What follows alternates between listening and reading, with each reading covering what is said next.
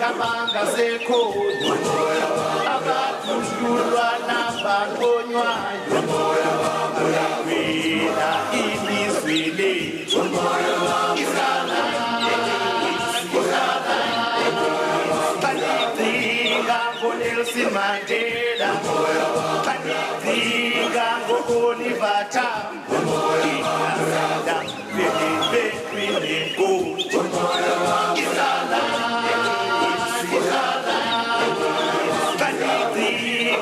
Winnie Mandela, kanidinga ngomama uSisulu, isala bekwini nkosi isala umoya wami uyavuma umoya wami uyavuma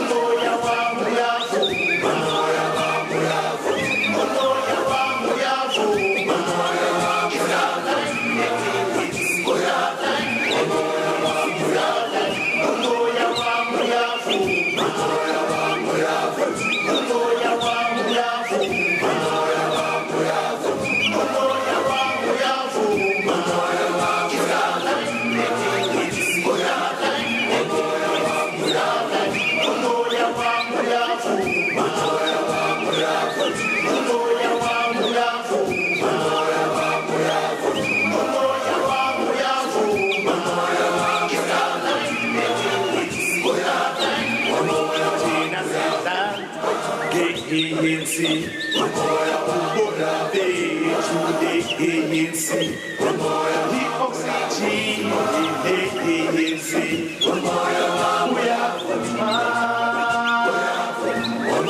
yes I will fight for ANC, yes I will vote for ANC, I will defend the ANC, with my life, with my life,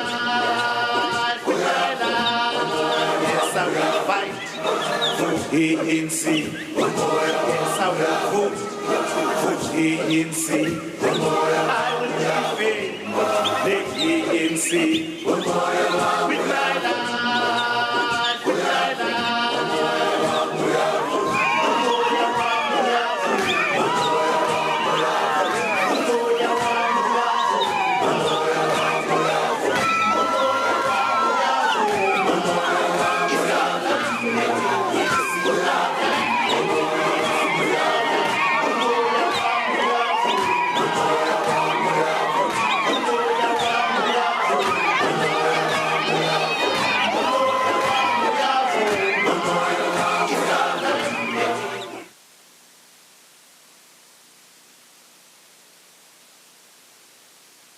Ngashiya abazali ekhaya ngisasemncane yosebenza kanzima ngashiya abazali ekhaya ngisasemncane yosebenza kanzima shiwelele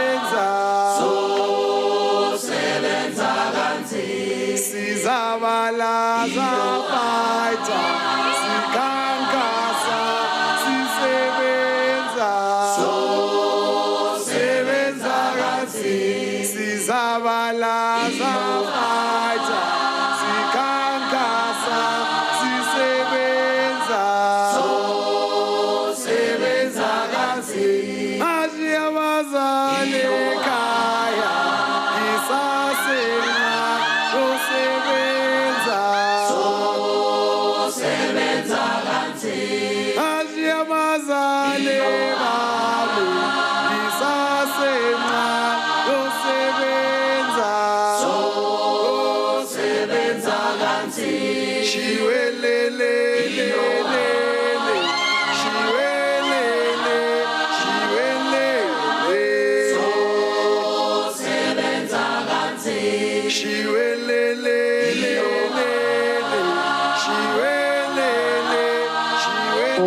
Sadtu. Amandla. Awethu. Viva Sadtu, viva. Viva Sadtu, viva. Malibongwe. Igama lamakhosikazi. Wathinta abafazi. Good morning, comrades. We are about to start. We request that all those who are outside must come in so that we can be able to start. I can hear there's music played on the background. But I need to tell my comrade. Singaticulela ngithi. Ngihlala ngibatshela basibo principal abakwati icula. So I want you to prove them wrong today. Funani bakhombe ukuthi nini ngibobani. Bathi nini ma professionals kakhulu. Dila kakhulu ngepaperwork, so the singing part of it. Aniyat. So namuhla it's your chance to show them that you can sing. We will wait only for 5 minutes. We're still waiting for our guests. There are those who are still drinking tea. Immediately they come in, then we will start. Only 5 minutes, comrades, 5. So you have 5 minutes to sing. Azisha. Azisha, baphathi, bo principal. Yeah, baphathi, asankule.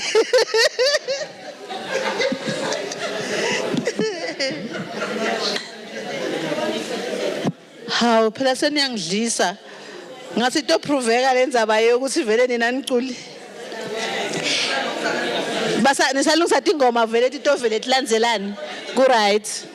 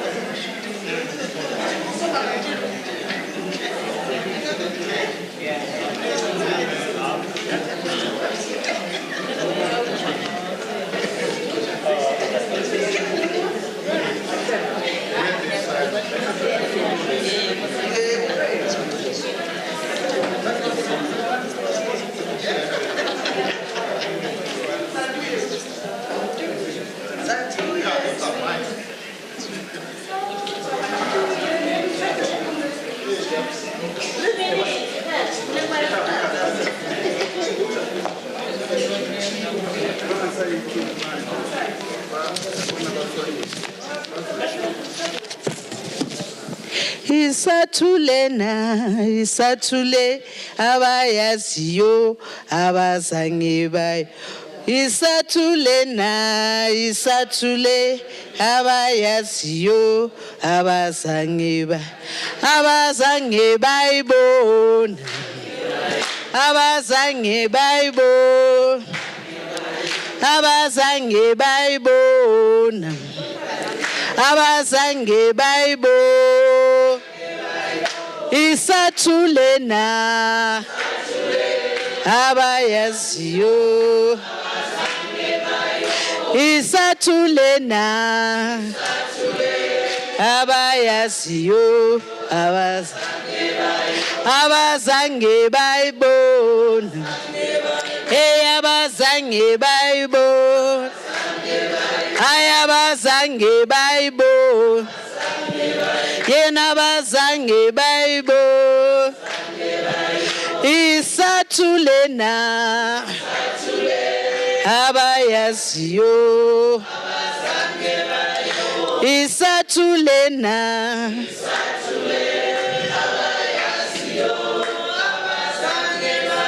Abazange bayibona.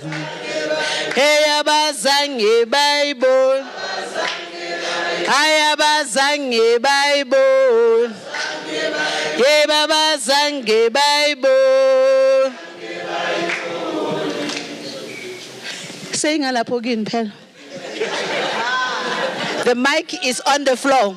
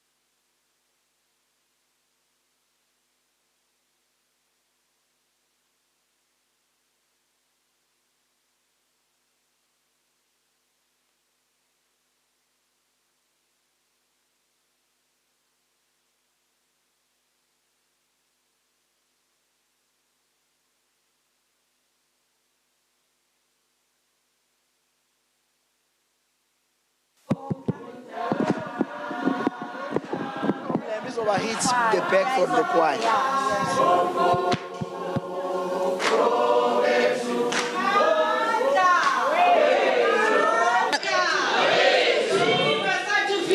Viva, viva, amandla, amandla. Long live Sadtu, long live. Long live Sadtu, long live. Thank you, comrades. I think you have your programs with you. I'm Comrade Phumzile Themba, the treasurer of Sadtu Mpumalanga. Today I'm given an opportunity to drive the program. We are about to start, as you can see. I hope all of us have registered outside because it is very much important that we know what's Banla. So, the first item in our program, as the conductor is busy setting his choir, they are getting ready to sing. Comrades, we will all stand up for the singing of the national anthem. And then, comrades,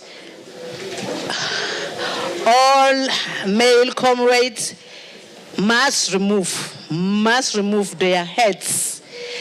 Situla Tikogo, and all of us must stand still.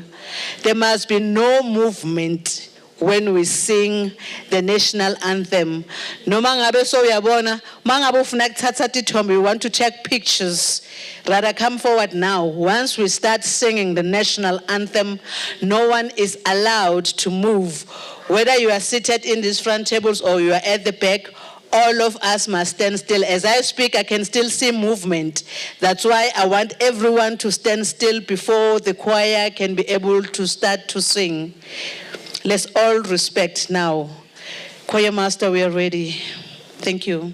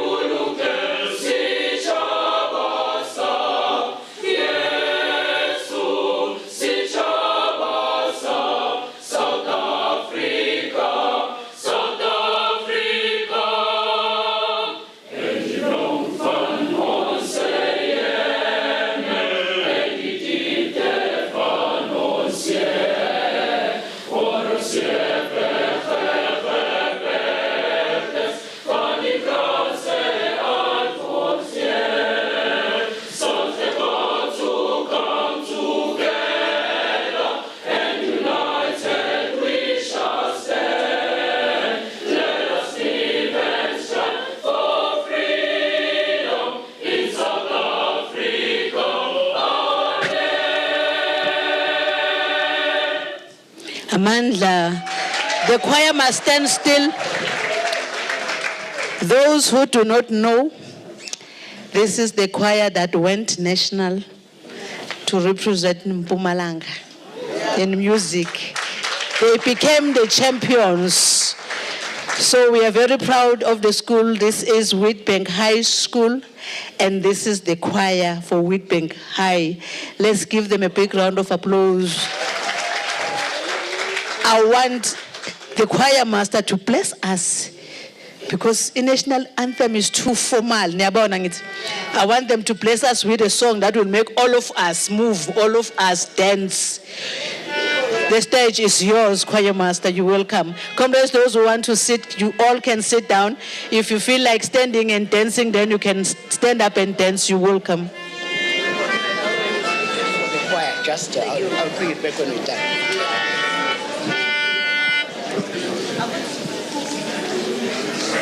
Can I just leave this one?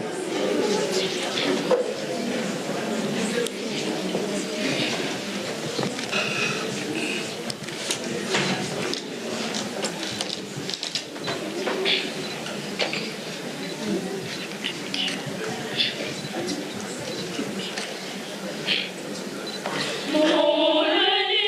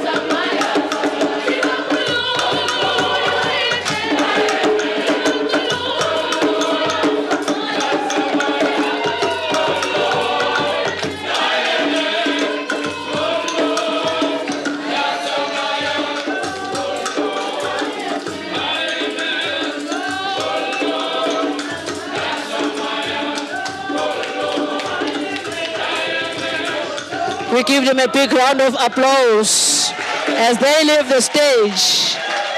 A big round of applause for the school, Wheatbank High School. Hi, Shem Chelas Darwin. Can I request laba laba nemandla sinatlas bato sathela le podium bayibekela stock connect 7 please comrades assist us with the podium stoyibeka la laba yabona laba nemandla power energy laba ngangiphakamisa nami ngajabula. It's not heavy, comrades. It's not heavy. Thank you very much. Let's give them a big round of applause. Thank you, gentlemen. Comrades, let me take this opportunity.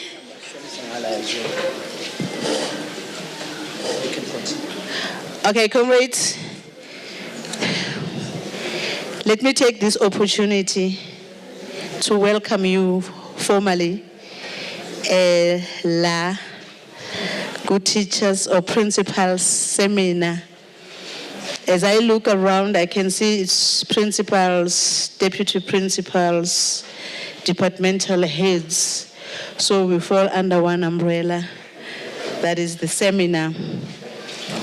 Comrades, I want us to, so that we cannot be confused, to correct the program so that we follow each other, because the program that I have is not the same as the one that you have. So I want you to have the same program as myself. The first one is we've already done the national anthem. Then I will do the opening remarks.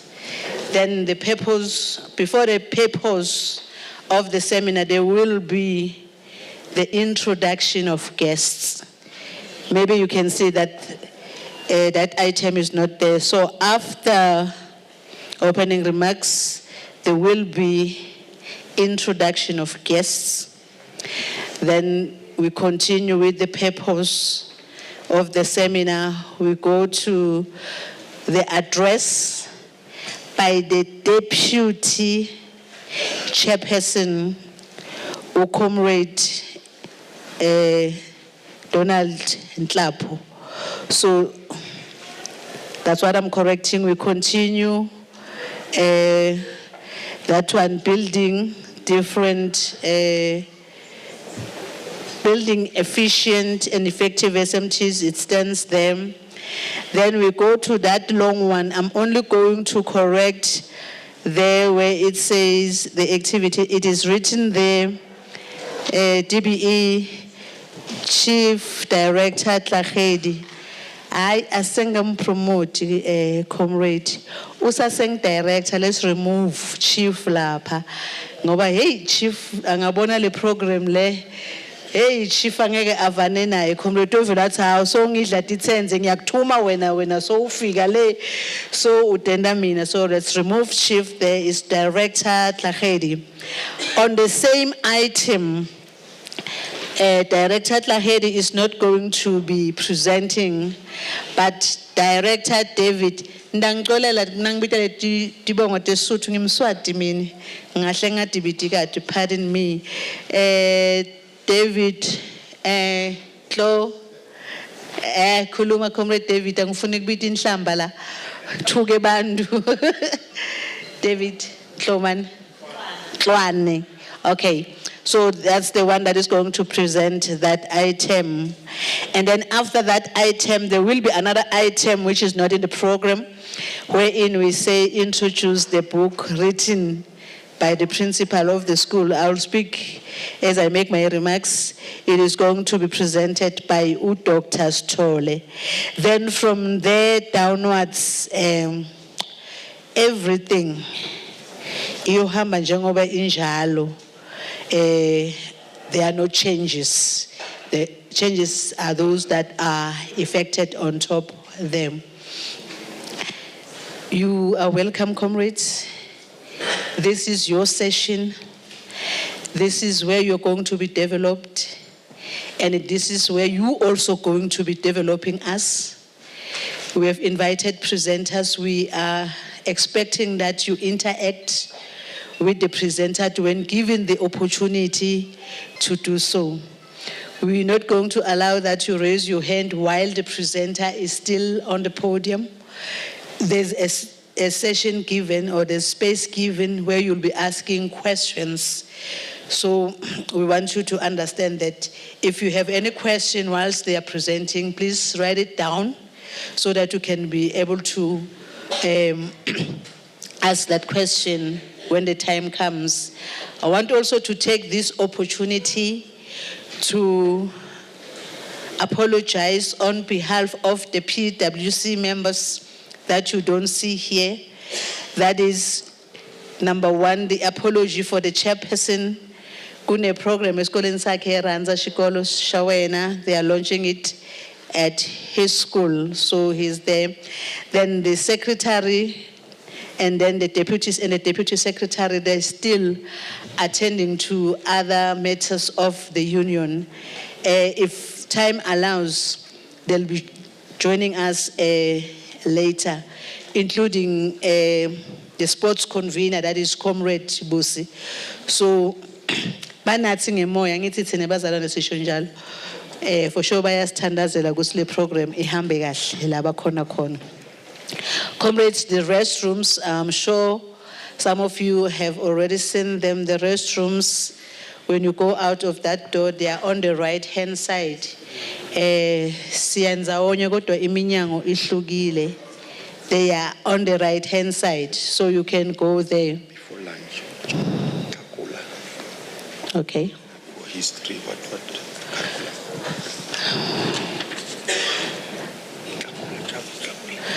Okay.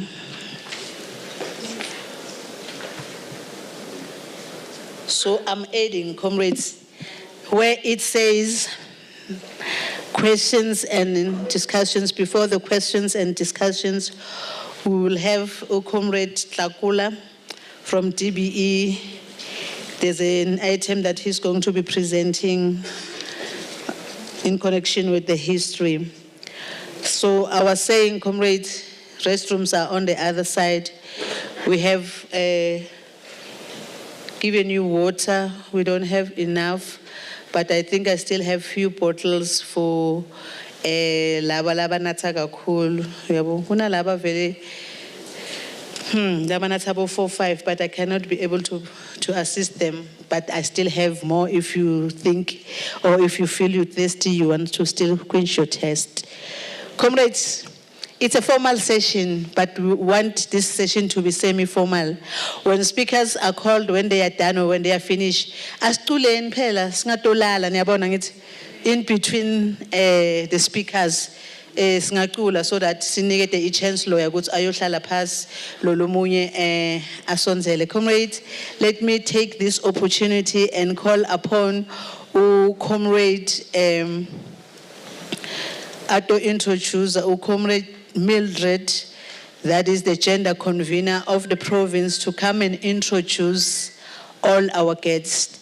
Let's give her a big round of applause as she comes.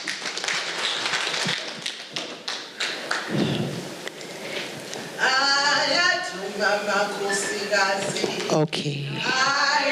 Mama Kosigazi.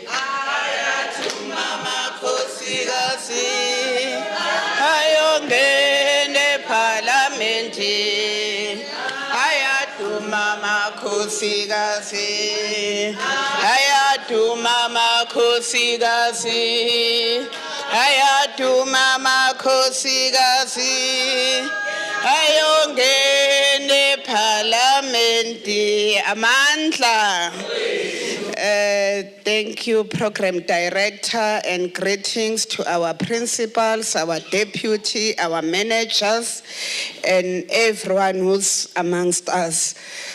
Comrades, when I joined Sadtu, I was saying, my principal will know that I'm a Sadtu.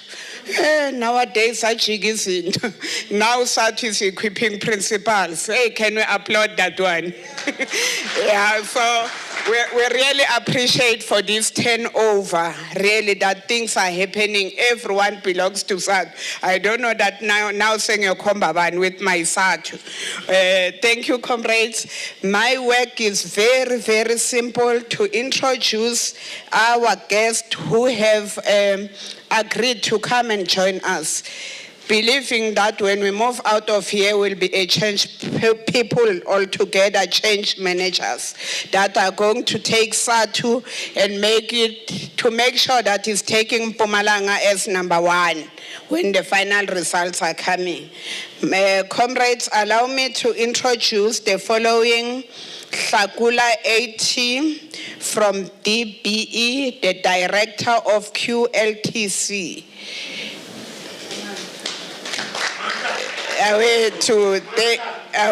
You can hear the amount of a director. We are so happy to introduce Metcalf Mary, the professor. Before professor, you greet them. I was with professor. You know, he was greeted by 100 people. And all of them, they are friends to the professor. Can we also be a friend to professor? Professor? Viva. Thank you. The following one is Tahedi Nkwana, the DB director, written as chief. We can prophesy, Mos, and you receive, ne? Let our comrade greet us. And then we prophesy, and then professor receive, even quietly so, but he must pay a contribution for the profess. Thank you. The next one, D.N. Shwana, also our director in our midst.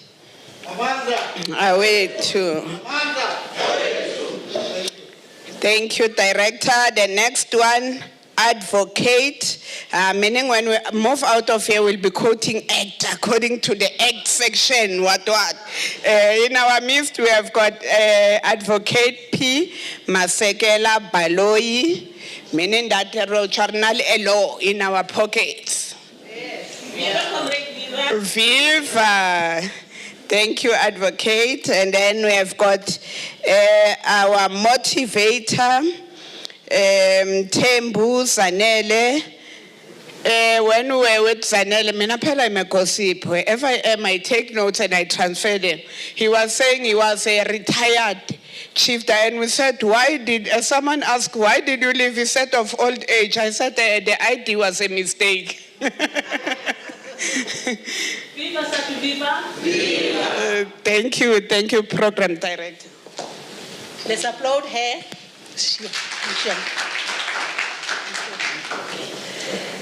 Thank you very much, Comrade Mildred. Bring my pen. Yabona bothisha linkinga yabo ngiyo yona le. Ngomboleka iball pen akayishiya uhamba nayo. So he thinks he owns the pen, whereas the pen was here. Comrades, we continue with the program. We are going to call upon Comrade Zodwa, who is our education convener. It is her program. All of us, the PWC, we are rallying behind her as she is coming to tell us the purpose. I would like to introduce the media from the national office. Comrades, you are live. So when you are alive, when you sleep, they want to take a picture of you sleeping. They don't want the positives. They always look at the negatives. When you chow your chappies like, the media will be on you. Let's applaud them. They are at the back there.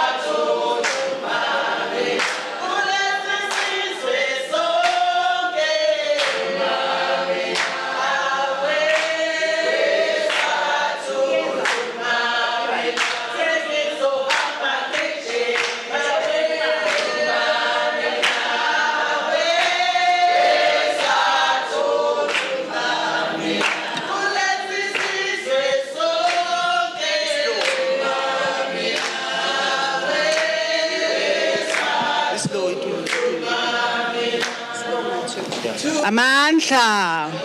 Amandla. Viva Sadtu, viva. Viva Sadtu, viva. So, comrades, we are not going to waste much of your time as we are requesting the media from the school to assist us in displaying the purpose, as we are going to begin with the purpose. So I don't think we are going to take much of your time, Program Director, as we will be moving with speed, knowing that there are people that we have invited, people who are going to give you a speech or who are going to capacitate you. So I'm not going to waste your time or their time in doing this. PwC members present today, as we have alluded by the program director, distinguished guests, education officials that are here in front of me, respected Sadtu members, principal of ordinary school, the Sadtu leaders from the school. Receive our most humbly and revolutionary greetings on behalf of Provincial Executive Committee of Mpumalanga and 25,000 plus members of Sadtu in the province. It is both an honor and a privilege to stand before you today as we gather for this important principal seminar. So my task here, they said I'll be doing a purpose. So the first purpose we are indicating, go to this seminar, is very much important. So you must note that. And we believe that this is a platform dedicated to strengthening leadership, improving school management, and building a better future for our learners through effective education.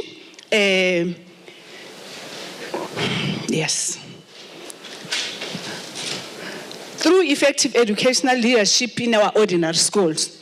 We are referring to the school that you are leading, comrades. We are referring to yourself that you are going to benefit today. Comrades, leadership is not simply about occupying a position. I think you all know that. It is about carrying the responsibility of sharing the lives, shaping the lives, inspiring educator, and creating an environment where every learner can be able to learn. So as principal who are here today, we are all having that responsibility of creating a conducive environment for all. So if ever we are the head of the school, you have that responsibility. As the leader of the school, you have that responsibility. Even if that responsibility is not going to be carried by you, but the teachers who are inside the classroom, you have that responsibility in making sure that they do likewise. I don't know what's happening with my next slide. Media.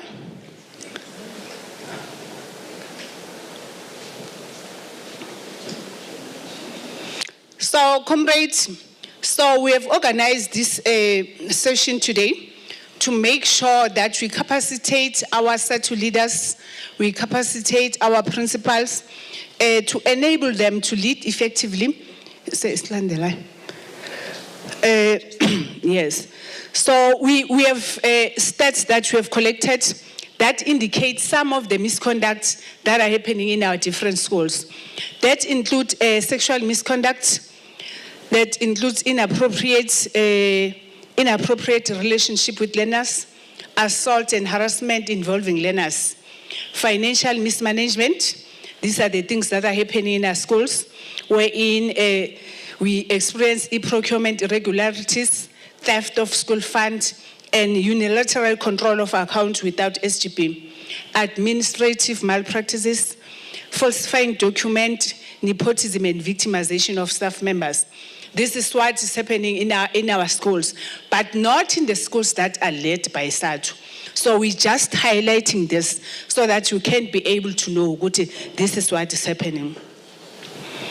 So misconduct state shows that nationally, ERC has recorded 469 allegations of sexual misconduct that is acted by educators between 2018-2029 and between 2024 and 2025, resulting in 176 guilty findings. as per the report or as per the stats, this is not me who are saying this, but it's per the stats. We have done a research so that we can be able to say something that we have researched upon.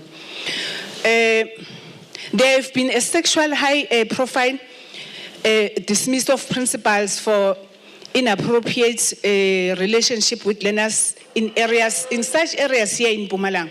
So I cannot mention the name of the school. I know the school, and this thing had happened here in Mpumalanga, wherein the teacher was dismissed because of this. The principal was found having a relationship with a grade 11 learners. And this is what is happening, comrade. And this one is not done by you. It's not you. And I just want to give you an assurance that everything that is happening in our province is not done by Sadtu members. So as the union, we've organized this to capacitate yourself, comrade. We do not want you to fall in the trap of having those misconduct that we have listed. So we are here today to capacitate yourself so that you can be able to run away. You cannot be found guilty of mismanaging fund. You cannot be found guilty of exercising what is this? A corporal punishment. We know good our Sadtu members, they know exactly good if ever a Sadtu member is exercising a corporal punishment. As the union, we do not defend that. And also as a union, we do not defend a Sadtu member who's having a sexual relationship with learners. That is why we have organized this workshop to make sure that Sadtu members are well capacitated when they lead the school years. So we all know that when the system are properly implemented, educators are empowered to read effectively. Learners are motivated to perform, and parents gain confidence in the institution. So you will see good if the school has a good manager, ubona enrollment. All parents, they prefer to send their children maybe to Magwagwaza High School, to Likebuta High School, or to Makeu. This is what is happening. It's because of the leader that's leading them. So the performance of a school is often a reflection of the quality of a leadership within that institution. So principals must therefore lead with vision, integrity, and dedication. They must set clear goals, monitor academic progress, support educators, and ensure that teaching and learning remain the core business of the school. So as we are indicating that good academic performance does not happen by accident. It is achieved through planning, teamwork, discipline, and consistency monitoring. Principal must play a crucial role in ensuring that learners are supported academically, that educators are motivated professionally, and that parents are actively involved in the educational journey of their children. So this seminar is also important because it addresses matters relating to labor dispute and conflict management. I think we have heard during our introduction that we also said there's an advocate. So this advocate is going to lead us clearly, or is going to give us clearly, or to capacitate us clearly on the legal issues. That is why it's very much important to continue here in this very important seminar. Comrades will also be guided on how to develop the ability to manage disputes fairly, professionally, and respectfully. So you must understand, comrades, that labor relations, communication strategies, and resolution mechanism that promote harmony within the school. You must learn to manage this effectively, comrades. Principals are entrusted with the responsibility of ensuring that schools' finances are used wisely. That is why we have highlighted a case of mismanagement of funds, because we do not want our Sadtu principal to fall in a track of mismanaging funds. So we have been started with this program for the past 3 years, wherein we invite different speakers to capacitate you. So we are seeing as a result in this, because when I look in this house, some of the principals are the very same principals that are usually receiving awards. So we also award my principals. So that means whatever that we are doing as a union, it has an impact, and a very positive impact one, because at the end of the day, we do receive good results. So, comrade, I don't want to waste much of your time. Just because I know there are people, we have given them enough time to address you. So, in closing, comrade, let this seminar inspire all of us to lead with courage, integrity, compassion, and determination. Let us embrace change, strengthening collaboration, and continue striving for excellence in everything we do. And this is what we are doing as Sadtu. We encourage collaboration. We also encourage PLCs where in schools share a good practice. So, comrade, that's the reason why you are here. We also invited people from EPD, wherein they have to present on PPN. I know Utama principal, they are damn frustrated about PPN. So I saw in the group yesterday, they were saying, Nina sen tolilena, and others will say, as tolang, and others were, yeah, fana land. So we have invited them, comrade, because we know your need. They will be here tomorrow presenting on PPN. You are at liberty to ask them questions. Nibabute, ningabayeki, niyangiva, comrades. Thank you very much, Program Director Amandla.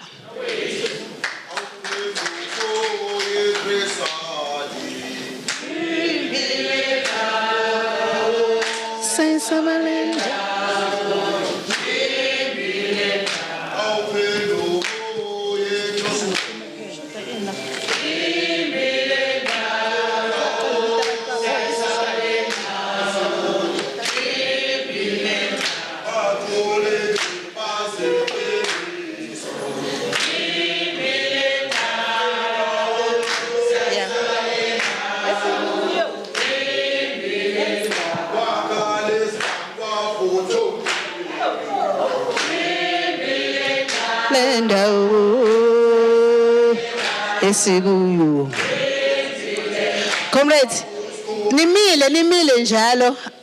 I would like to call upon the Deputy Chairperson to come and address us.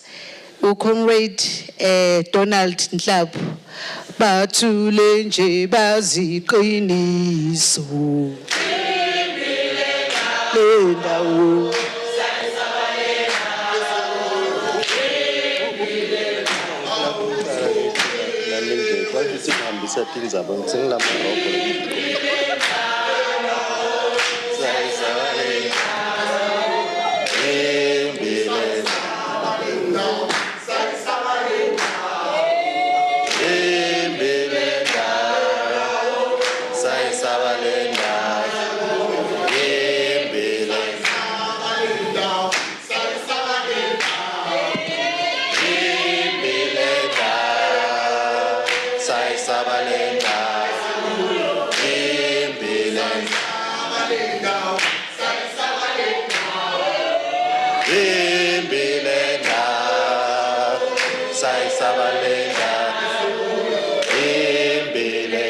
Amandla, Amandla, Amandla, Amandla.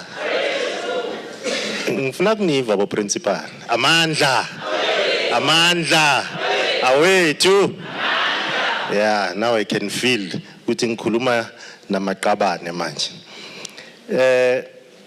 Program Director, Chairperson of this session. Let me start by Ugunsugela Nina Comrade Mildred. She said here, she doesn't stay with news. Once they come, she transfers. I'm happy she's coming back. And I was laughing, looking at the treasurer and Comrade Mildred. They are all wearing newspapers. I can see that. No, news don't stay. They are full of news. Now they are taking them out. So that was funny, comrade. You are all greeted, comrades.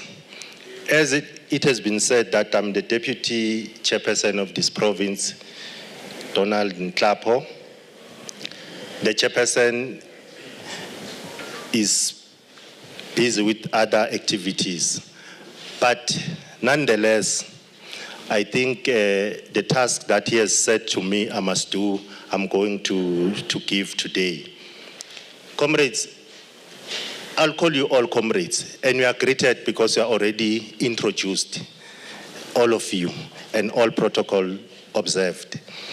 So, comrades, as we meet today, what I'll try to do, because the rest, Comrade Zodwa has alluded to it, and the previous seminars, they've alluded to it, I'll try to unpack outside the box so that we look at other matters outside the box, because we live in a system that needs us to also look out instead of always in. So as we meet today, we meet in a month of May, which is Africa Month. We'll all know that in 4 days' time, we have what we call Africa Day to commemorate the establishment of the OAU in 1963, but which is now called African Unity, African Union, I'm sorry. So what interests me in this is that Africa as a continent became the pioneers of unity through formation of the OAU. And the OAU encouraged building through unity and freedom of operation. So if you look at Africa today, because some of the things I must ask you questions that you must live with and look at as to where are we going as Africa and South Africa, to be precise.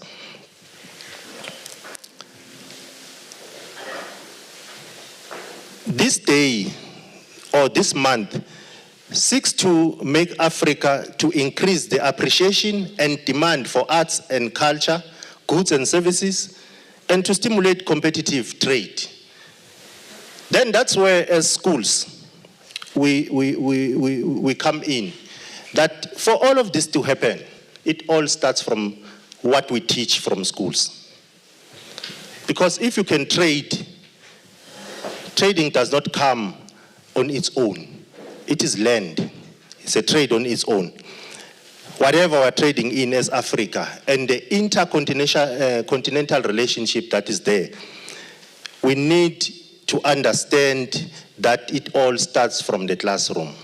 And the classroom which is managed by leaders like ourselves here. If we don't do that, which means Africa will not grow. If we don't do things right from the classroom, which means there will be no growth in Africa. So the seminar of today confirms that Sadtu is prepared to take a stand and say, we want to equip our leaders. We want to equip our managers to be part of this Africa, to be part of this South Africa, to be part of this Mpumalanga. You have a role to play as managers in your sites, which is your schools.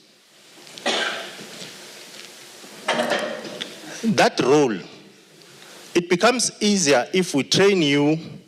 We also, as a union, train the members themselves so that we speak one language. In one language, then we'll achieve what we're looking for.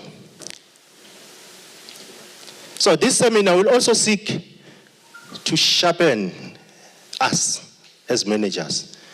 Because as you come in today, you will not be the same as you leave tomorrow. You have to be different. If you are not, you must come back again so that we cook you again till you become a better person. And we also need to motivate you. You know, leadership, there's one thing about it. It's not easy to lead. When you lead people, it's like you are on top of a very, very cold mountain. It's like you are alone. And we are here to say to you, you are not alone. We are here. We are here today to equip you with that, with those skills that will make you see what to do. Because sometimes you think life is throwing stones at you, whereas no, it's throwing building materials to you. It's the manner in which you look at the problem. So that's what we are trying to do today and tomorrow, to look at whatever you call a problem, because problems will always exist in life. You can't run away from problem. But what you can do is to change the problem into an opportunity. As a country, we are faced with poverty and crime and unemployment. Again, I'm saying, it is schools, the education system, that can bring an end to this, to crime, to poverty, and unemployment. One challenge that I want to bring to all of us is that if you, I think those who are going to speak will talk of this matter if we are lucky enough, that the number of learners that enter in grade 1 are not the same numbers that comes out in grade 12. Then the question is, where are they? And what are they doing? Hence, I'm saying the question of unemployment, crime, is a question of schools. Schools has to deal with its own problems so that this can be eradicated in the future.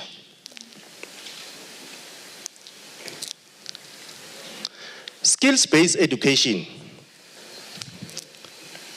is one key that can help this country, this province. In the previous seminar, the chair alluded to the fact that if we are here at Emalahleni, there are mines. We are in the Lowveld, there are farms. But is the system equipping our learners to use these raw materials to the advantage that will benefit the entire society?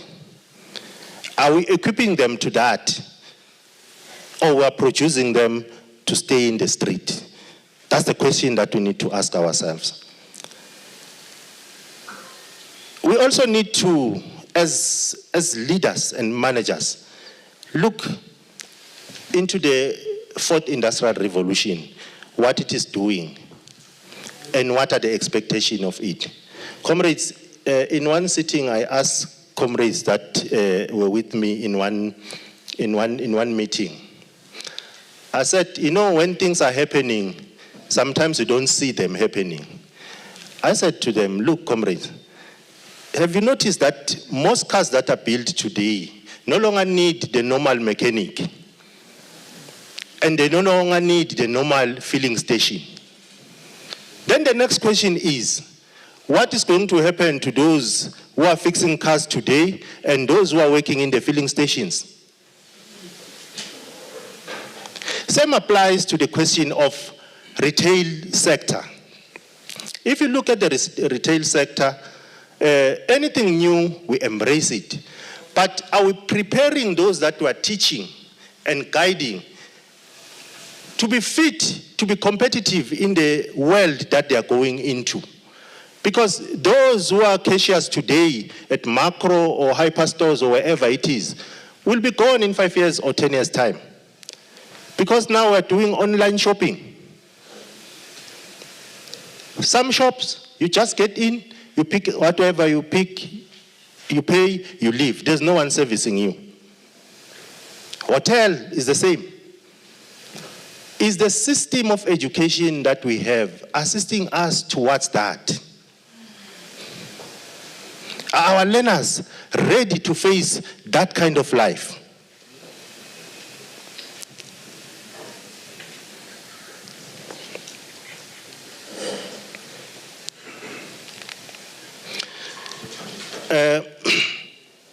Coming to challenges that we face on a day-to-day basis, I know some of us might say, hey, shortage of classes, overcrowding, these are challenges that we all have, comrades. And are challenges that we need as a country to resolve as soon as possible. I think it was Julius Nyerere at some point where he said he was talking about the question of budget, that the major problem with African countries is the question of budget. You see, once you set a budget, it closes options, because budget is for this only. Am I correct, comrades? It's only for this. Even if that can help you, it's not in the budget. And if we live in a society that will work on budget and we don't think outside the box, the problems will remain. And we'll get used to the problems. Because I've got 50 rands, and these 50 rands, I must not go out of it. Nothing else. That is why you come back 10 years later, we sit, we come up with the same problems that we're talking about years before. I'm not saying it is wrong to have a budget. What I'm saying is we need to think out of the box. We've got mines in Mpumalanga, but schools are poor. What is wrong there? What can we do to make sure that with whatever is mined in Mpumalanga, schools also benefit? What can be done? These are questions that we need to ask ourselves. We've got farms, we've got all of these things, but where is it helping us in terms of making sure that the kind of education that our learners get is the right one?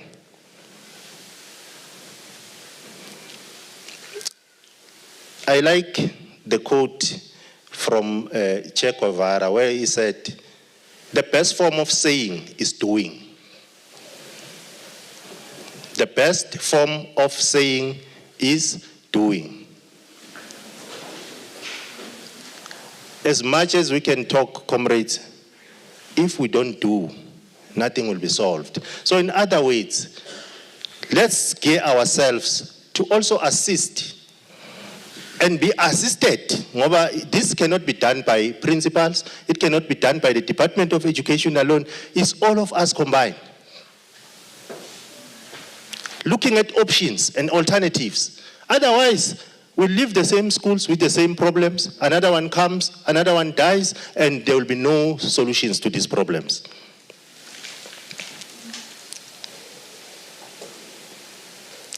Is it not time? I'm just jogging our minds. The TPE is here.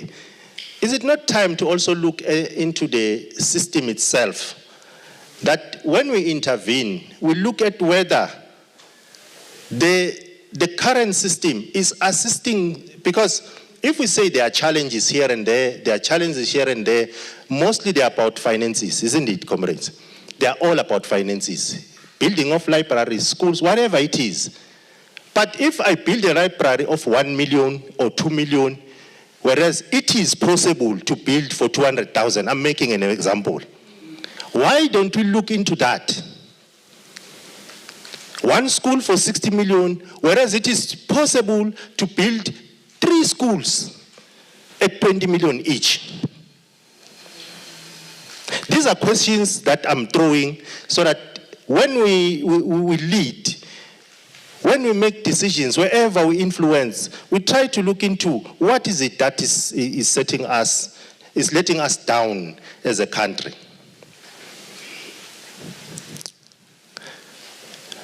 Stephen Bantibuiko once said, "It is better to die for an idea that will live than to live for an idea that will die."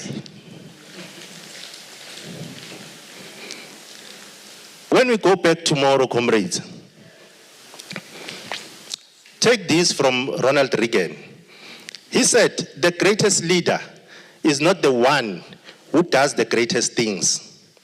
He's the one that gets people to do greatest things."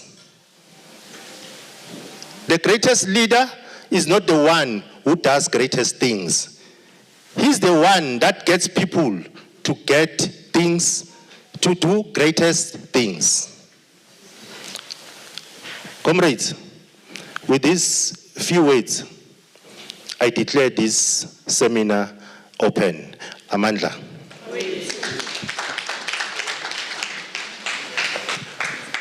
Let's applaud the chairperson. You see, the challenge or the problem with politicians, once you give them a platform, they all speak. And I mean, they've just borrowed me today to share this session. So bear with me that I had to allow the chairperson to speak. Comrades, we have a challenge here.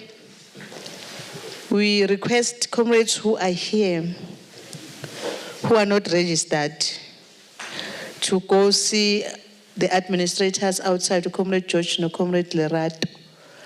You see, the reason why we're saying so is because of the venue. We made extra chairs, but now we have a challenge. The hall is full, and some of our comrades, they don't have space, so let us correct.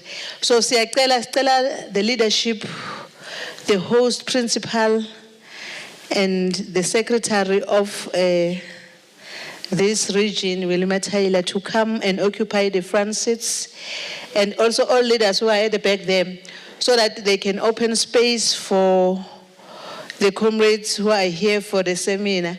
Comrade Oski, I'm chairing today. I'm sharing here. So please, comrades,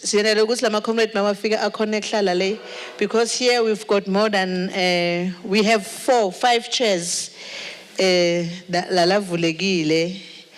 so that so please, those who did not register, let them go there. Now we are starting the business of the day, comrades.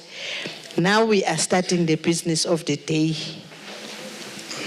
Our first presentation, comrades, building efficient and effective SMTs. Comrades, a big round of applause and a song as Comrade David approaches the podium. Amandla.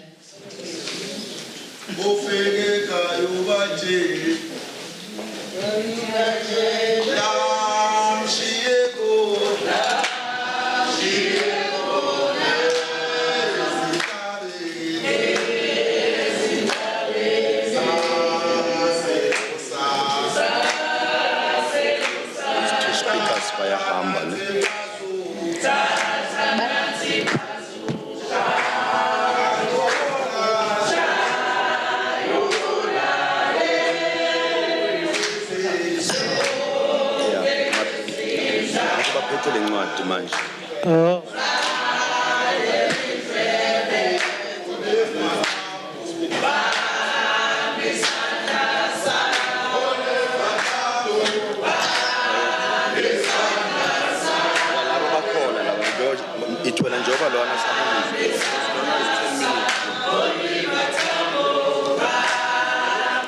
Comrades,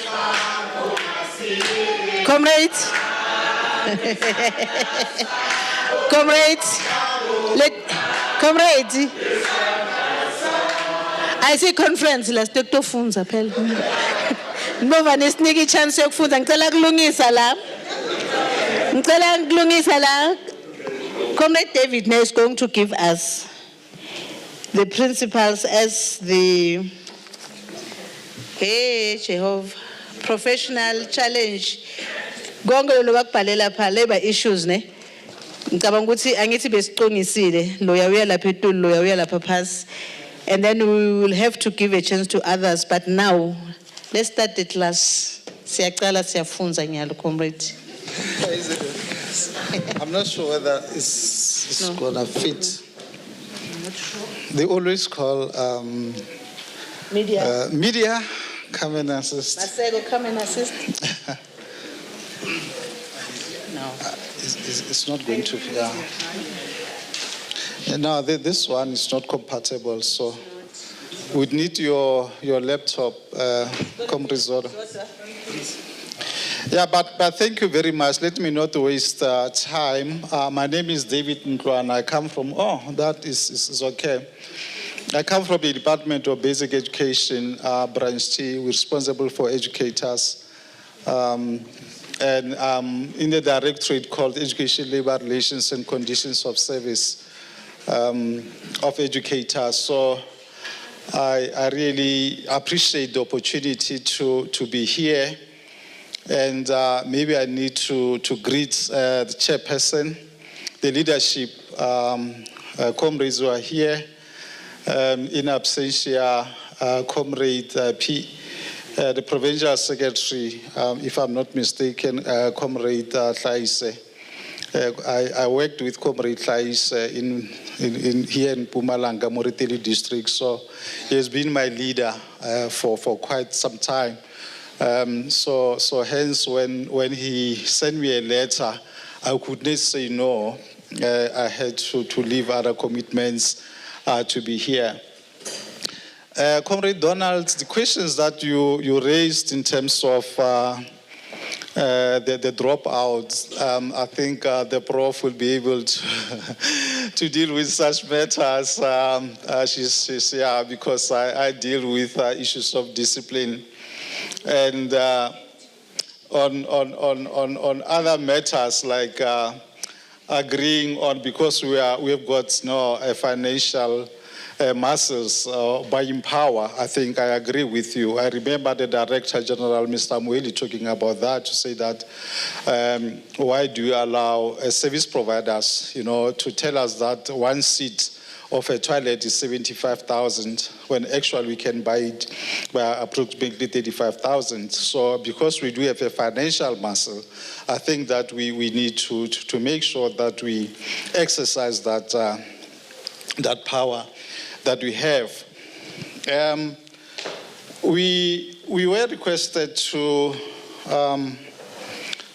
talk about issues of discipline, and when I looked at the presentation by Comrade Zodwa, I realized that we need to change our approach to our presentations, because I think she covered a lot of issues around discipline, particularly issues that from our side we would regard as Tobaboroko, things that are really worrying and that our own principals are facing on a daily basis. And we are saying that principals are leaders.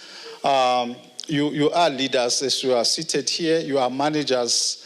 You are accounting officers. You are mentors, and also you are parents. That local parentis is you still have to exercise that particular role. So therefore, in your exercise of as you are exercising these important responsibilities, there could be issues. She spoke about issues of sexual offenses. She spoke about issues of corporal punishment. When you look at the Bella Act, for an example, under Chapter 1, and you look at the definition of what corporal punishment is, I just want to start there, because I think I'm reorganizing my presentation. It is to look at the elements. When you deal with legal matters, when you go to court, they always say that if you are saying that this is an offense, what are the elements? You look at the elements of that particular offense.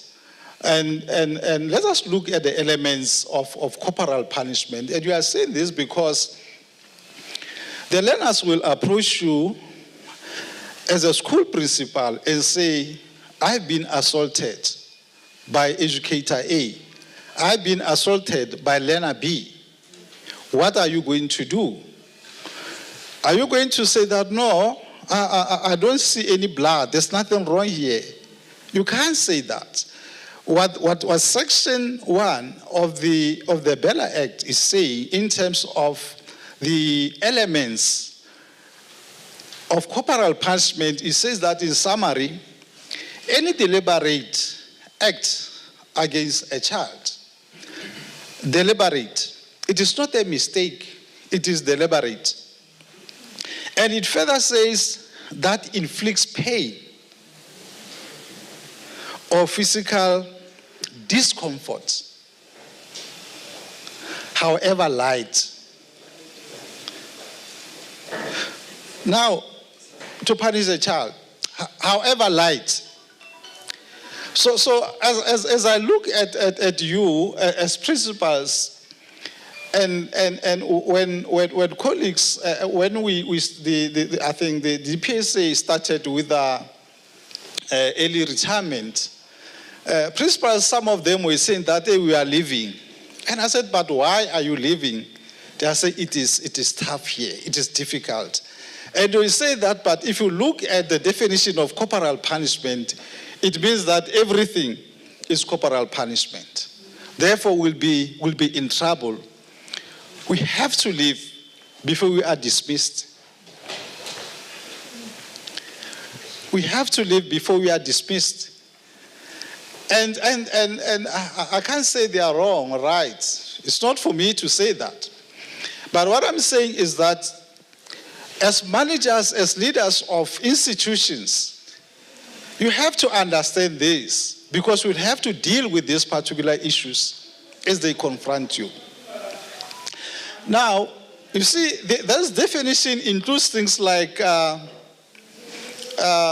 normal heating, but forcing children to stay in uncomfortable positions. They will come to you and say that this is what the educator did. This is what the child did. You know, we get a number of cases from our directorate, and they come from the Portfolio Committee of Education. What people do, they know their rights. They come to you as a school principal, you do nothing. They don't go to the district. They then go to Parliament. And Mr. Brown will send a letter to us to say that, but this is the case. What we normally do, myself and the advocate will say it's a matter or it's a provincial issue.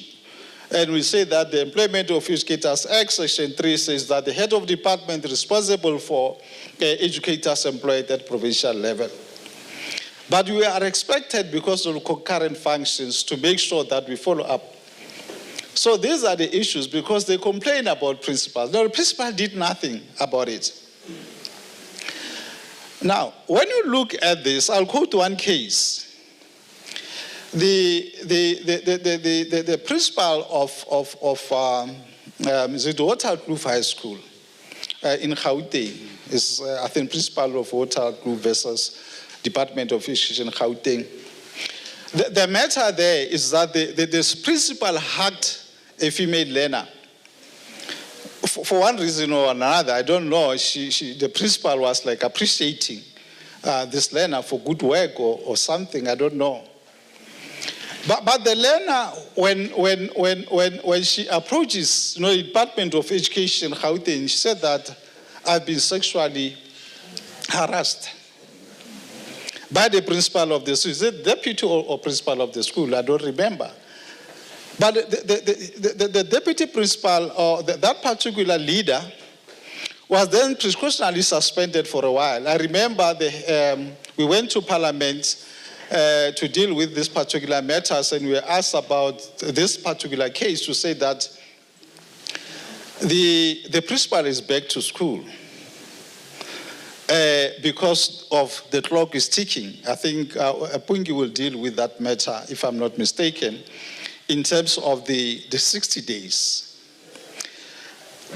When 60 days lapsed, the principal walked back to the school, and that is where we got a call from Parliament to say that, but this particular person assaulted, sexually molested the learner, and is back to school.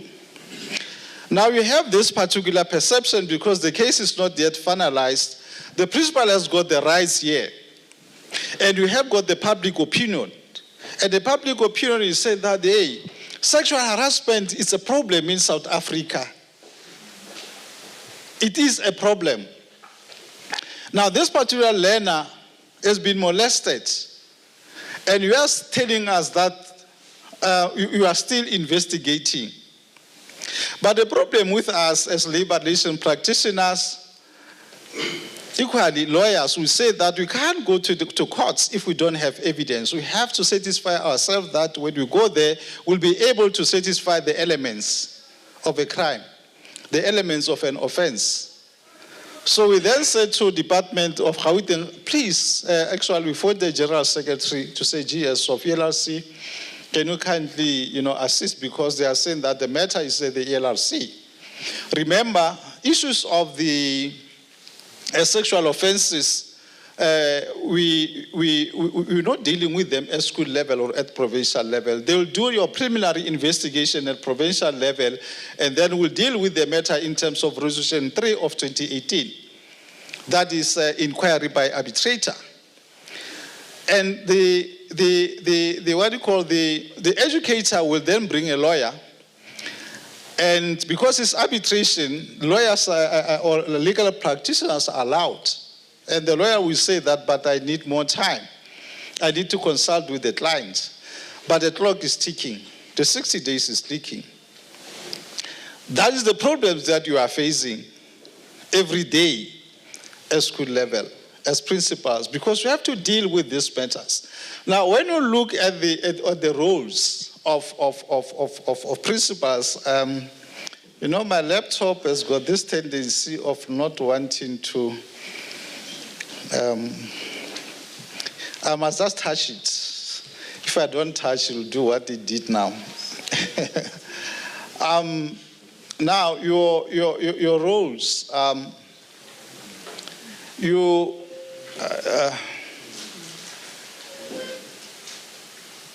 have to ensure that the school is managed satisfactorily and in compliance with applicable legislation, regulations, and personnel administrative measures. So you need to know what is in the PAM. You need to know what legislation is saying. Legislation is not only your educators, your Employment of Educators Act. There are quite a number. But what is important that advocate will talk to is your criminal law. Criminal Law, Sexual Offences and Related Matters Amendment Act of 2007. That you need to familiarize yourselves with because of the scourge that you are facing in terms of sexual offences that comrade, alluded to. Because of this, we are always called to Parliament to say that, how far are you? Section 27 is always with us to say that, what are you doing? We are now at the High Court with Teddy Bear Foundation to say that, why are you not reporting principals? Why are you not reporting the cases? Advocate will talk about what section, I think is 54 of the Sexual Offences of the Criminal Law Amendment Act is saying about you as a principal.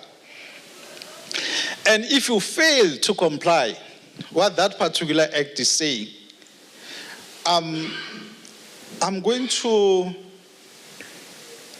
look at this slide to say these are just general functions and responsibilities of principals in terms of the law that that is your South African Schools Act. This reminds me of we had a meeting, NCF, Ntate Thagedi, where we said to school governing bodies, associations, that in terms of law, you are employers. And they said, no, we are not employers. We are not employers. So now, when you look at this particular slide, guys supervise, offer professional advice on the work and performance of all staff in the school, including the SGBs. To what extent when the SGBs are elected, do you take them through legislation, policy, regulations to say that these are your powers in terms of law? I was so disappointed when one comrade said, no, we are not, we are agents of the head of department. But I can't find that in the act to say that SGBs are agents. They are not agents. They perform governance roles in the school, including appointment of educators or recommendation to heads of department, but also including appointment of educators additional to the post-establishment of the school. And those that you call SGB appointees, maybe you need to look at that to say that what do we mean by this particular SGB appointees? Because you need to tell them that when you appoint, and you as the principal, you are there representing the head of the department. But what we have realized, colleagues, is that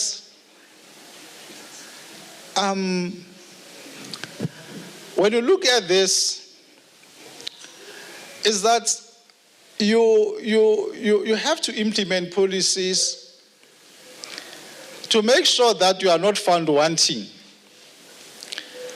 I'll come back to the issue of SGBs. But you have administrative functions to perform. And what are the elements of those? Management of staff, to deal with absenteeism, leave, etc. And if you don't do that, because we've been requested to talk about your roles and failure to comply, and it's very important. And they will come and say, as a labor relation practitioner, is dereliction of duty. Because it is there in your performance agreement that you are a manager of that particular school. People come they don't come to school, and you are fine with it. And when you come back, we are saying that, but where are the leave forms? There are no leave forms, but the person is not there. This educator was not at school. But you see the problem, Comrade Donald, you spoke about the shrinking economy. But we need to talk about the leakages that are there in education. And management of leave is one of those particular issues. Because you see, if you don't complete the form, we're still paying you. In some instances, an educator is away, such that that particular educator deserves to be given leave without pay. And I'm not saying that you must do that. You have to do it, of course, if it's required of you, because it is your responsibility. You don't give this particular educator leave without pay, and therefore it's double payment. Because if it's leave without pay, there's no form. It means that this person is getting an additional amount that is not supposed to get. That's why you'll be found wanting if you don't deal with administrative measures.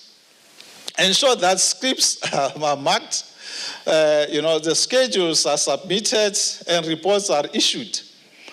You always hear about, this particular issue, say that, no, the scripts were not marked. But as a principal, you have your deputies, and deputies are here. You have got HODs are here. I don't understand. I was an educator. I taught at Tufani High School. I was an examiner here in Mpumalanga. I was responsible for Setswana.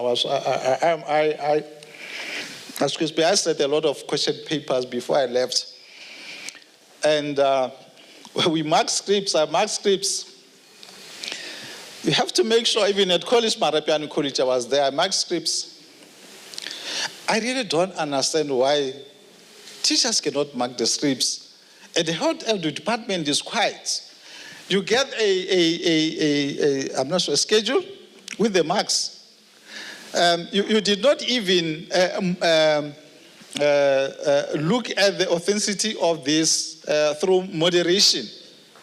You don't moderate. But these things are a little bit further there. Those are responsibilities of the heads of department, comrades. But you are the leader. You are the manager. You are the accounting officer. You have to make sure that the scripts are marked. So if you don't do that, it is also that problem of failure to perform as expected. Implementation of policies and legislations. I'm back to Criminal Law Amendment Act.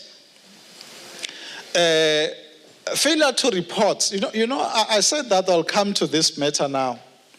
You see, when you look at the Criminal Law Amendment Act, comrades, leaders, managers, it says that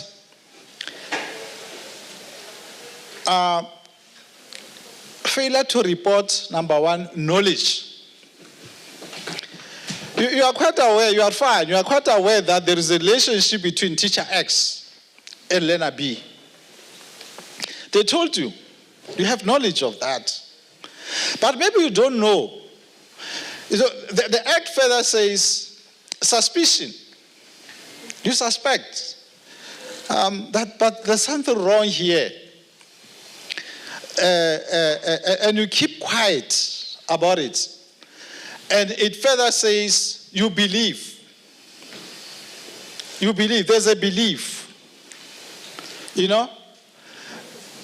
And belief does not, there's a belief, So somebody came to you and said, David, teacher A and this person, this learner, it appears that there's something wrong and you keep quiet, you do nothing.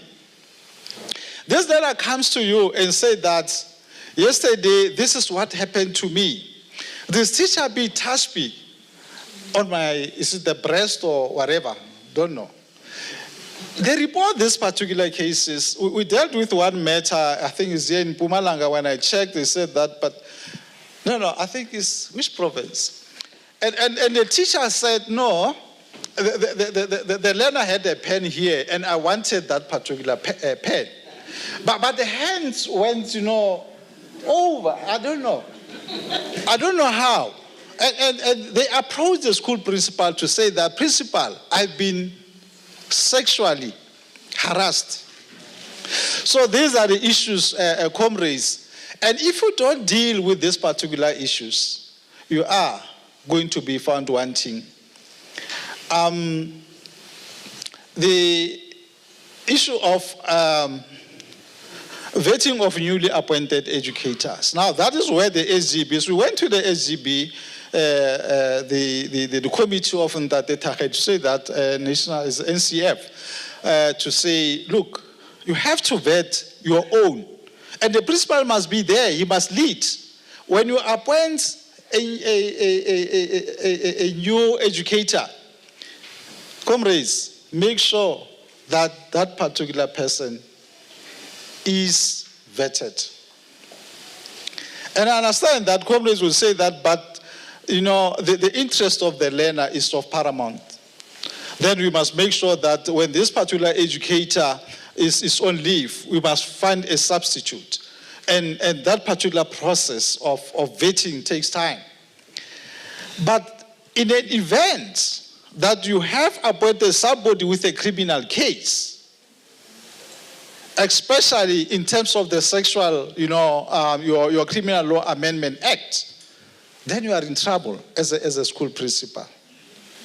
You are in big. The guy I'm saying, SGBs said that, Bona, no, they are not.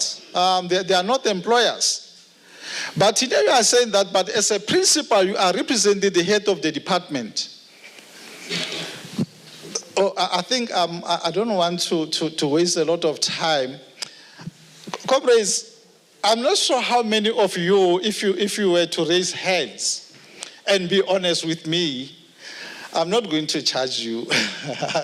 I'm not an employer. How many of you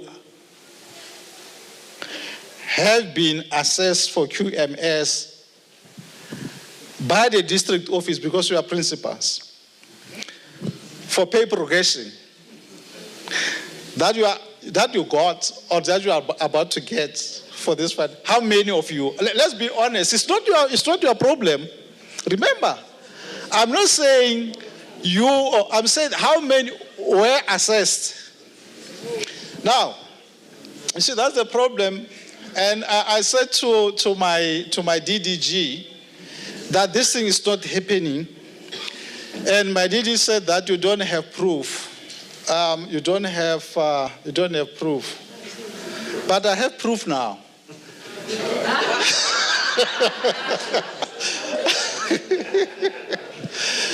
Because it's reality, and you were saying that, but you see, when you look at the QMS, we need to be honest as the employer to say that, are they able, with the responsibilities that they have to teach?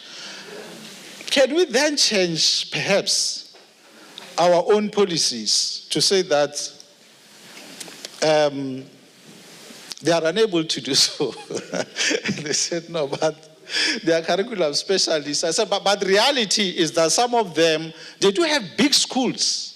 Big schools. They must look at nutrition, they must look at discipline, they must look at 1, 2, 3, they must look at, and the policy says, our own policy says that you must teach 5%, between 5 and 10%, depending on the size of the school. But sometimes it's not doable. And I say that let us face reality.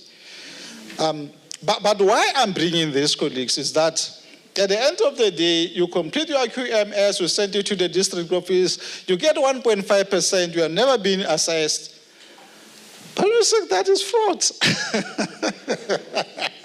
Don't you think that is fraud? But I'm just saying these are the things administrative that we are doing, unaware that we could be in trouble. A friend of mine calls and say, look, the school principal locked the gates, and I said, why? She said, look, he's telling us that the district is coming tomorrow, QMS team is coming tomorrow, now they want the forms. I said, what? I said, yes, the district is coming. So they want us to complete the forms before we go home. I said, yeah, no, this is serious. And I don't think it is that school only. I think there are many schools but at the end of the day, I'm saying that, you see, dishonesty. We say, but you are dishonest. So those are the issues, QMS, the teaching and stuff like that. So I don't want to waste time on this. I think we can engage, outside on some of these particular matters. But I want to go to the next, a very interesting case. I said to Zoda that we'll deal with also some few case law that I'll look at. And this one is unfair labor practice matters. As principals, like I said, you are involved in your appointments and interviews, and there are a lot of disputes, I know. Comrades, this comrade, I'll talk to the Hotlang case. So why we are talking about unfair labor practice disputes relating to promotion? Why do these things matter? Because promotion process shape career trajectories, morale, and trust in educational institutions. So that's why when an educator is not really shortlisted, it becomes a problem. If this particular educator thinks that he qualifies, we know of these things, and you are faced with these particular problems every day. Unresolved disputes can escalate to arbitration or litigation, and therefore damaging both individuals and schools. This particular educator will look at you and say that, but you are now a principal of a school. You are fine. You are getting money. You don't want me to be a head of the department. You don't want me to be a deputy principal. Then the relationships issues come in. Now, the root causes of unfair promotion, we are saying there are issues of procedure there, procedural irregularities. There are issues of nepotism and favoritism. There are issues of bias and discrimination. There are issues of lack of transparency, insufficient panel capacity. You call David, who is an SGB member, to be there and interview a maths educator. I don't know what is happening there, whether you ask them about the content or I don't know. I haven't been there. But I just imagine myself being there and trying to assess the knowledge of the content knowledge of this educator. It's an issue of capacity. But those are the issues that you are faced with, comrades, on a daily basis as heads of institutions, as heads of organizations called schools. Now, you have to make sure, as a principal, that there won't be any procedural flaw. You have to know the procedure. You have to know legislation. So that we don't come back to you. I don't expect a dispute which will relate to procedural irregularities. Because as a principal, you are there to ensure that the SGBs understand legislation, policies, and stuff like that. That is your responsibility.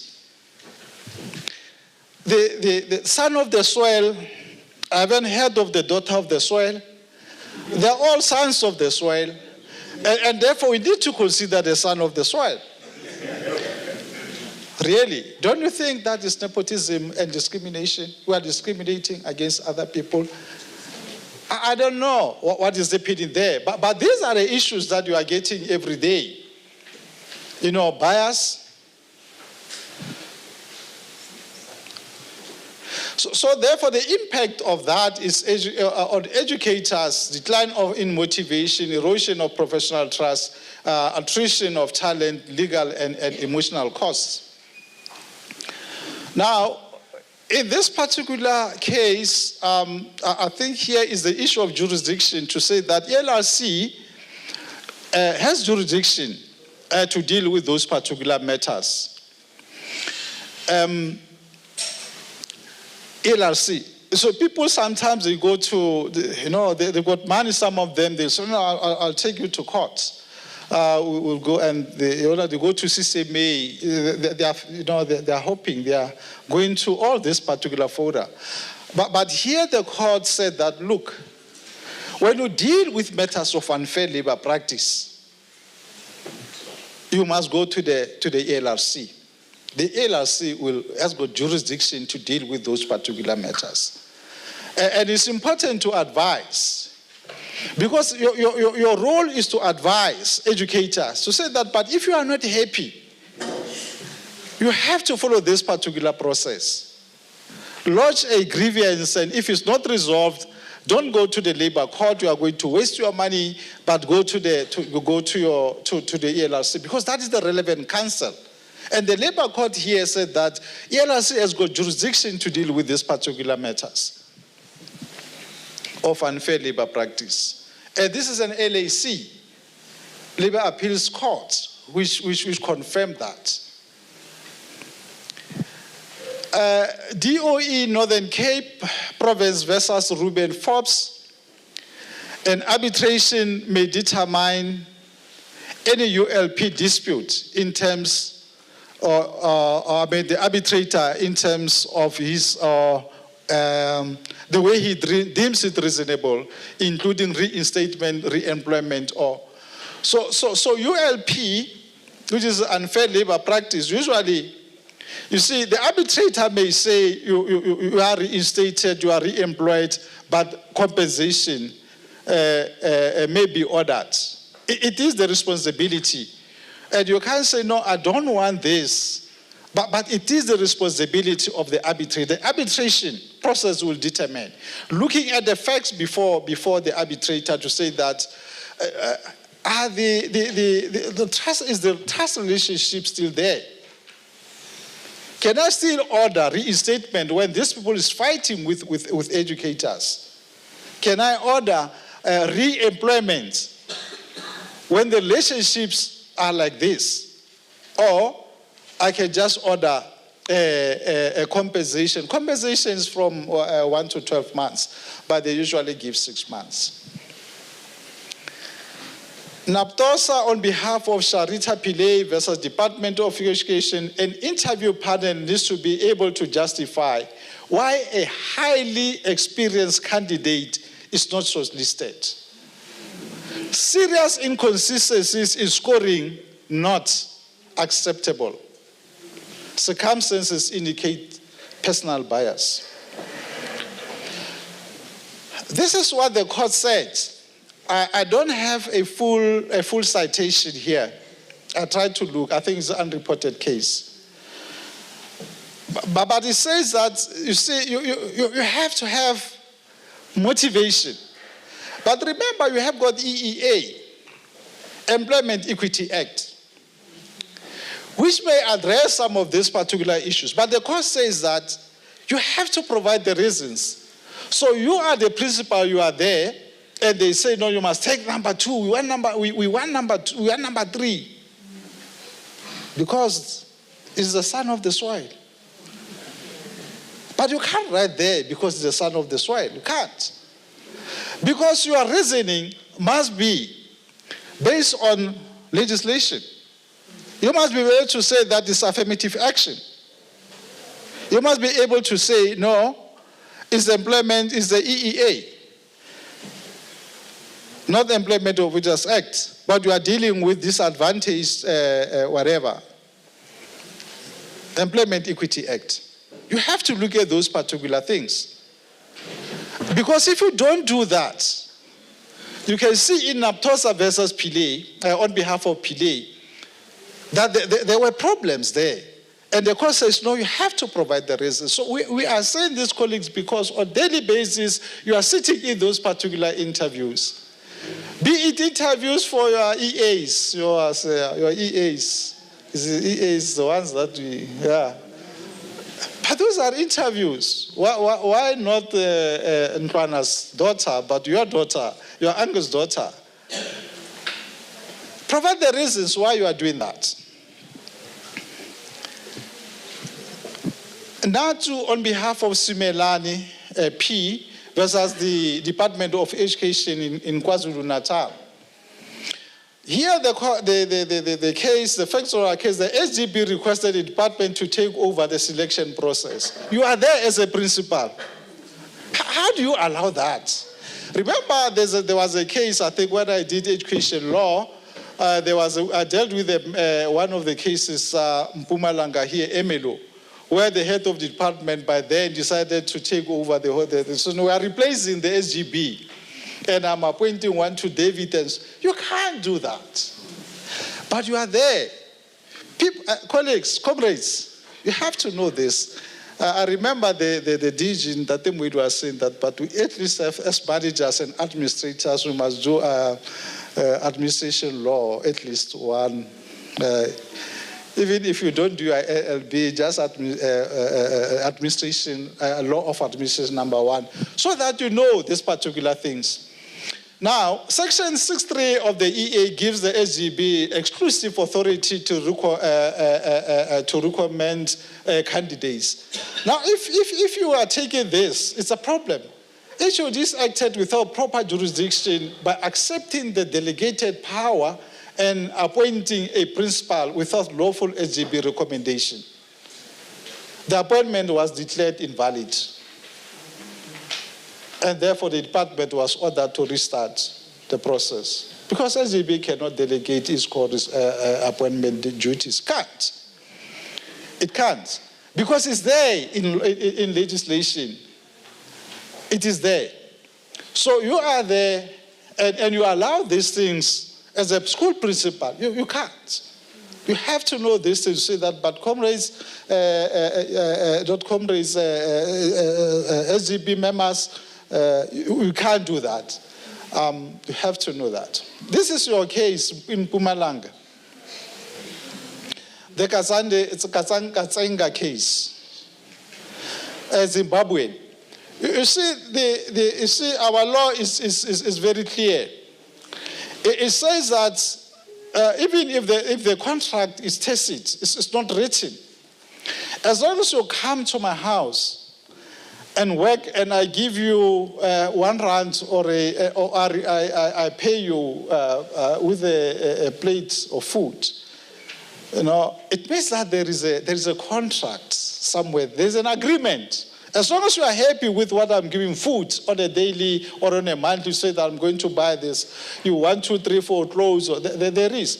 Now, the question is, people will say that, but one day will say that how you can go. You dismiss this particular person, and you are telling this person that actually even you don't have papers. That's not how the law works. It doesn't work like that. There is a contract. Despite the fact that this person is here, without the proper documents is immaterial. When we talk about labor issues, we are talking about whether there was a contract or not. And the issue of whether it's a illegal immigrant or whatever you call it is an issue that the courts will deal with. The Department of Home Affairs will deal with. Not you. Your domestic workers, they do have a contract with you, whether you have a written or a written contract or not, because you are paying them on a monthly basis. And they are working for you. You are the employer in terms of the Labor Relations Act. Now, in this particular case, the substantive unfairness, the principal and SGB chairperson misled the HOD regarding the appointed candidate that is not teaching the required subjects. That is one. Substantively, they were lying. I'm not sure whether the principal is here, and if the principal is here, please, my apologies. But this is a court case. It's for public knowledge. One of the reasons cited for not appointing the applicant, which is a Zimbabwean, was discriminatory and irrational. That's what the court said. Because you sometimes when we are before the courts, you say that, hey, but this one is actually even a Zimbabwean. But when did you realize that this person is a Zimbabwean? Is it when you fail to appoint this person? It cannot be, comrades, can't be. You knew that this person is not a South African from the word go. Actually, we must charge you for having appointed this person, because this person, you know what the Home Affairs is saying, that you have to, when you appoint people from outside, there must be a good cause to say that this is a scarce skill. You can't find it anywhere in South Africa. Prof have produced a lot of graduates out there in mathematics. You see, I don't understand when a foreigner is teaching English, Prof. I don't understand. I don't. Are we saying that we don't have good English teachers? Principals, you are comrades. I'm addressing Sadtu here. I'm not addressing any other. We need to protect our country. We need to protect our learners. There are about, I think, last week I was looking at the database of unemployed educators. It was about 12,000, Prof. 12,000 unemployed, qualified educators. Now, the interview committee did not finalize its recommendation. Appointment reserved and interviews to be redone, excluding the biased officials. That is procedurally. They did not finalize the recommendation. Now, the last, I think NAPTOSA on behalf of, I'm taking time now, is because when dealing with the cases, I get so. District Director acting with HOD authority appointed third-ranked candidates and not the applicant recommended by the SGB. Conflict of interest cited by the director held to be without merit. new requirement created by HOD, lack of rational justification for that decision. Now, you see, sometimes we go to comrades principals. You go to your interview, you are shortlisting. Then you say, hey, but Norman, let us add this particular criteria or requirement. No, you can't do that, comrades. Because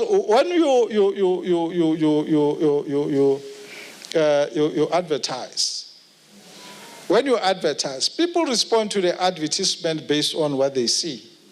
Then you come and then you are busy and then you add another one. Comrades, that is obvious. It will lead to a dispute. It will definitely lead to a dispute. Now, in this particular case, you have such things where the person will add and say that, no, let's add a degree because all of them have got a diploma. Or let us add an honors degree because they all have your junior degrees. It can be. You can't take that as a requirement. So lessons learned here in deciding to deviate from the recommendation of SGB, the MEC must act rationally, not just. So these are the issues. But comrades, because of time, I want to give Punki for her to present the last one on the SOPs.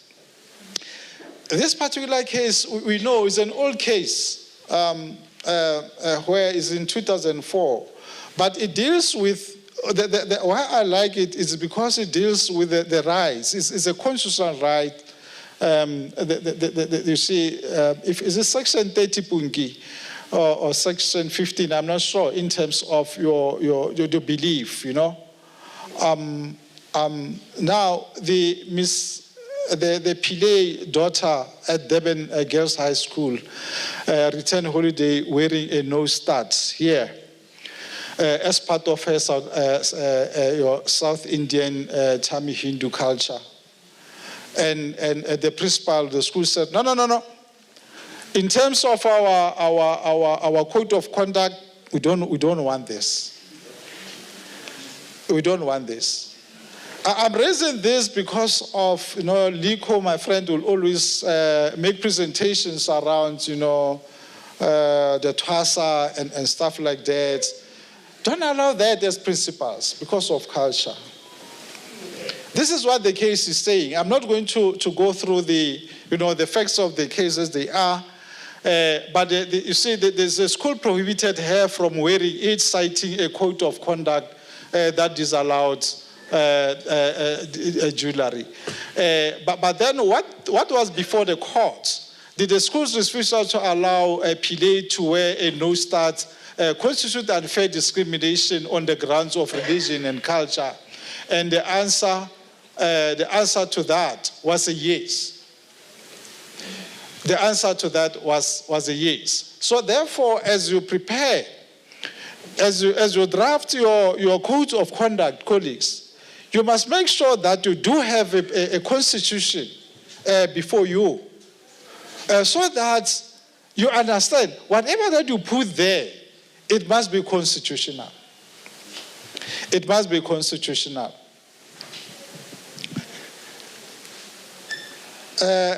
Punki will speak to one case, very interesting case, which talks to, the issues of, comrades here. This presentation is going to be short because it's the standard operating procedure. I'm not sure whether I do have it here. Start with this one.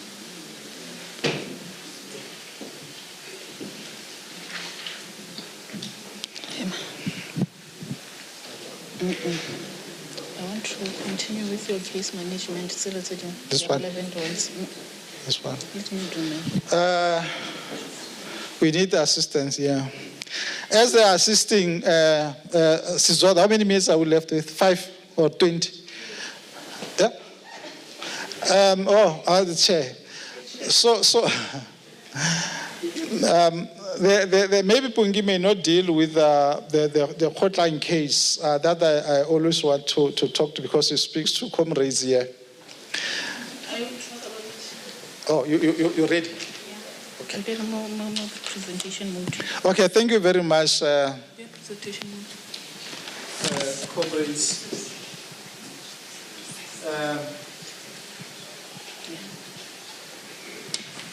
Take this one. Please come sit this side.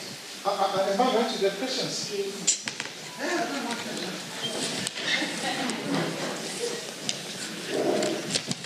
Good afternoon, colleagues. I'm not going to call you comrades, I'll call you colleagues because we are in the same sector. To correct program director, my name is Pungi Masekela. The Baloi one is deleted.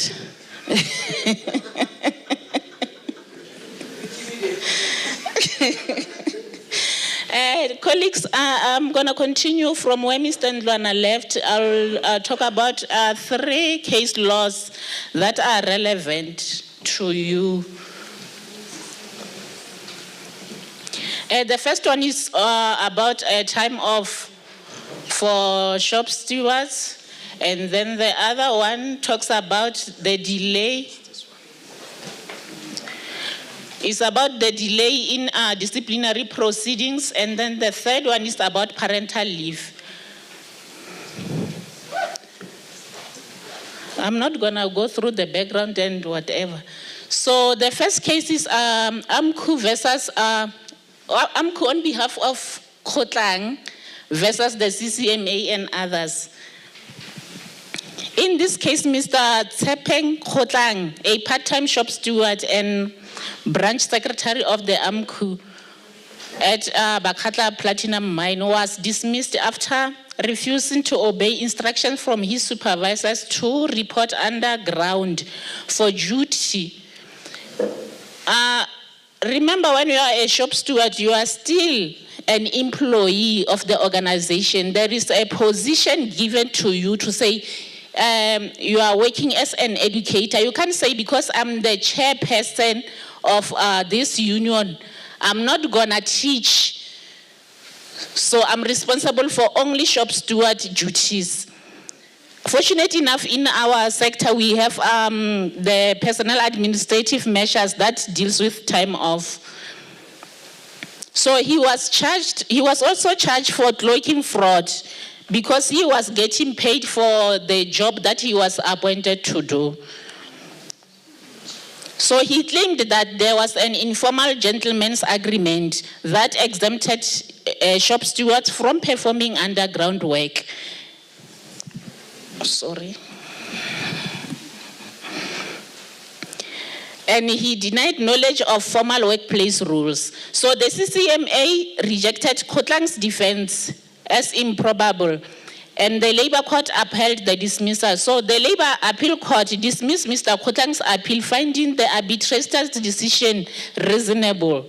The court found that informal arrangements cannot override formal mine policies and recognition agreements. Furthermore, the court found that cloaking in for pay without working constituted gross dishonesty.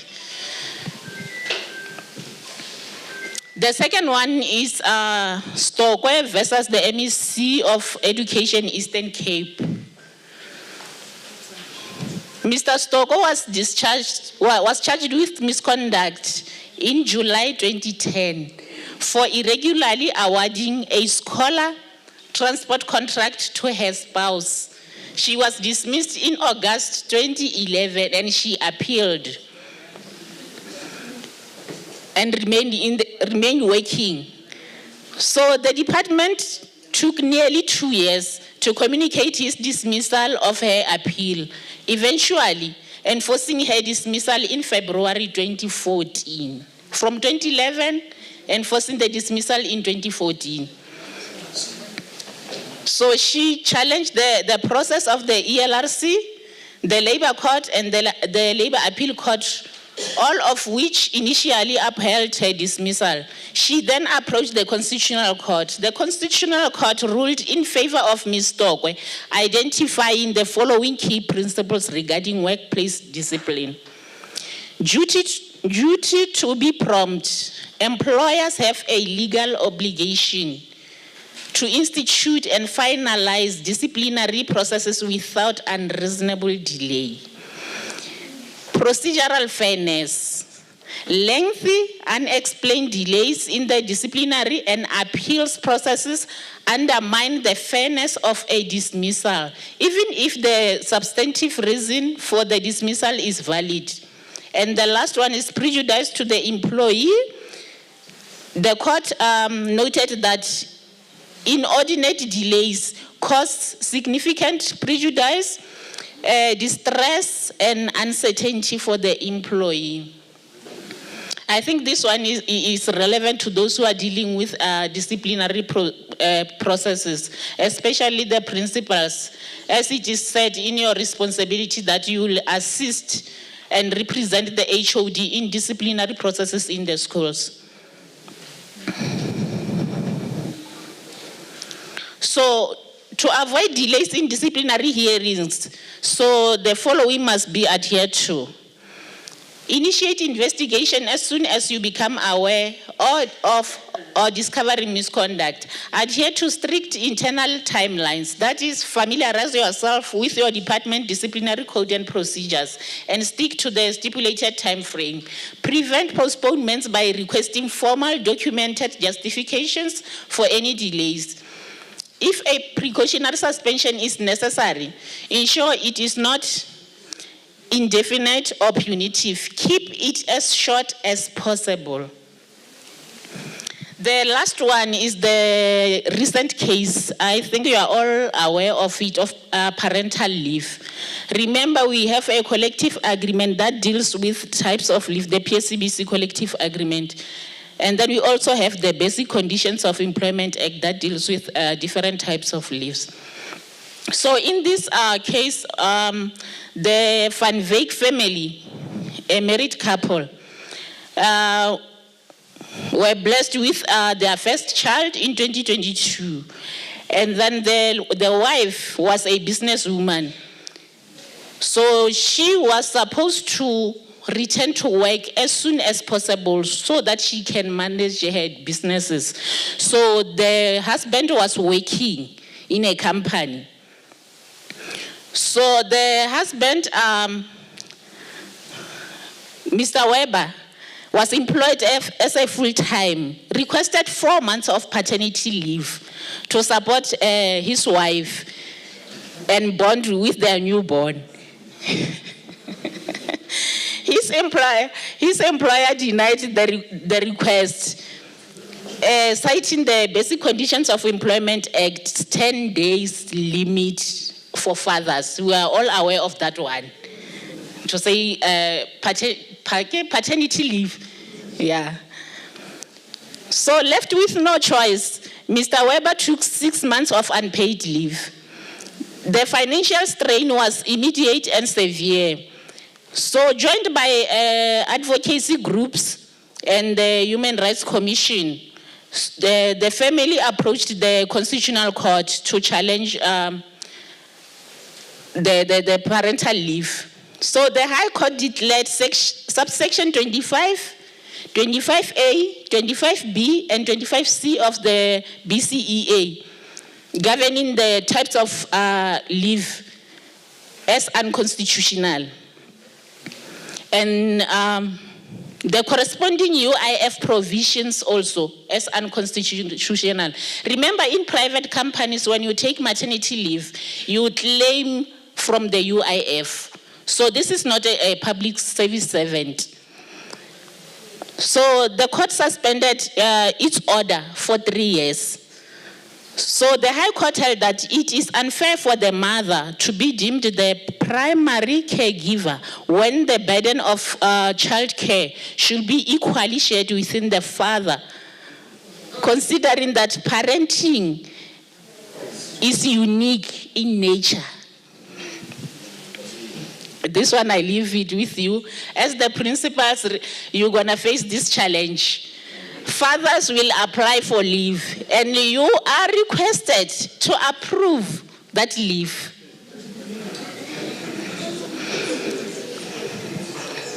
So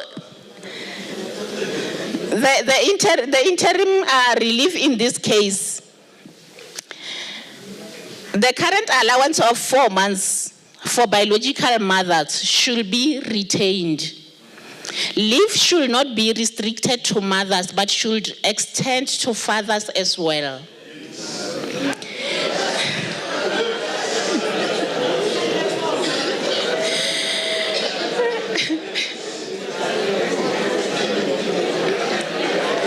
But it doesn't end there. Remember, when we talk about 4 months, it means that you will agree with your partner whether to take 2 and she take 2. It must remain 4 months. It won't be more than 4 months.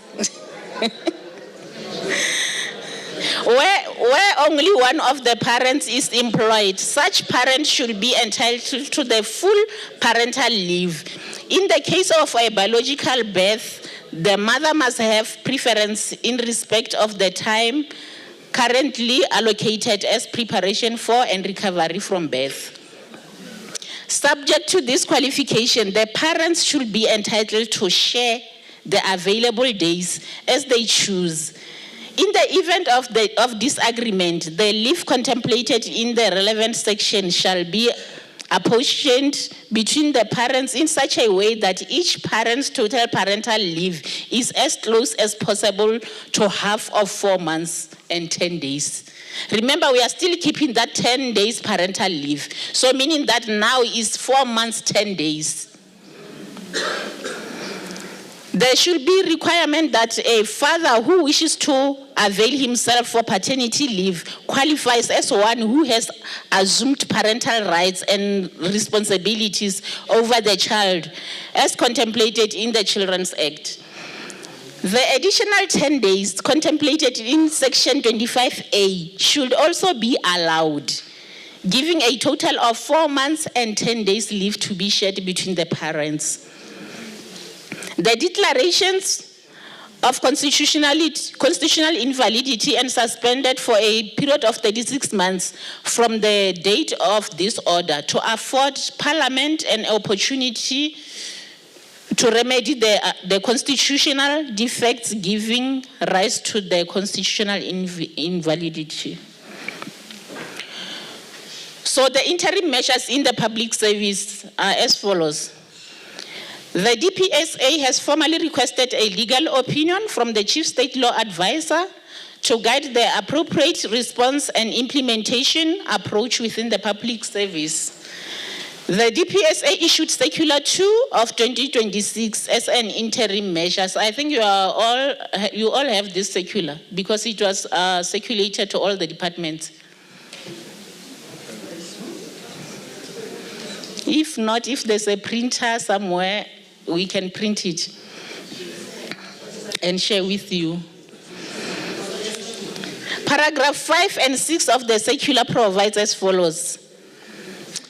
In light of the above, the current leave dispensation in the public service remains applicable in the interim.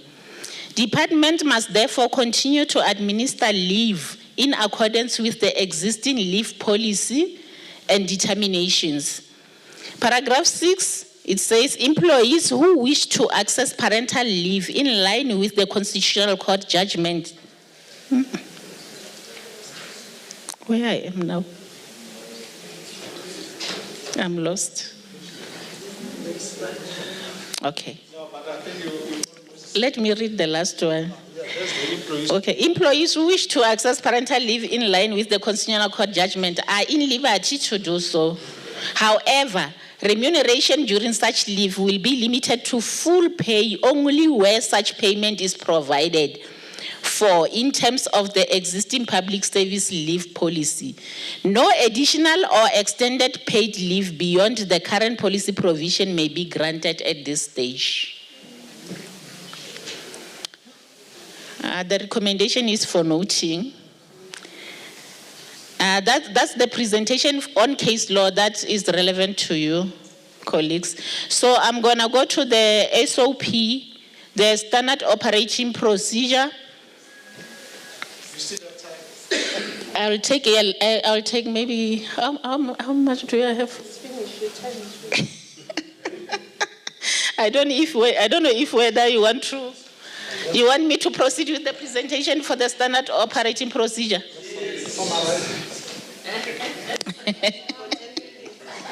Okay, thank you, Program Director. I'm here to tell you that the DBE has approved the standard operating procedure on the termination of employees, especially educators, who have been found to be listed in the National Sex Offenders Register and the National Child Protection Register.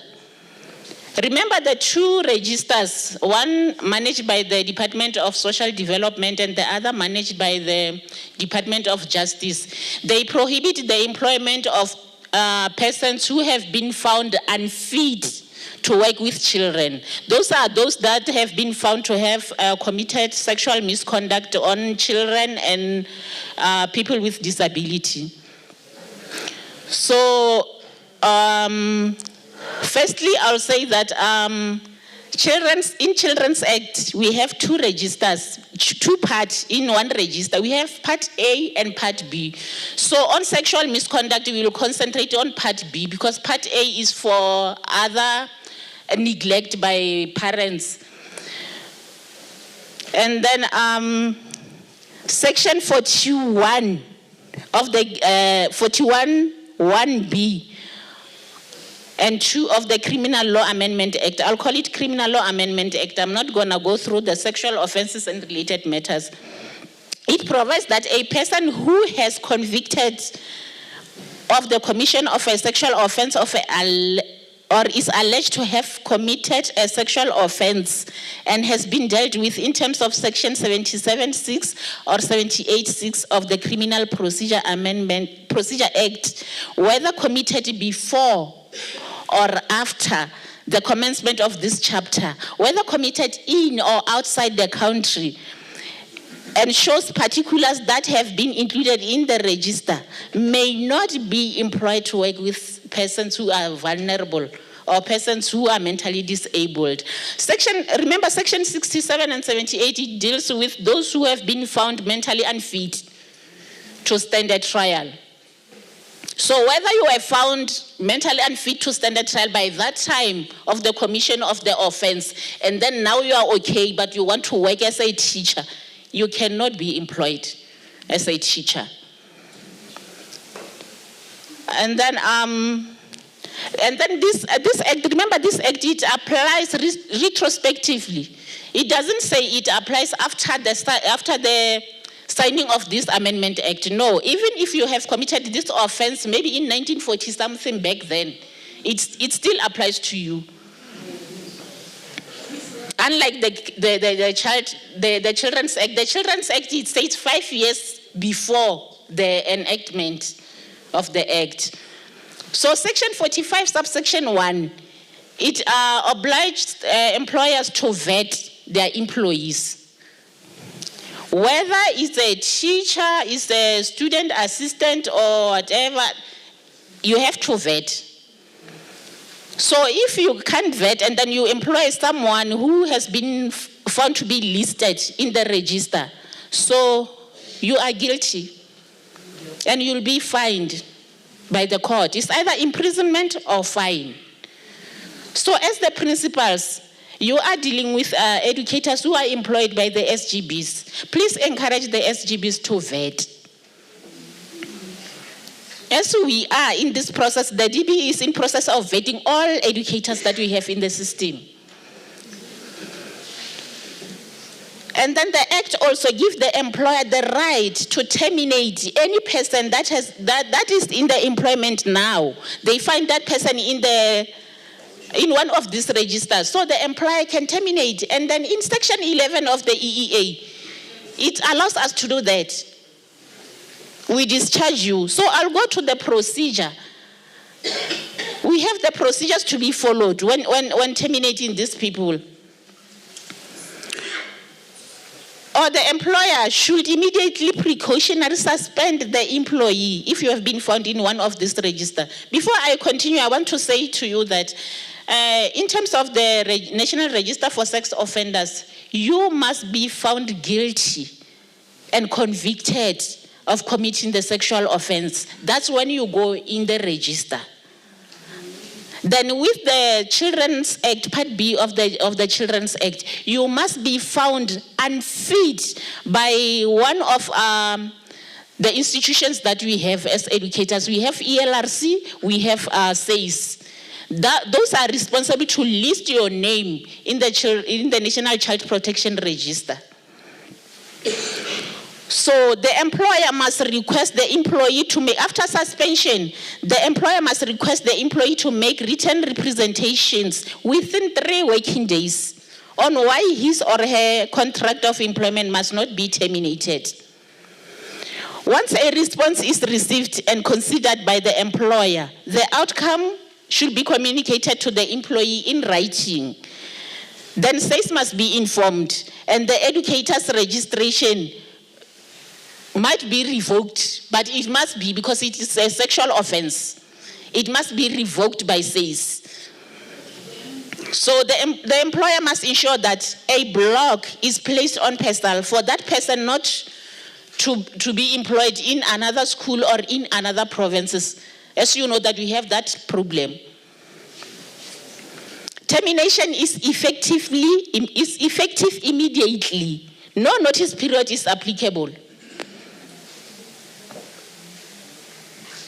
So again, when it is alleged, when there is an allegation that an educator has committed a sexual offense or misconduct, the first process is when it is found that your name appears in one of the registers.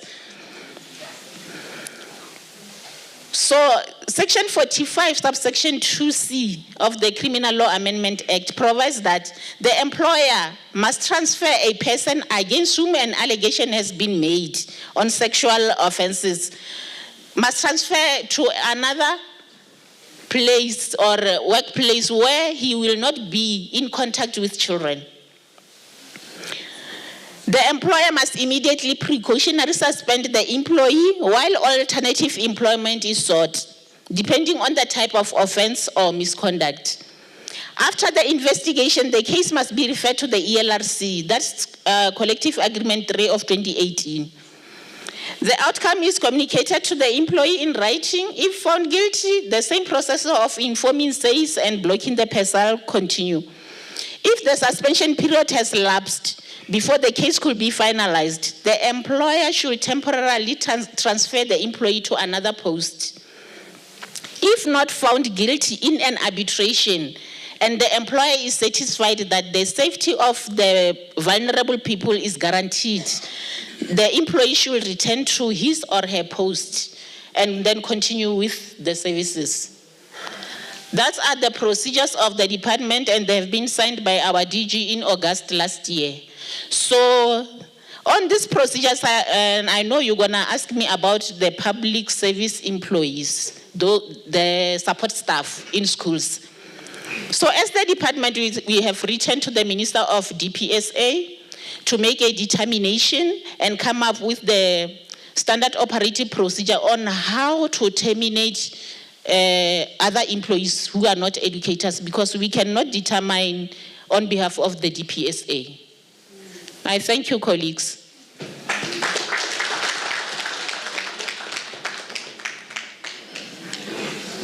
Let's applaud both of them. Comrade David. You go sit there so that when they have questions, they will ask you. Comrade, let me request the following car owners to go. Where they've parked is not a parking. Please, comrades. HFN 995NP. It's Toyota. I don't know what's in Toyota van, but I think you know your registration. The other one is MR15LBGP. This one it's a Polo Vivo. So now, as Dr. Stolle is approaching the podium, I just want to check. We have books that we've been given here. So I want to check that all of us who are here, we have received the books. If you did not receive the book, more especially those who came late, Please raise up your hand so that we can offer you one immediately. Madam, at the back, the people who have just raised their hands, they need the books. Let's give them the books. Books and water, because where they are seated, I can see there are no tables. Let's give them the books and the water. Dr. Sithole is going to introduce the book and the writer and everything about the book. Let's applaud her as she approaches the podium.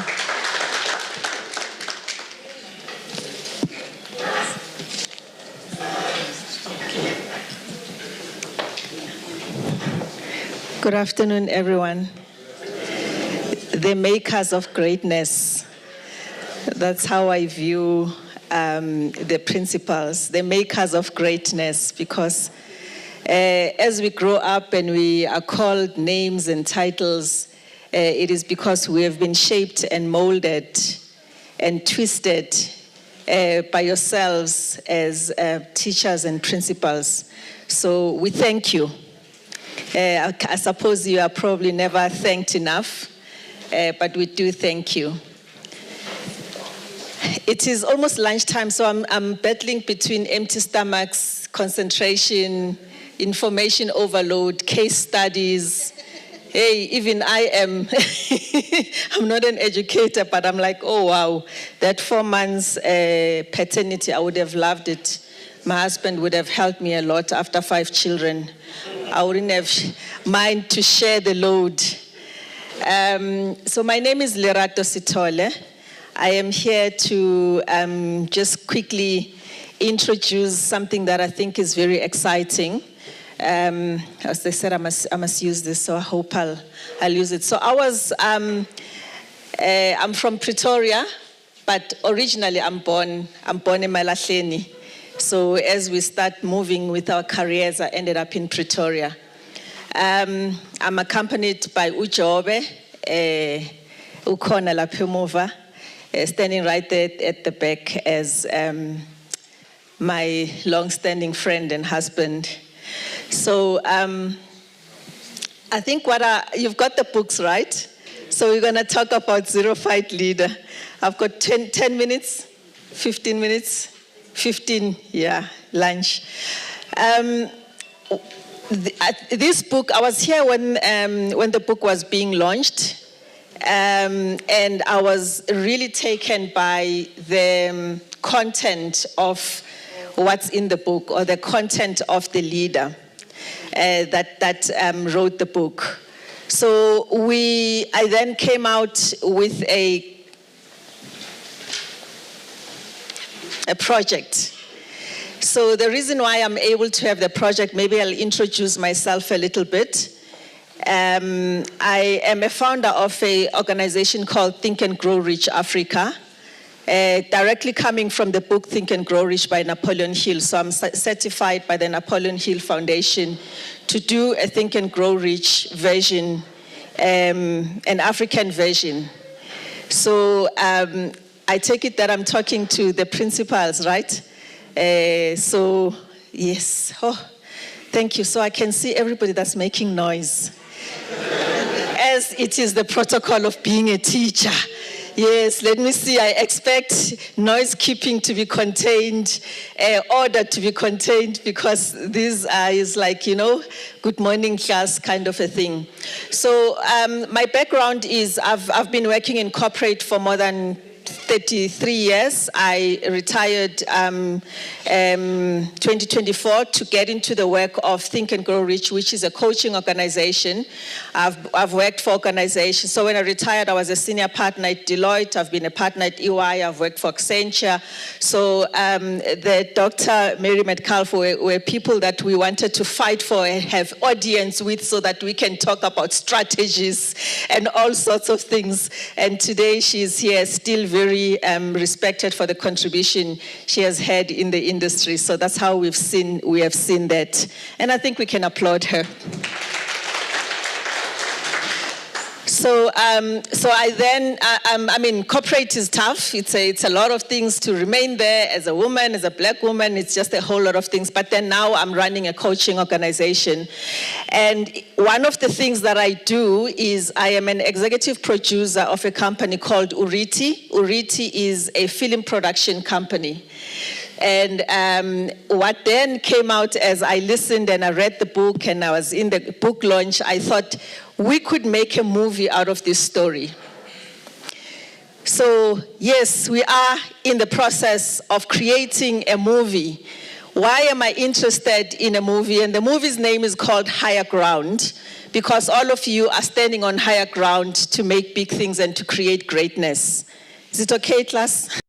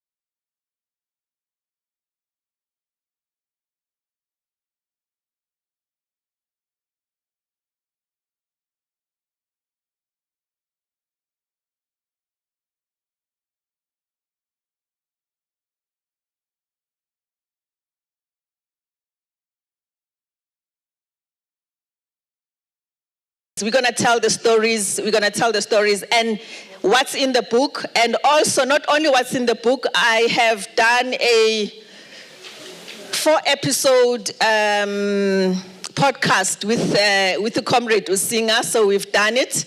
So that will be more or less 4 hours or under 4 hours. Every episode is going to be releasing every Thursday at 3 p.m. starting today. So if you go today, my channel's name is In Conversation with Greatness, right? You go to YouTube, In Conversation with Greatness. You'll see me, I'm interviewing him to get the rest of the story because he didn't write everything in the book so that I can write the screen. I was reviewing the screen is already being written. 104 pages. I reviewed each and every line to make sure that it aligns with the story. I took so long to do that because it's written by Cynthia, it's looked at by Scott. To get Americans to understand our world is a duty, but it's a duty that I was happy to do so that I can tell them how our world looks like, not how they see our world. It's about time that the global community accepts us in our package, color, shape, and form. We don't need to change so that they can understand us. They need to change their mindset to understand us. So I also insisted that in the movie, not everything is going to be in English. If Comrade came and said, he has to say it like that, and then subtitles will help the Americans and everybody out, right? And if at some point you spoke Tsonga, we're going to have it in Tsonga. If another teacher spoke Sotho, we're going to have it like that because I want to tell a story of Africans, by Africans, for Africa, and for the rest of the world to appreciate. But I also want them to understand that there's excellence in Africa. You know, sometimes when you travel, they like, oh, so you come from South Africa. Which country in South Africa? Well, that's how it usually for those that travel. The starting budget for the movie is $295,000. You have the money. Check your pocket. You do. $295,000. There and there about $5 million. Because we need to recreate, you know how movies are done. We need to recreate how it happened, how he was dressed. If he was driving a Cressida, we must go and look for that Cressida. And so we must also find an actor that's going to act him and tell the story. So it's a very interesting thing. I didn't study to do this, but I'm just passionate about telling stories and I've got the platforms. So it's going to take us 5 weeks to shoot it. So we will shoot it here. We'll go to Mpumalanga where he was. We'll go to Kopanong. We'll come here. And other things we can recreate even if they're not there in person. What's exciting for me is that finally your stories are going to be told. Finally, somebody will appreciate what it is that you do for us to be who we are. Because I'm here now, there was a teacher somewhere, Pagama, who taught me, and then a teacher somewhere in one of the schools that taught me, and here I'm standing. But we don't appreciate you enough, and I thought that this is one of the ways that we can appreciate you. I've looked at this and also looked at a movie. I don't know, some of you do remember the movie Lean on Me. Acted by Morgan Freeman. You can attest that the story is exactly like that. So we're going to tell it like that, but here we don't have, because in Lean on Me, some of the drama is created. This life has enough drama. In fact, we had to cut some of the drama. We can't show it all. There's enough drama in the story that we don't have to recreate it. It's exactly like that. So that's what, and in this, so what's important here is, for those of you that have access to departments, to private companies, we're going to have to raise the money. And I don't want to go to the Netflixes and the Showmax because immediately you do that, they want you to create a story for eyeballs. They change the story so that they can create it for their audience. I want them to chase us and say, please, can we have your story because it matters. Those platforms are no longer the only platforms where we can tell our stories. You know, a story there's power in story. Stories are transformational, stories are encouraging, stories are building and they are changing. So that is going to be what we go. So we'll go to the IDCs and all of that. That process has already started.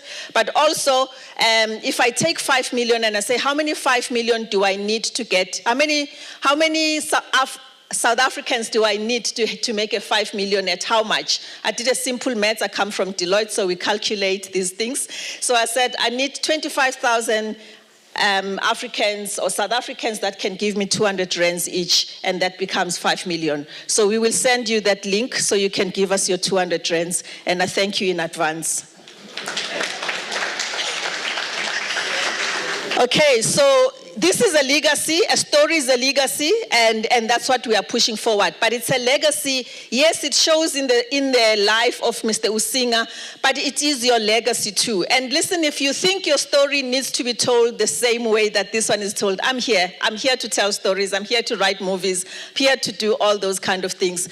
It's a film itself, it's a leadership case study, I Think and Grow Rich Africa, that's the TAGRA, Higher Ground Bursary Fund. We're also gonna create a bursary fund for children that want to study movies, that want to do films. So I've told Scott, don't bring Americans to shoot. We're going to shoot. He's the only one that's going to come. We're going to do the shooting with production companies that are based in South Africa. And we're also going to take children in these schools where he's participated that are interested in filmmaking, in production and all of that. And they will be our apprentice. And we will create the fund and see if they cannot go to Hollywood themselves, because I work with such people. So we're making a change. And seeing that we are here, we're probably going to say, if anyone in your school is in that, we'll give them an opportunity. There's no stop to this. This is just the beginning. We're still going to do a whole lot. I've told you about the podcast. And it's a story to recognize. It's a leadership resource. It's a model that we can all lead with. And that is what I wanted to present, that this is not only a book, but we are going to make even bigger things than that. But I think I added something else. Higher Ground is the movie. The name of the movie. So we're waiting. It's going to be far much better than Lean On Me, You Watch That. We just need an actor. What I've got here, it's not very clear, but I just changed it. You can see it doesn't match my other product, but I thought I'll add this. And why I added this is, we've got a book, it's written, and please read it. Watch the podcast. You're going to watch episode 1 this week, Thursday, episode 2 next week, Thursday, all the way to the 5th and 4th. I think we're going to have 6 episodes, because I've also interviewed 2 of the students that were under Comrade Usinga's leadership. But what I want to present here as I'm going to sit down, program director, is I've traveled a whole lot. I've traveled all the world, not in every country, but more than 20 odd countries. And as now I'm doing the work that I'm doing, the main thing that I tell myself and ask myself is, what is it that I bring that can change another African's life? What is it that I can put forward that can change somebody else's life? So with us talking about a book and a podcast and a movie, what I want to say is just that this QR code is probably maybe too far for you to scan. But if you scan the QR code, you're able to get into this part. I call it the Hearers Row. It's a collection of books. So in other words, I'm giving all of you an opportunity to write your story. You don't have to write the full book as Mr. Usinga as yet, but if that's what you want, that's okay. But you can start writing your own story for 2,500 words. So you can give me 2,500 words. If I have 20 teachers, 20 principals, each giving me 2,500 words of their story, I put it in a book. It's called Hearers Row. And you identify yourself with one of the African Big Five. Your life story. It doesn't have to be you as a teacher. It has to be you as yourself, you as an individual. So if you feel that your story is transformative enough for the world to read it, and I say the world, not just Africa, because I wrote some of these books. This was a concept born from Australia from a friend of mine who's a publisher. So I've brought it here. So we wrote the book. I wrote in 2 of the books, not the African ones, but the ones that I wrote in were given as a gift in the gift list back of the Oscar award winners and nominees. I think I know this Mbosi Swama, Mbosi Sloan, I think I know you now. I can see that my cousins are teachers, so I'm looking at like I know some of the principals here. So if you write 2,500 words, your story gets to be read by the world. We are still going to give our books to the Oscars, the Oscar winners, all the actors and all of that, and everywhere. And this, writing a book here also gives you a global platform. You get to travel with me and be a global speaker and travel all the places that I go to every now and again, your New Yorks, your everything. So the sky is actually no longer the limit because I'm standing right in front of you. It's up to you. You can limit yourself by not taking the opportunity, but I am available. We'll assess your story. There are costs involved in everything. And if you want to be on a podcast, you can also let me know. If you have a story, your story must be transformational, not to complain about life has lifed you, but what happened when life brought you down and how did you get up? Because there's another child, there's another woman, there's another man, there's another girl that is waiting to hear your story in order for them to have their faith back again, in order for them to be encouraged again. And for that, I thank you.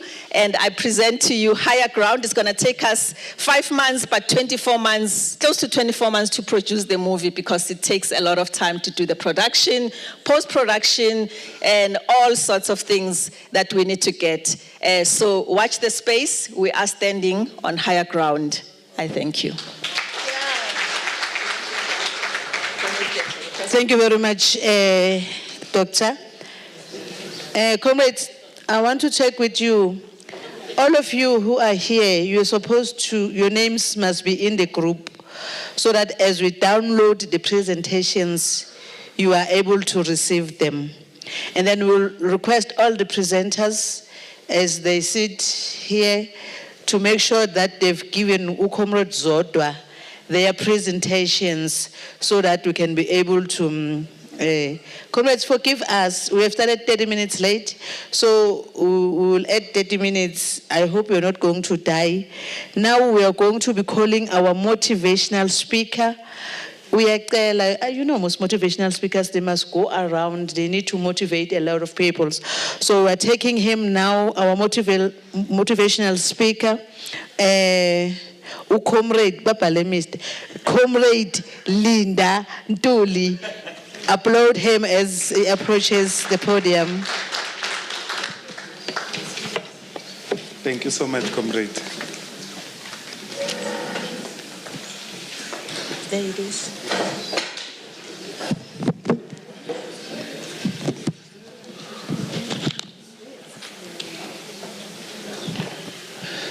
Thank you so much.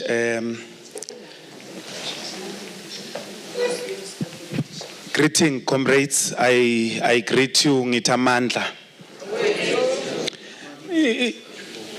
Greetings to the entire leadership of Sadtu. Greetings to all the speakers who are coming just like myself. It's a great honor and a privilege for me to be here. Always tell people I grew up in Soweto in a township known as Mdeni. Grew up from a very poor background. We were so poor at home that even other poor people called us poor. Thank you. That was my reality. Mangkhula bengithengisa amalahle njengoba sisemalahleni. People called me all sorts of names. They said I was a scumbag. I will amount to nothing. Kitsaba skolo. Little did they know that I was selling after school as well as during the weekends. People have a tendency of labeling you without knowing you. I've been labeled, you'll be labeled, even as a principal for that matter. There are people who are always after your skin. I remember I was in a queue to buy my newspaper for my matric results. 3 guys behind us said, yeah, man, that's why this queue is so long. You can imagine the embarrassment. But you see, when you are driven by some great purpose, by some extraordinary destiny, you don't care what negative people are saying. I focused on the goal at hand. Eventually, I got to the front of the line, bought my newspaper, opened my newspaper, found my name. Not only did I find my name, but there was a star next to my name. Thank you so much. Meaning, ziyajika izinto, the life yasemalahleni yaphela manje. Raised by a single parent, my mom only went up to standard 5, but I was hungry, I was driven, and I knew that if it was to be, it was up to me, and by the grace of God, God made it happen for me. I was the only one in my school who was doing maths in higher grade, and we were only 5 who were doing physical science in higher grade. I remember my maths teacher sitting me down saying to me, Linda, why don't you do maths in standard grade so that you can get a distinction? I was young and I asked him a question. I said, sir, if I do it in standard grade and get a distinction, what will stop me from doing it in higher grade and get a distinction? As I go around my principals, I always tell people the quality of questions that you ask, they determine the quality of life that you lead. If you ask weak questions, you'll always get weak answers. But if you ask proper and powerful questions, you'll always get proper and powerful answers. And cutting the long story short, my maths teacher said, go ahead, Mfana, do it in higher grade, I will support you. My maths and science teacher used to say to me, Linda, go and make us proud and study engineering. Guess what? Went to a university, studied electrical engineering, completed it. After completing it, I started working for Transnet. Second year working for Transnet, something deep within me said there was more to life than what I was doing. You see, ladies and gentlemen, there's a difference between a career and a calling. A career is what you do to bring bread and butter on your table, but a calling is what you were born to do. And I don't think in my wildest dream there's anyone who can be a principal because it's a career. It has to be a calling. It has to be a calling. You deal with too much to not to be called. There's just too much. It's hot in here. When you are a principal, even a new educator that has just arrived, they wish for your position. New. Not from the box, from university. Some of them, listen to me, some of them have not even received their degree yet. But they are wishing for a position. So you got to be called. You got to be called. Your deputy cannot even stomach your intelligence. They cannot stomach the fact that you got there first. They can't. Let alone with your HODs and everyone who's not in your camp, because unfortunately we're living in days and time where we've got camps. There are people in our camps, there are people who are in the opposite camps, and let me tell you something, people in your camp will never empower you because they think like you. But people in the other camp,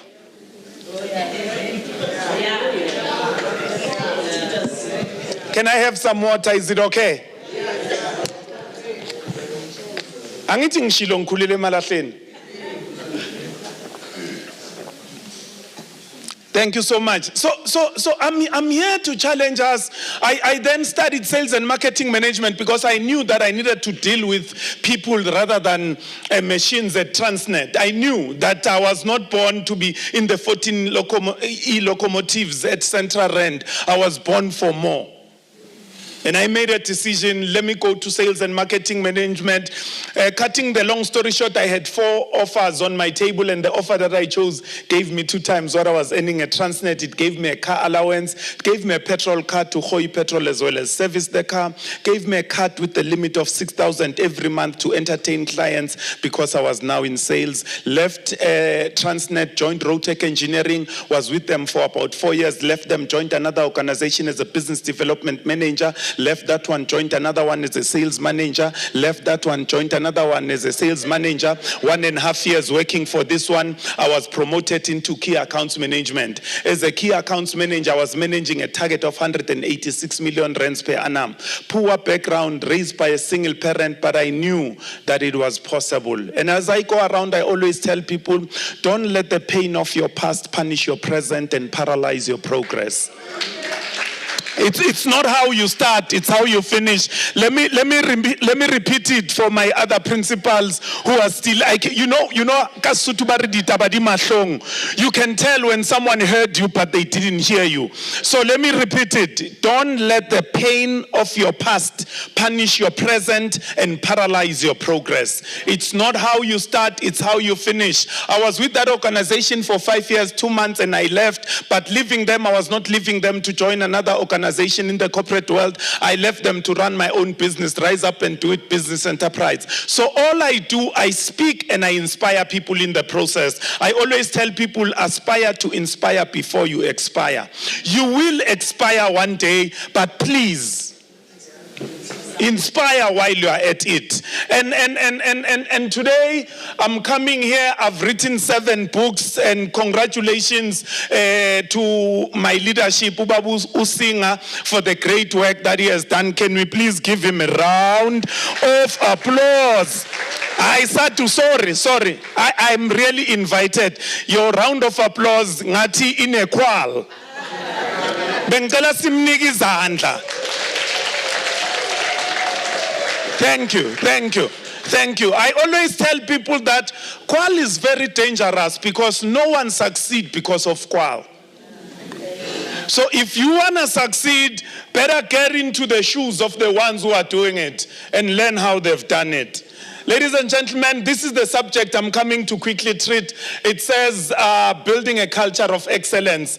And this is the title of my latest book. And for me, building has to be intentional. And culture is the way we do things here. And I'm excited. I need to say this. I've been waiting to say this. Growing up, Sadtu has been an organization that is making waves. But believe it or not, it's for the first time I'm speaking for Sadtu. In my 20 years of speaking, for the first time. But I want to say, Sadtu Mpumalanga, I respect you. I'll tell you why I'm saying that. Usually when people come to congresses and conferences, bacabanga ukuthi it's about umkhabulo kuphela. And for me, it's deeper than umkhabulo. It's also about ukuzing or shaking the mindset. We need to shake your mindset. You cannot always listen to people who think like you, because you'll think that you are the top of the range. But if you get someone on a kandel khulu njengelami, get someone ogatateng samalahle, get someone who has been impacted by educators and principals that have believed in me when I did not believe in myself, you will realize how big your work is.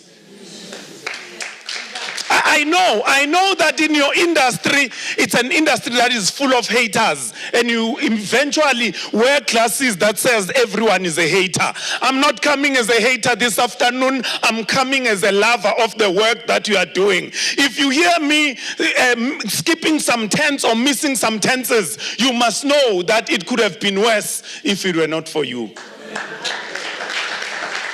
I'm telling you, if it were not for you. And excellence is about commitment. And for me, the issue of commitment, ladies and gentlemen, reminds me about the story of a chicken and a pig who were in a wonderful prosperat, wonderful imbizo. And the chicken said, let us have something for breakfast. And the pig said, what do you suggest we have for breakfast? And the chicken said, and the pig said, let us have a bacon and egg sandwich. And the pig said, yeah, it's easy for you to say that, because for you to produce an egg, it's a matter of oops.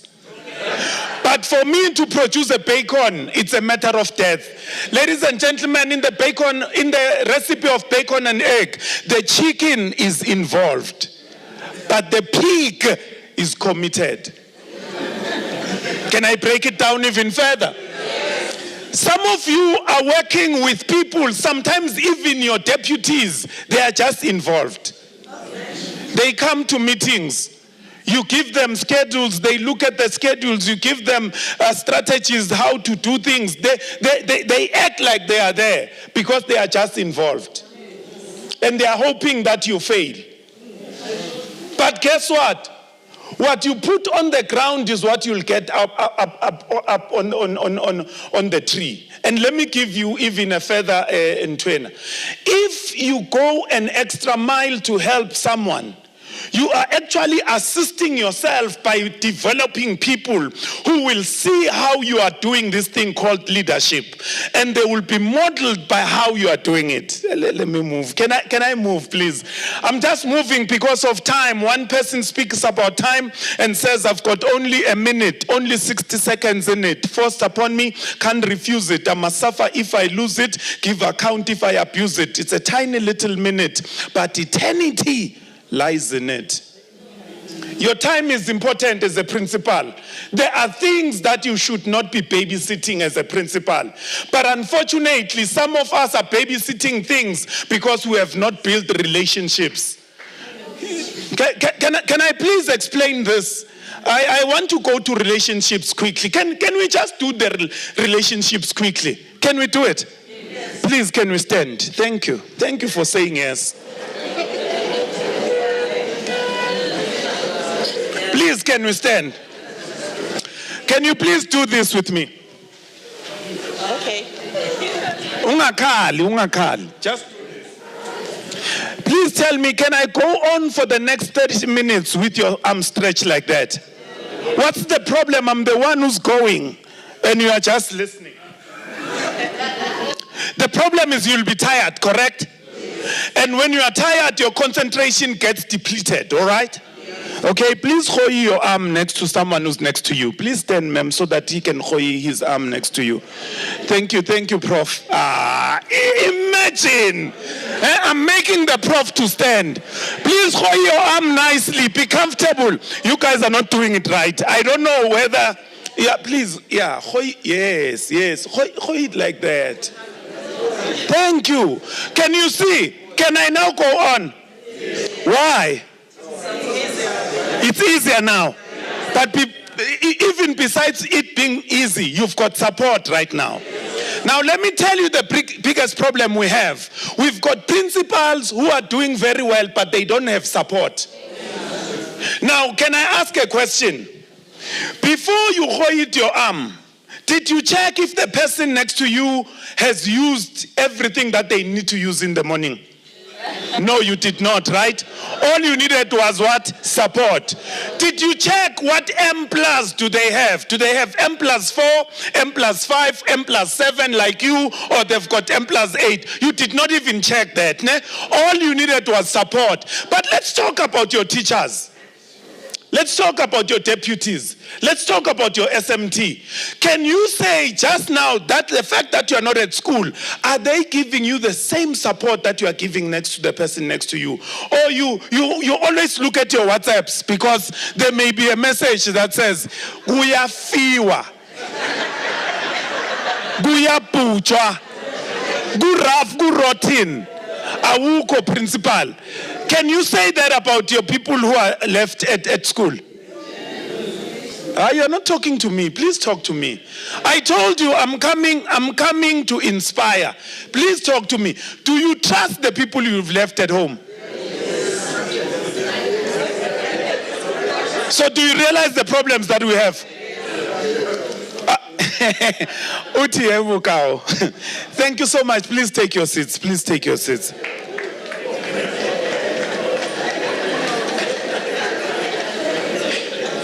Anginzamile abanye benu. So I want to challenge us. I want to challenge us and say, please, can we start working with other people in such a way that we empower them, that even when we are not there? Do you know that some of you, the district director has a position for you somewhere? But the problem with you, you don't have anyone who will automatically come in and fill your position. Okay, it's okay. You decided to go to Hollywood just because Umamustole spoke about acting. So you want to act. Let's be honest. Do you have someone who can come in at your school and run the school from today onwards? All of us? Excuse me? The deputies. You trust them. Thank you. I'm happy. But the ones who did not say anything, I know what they are saying. I know what you're saying. It's okay. It's okay. Now, allow me, some of the slides, I'm just going to touch on them. Please, can we have a look at this picture over there? What do you see on that picture as a bigger picture? Please don't discuss it. Just have a look. Just have a look. And pay close attention. I know that some of you will see trees, but it's bigger than the trees you see. The question is, what do you see as a bigger picture? Some people see a couple, ne? It's a reality, my principals. My principals, can I tell you, when we are going to work, other people only see couples as a bigger picture. Now let me show you how big this couple is. Do you still see the couple? So do you realize that it's not a bigger picture? Thank you. What is the bigger picture then? There's a baby there. How many of us who can see the baby? I'm taking a chance here, asking the principals to raise their hands. How many of us who see the baby? I see less than 15 hands. Yes, they are color. They are on loudspeaker, I tell you. Do you see the baby? All right, let me show you the baby. Let me show you the baby. This is the back. Ispundu somntwana. Ispongo lapha. Ilihlo lela, the eye. It's the nose. It's the mouth. It's the chin. It's the arms. The tummy. The legs. The bum. And the back of the baby. Can you see the baby now? I know that there are some principals who cannot see it. But believe it or not, the baby is there. Ask me, principals, why did I bring this picture here? I'm bringing this picture because some of the educators that respect you will be very disappointed that even now you have not seen the baby. But let's be honest, seeing the baby or not is not a determiner that you are a principal. This is just an exercise that I'm bringing so that you can realize that even in your staff, there are people that you regard as very wise, but there are things they cannot solve. And this humbles us as people to say, let us respect everyone. So the baby is the bigger picture. If you said your answer is ocean scenery, it's also another bigger picture. But can we move, please? Leadership is like an iceberg. What people see are the accolades, the cups, the certificates, the things that leaders have done well.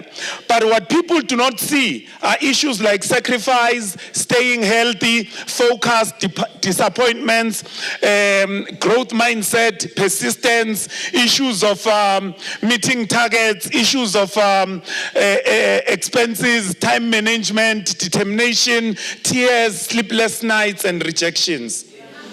People don't see. And I'm saying this because I'm not buying your face. I love principals, but I can tell you the most lonely people are the principals. Can I tell you how it happened? You were wishing for a position with your fellow staff who were in your school. And when you got the position, that was the last day they started being honest with you. Because they thought there's something that you must have done. How come they did not make it to where you have made it? And since that day, even people you trusted are just afar. And that's why as a principal, you need a Lindantul in your life. Someone you can call and be honest with. And say, hey, mfana namhlanje, it's not like the other days. I really feel like throwing the towel. I know the department is supporting me to do well. I know the union is there for me. But personally, today, they are on loudspeaker for me. Where you are honest. Because if you call another principal, and you are telling them what you are telling, they phone someone in your SMT. Hey, nimphethe ngosiko. Bekangifonele. Now imagine you are enabling people by speaking to the wrong person for them to keep accelerating. Hey, I know some of you think I'm crazy. Ne? Let me tell you, I have seen this movie. By the grace of God, in 2012, there's a company that I work with. It's known as Kagiso Trust. They took me to Free State, and we started with one district in Free State, Thabo Mpumalanga district, and it's the biggest district in the province. Guess what? At the time, Thabo Mpumalanga district was number 5. We worked hard and we were motivating learners as well as educators. They went to number 3. The following year, they took number 1. The province took number 1. So we've worked with them. We've worked with Fezile Dabi and a number of other organizations. But I'm saying this to you so that you can understand that some things are just nothing but anointing. There are people who cannot stand you. And even yourself, when you are alone, you ask yourself, what is so special about me? Because there are answers that you bring that when you get home, you wish you had a cloud of witnesses who could just clap and say, it was good that you kept quiet. You didn't answer Majosi when Majosi was nudging you. Do you know that in staff room, there are people who are in a business of trying to ensure that you've got no power? But Sadtu, why did you call me? Hey, you called the wrong person. Hey, I'm telling you the truth, ne? Lalela. You think kune inkabi, you think kuna bathakati, and you are looking outside. Bengakwazi ukuthi ujayiva kangaka. Now, our role as a principal is to ensure that we are overseers and we are leaders. We create a safe environment, we set targets, and we ensure that we succeed. Let me tell you, if you ask me to come and motivate your grade 12s at your school or your educators, first thing I ask you, what is the percentage that you are looking for? And some of you will say 95%. Some of you will say, no, the district director or our circuit manager wants 90 from our school because we are sitting at 70 or we are sitting at 81 or we are sitting at 79. And here's my answer to you. So whose kids must be in the 10% that must fail?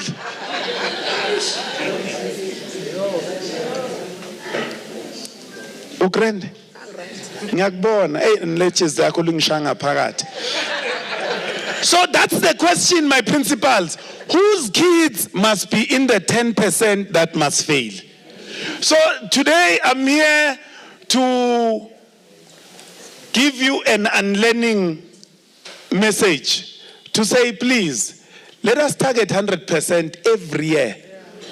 Not only when we know, you know, there's that cohort that you've been waiting for since they were in grade 9. You knew ukuthi idablane lezi. I'm here to say it shouldn't be at grade 12 that we measure excellence. We must measure excellence in every grade. Even at ECD, I'm asking you, my principals from the primary schools, please make sure that your kids can read and write. You remember that research that came out some few years ago that says most of our kids, most of our kids cannot read and write. You remember that? Now imagine with AI, with ChatGPT, with everything that we have, with WhatsApp, people even use that language this side. And it's our reality. But guess who we are looking at as the aligner of greatness? Principals. Some of your staff, right now, they ensure that they get reports from AI. And you can't argue with the AI because the English is good.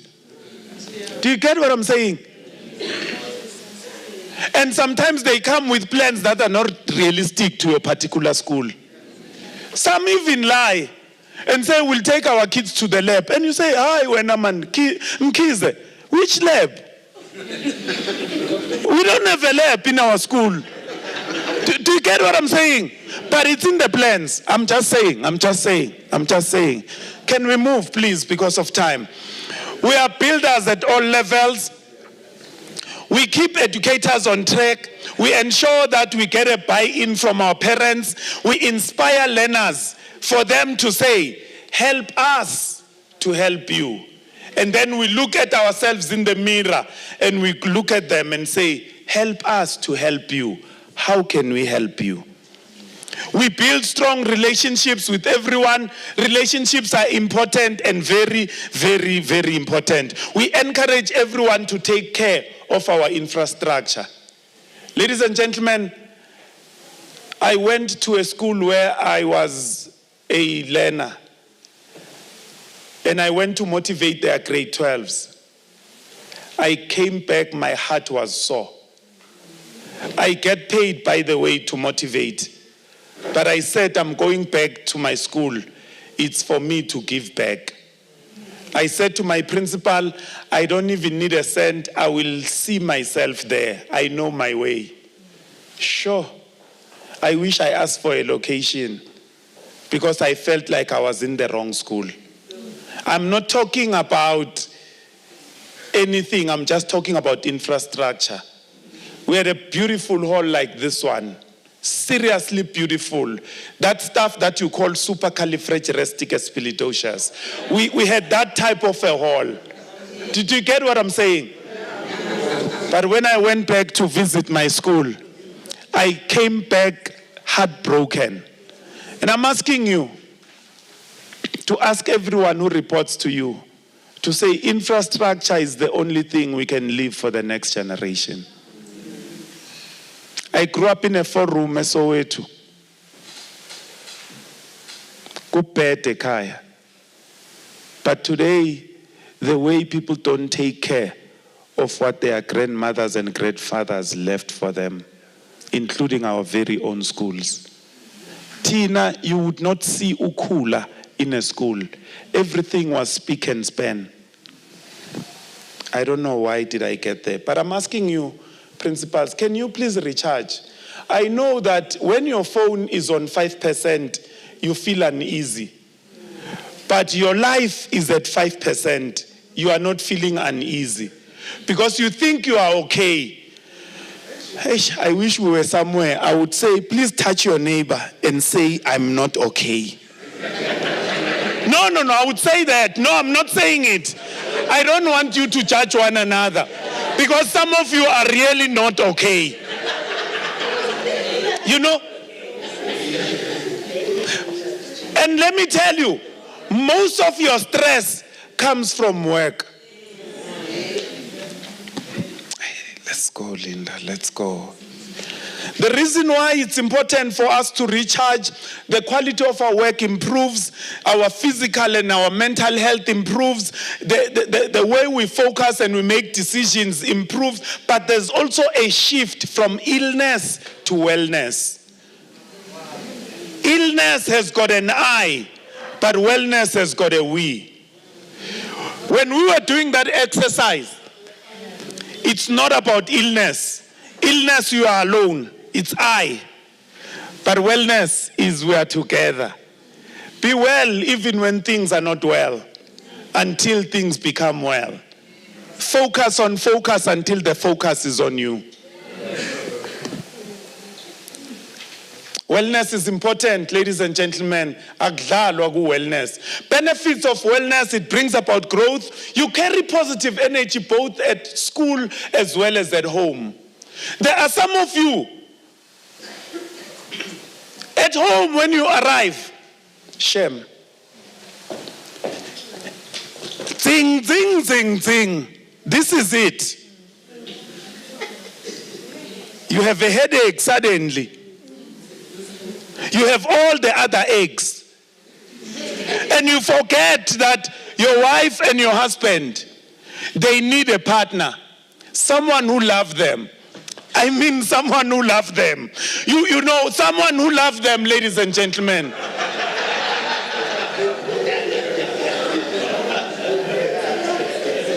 I mean love. Where love is the power. Love is the answer, cow. I know you are acting like you don't see it, but I mean love. I mean love. Imagine someone must sing a song. Can we make love? You know, but love must be at the center of what we do. Can I tell you, stress and depression become friends when we don't do what we're supposed to be doing. I mean, do it when you don't feel like, until your body feels like doing it, and you find yourself doing it.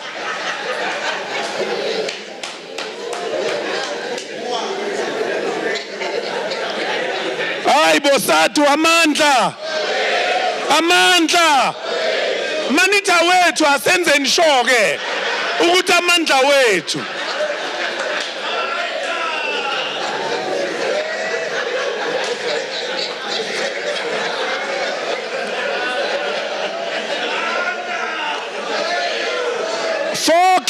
Four key elements of emotional intelligence: self-awareness. Be aware of yourself.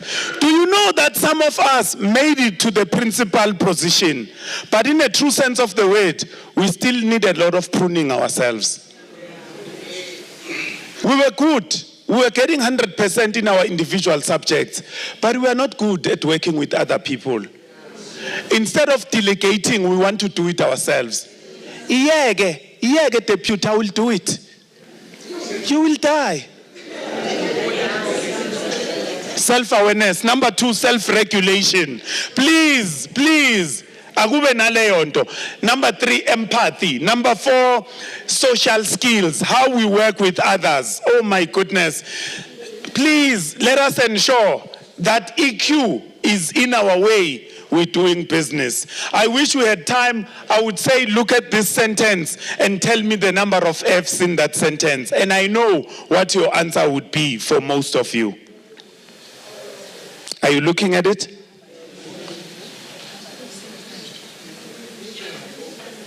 Are you looking?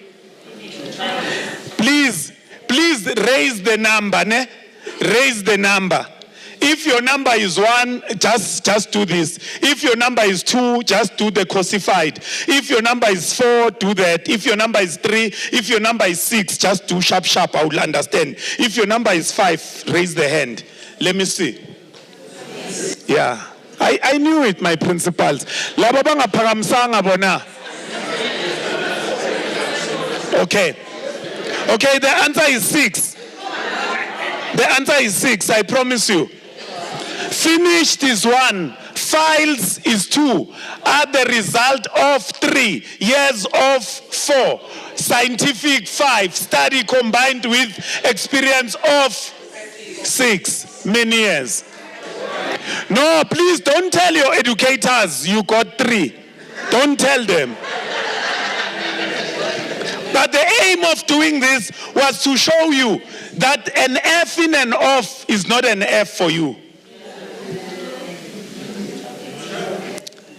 Ladies and gentlemen, leadership is a call we must heed. Leadership is a challenge we must face. Leadership is a choice we must make. Leadership is a change we must embrace. Leadership is the character we must develop. Leadership is the commitment we must make. But lastly, leadership is the cost we must pay. Pay the cost. Please.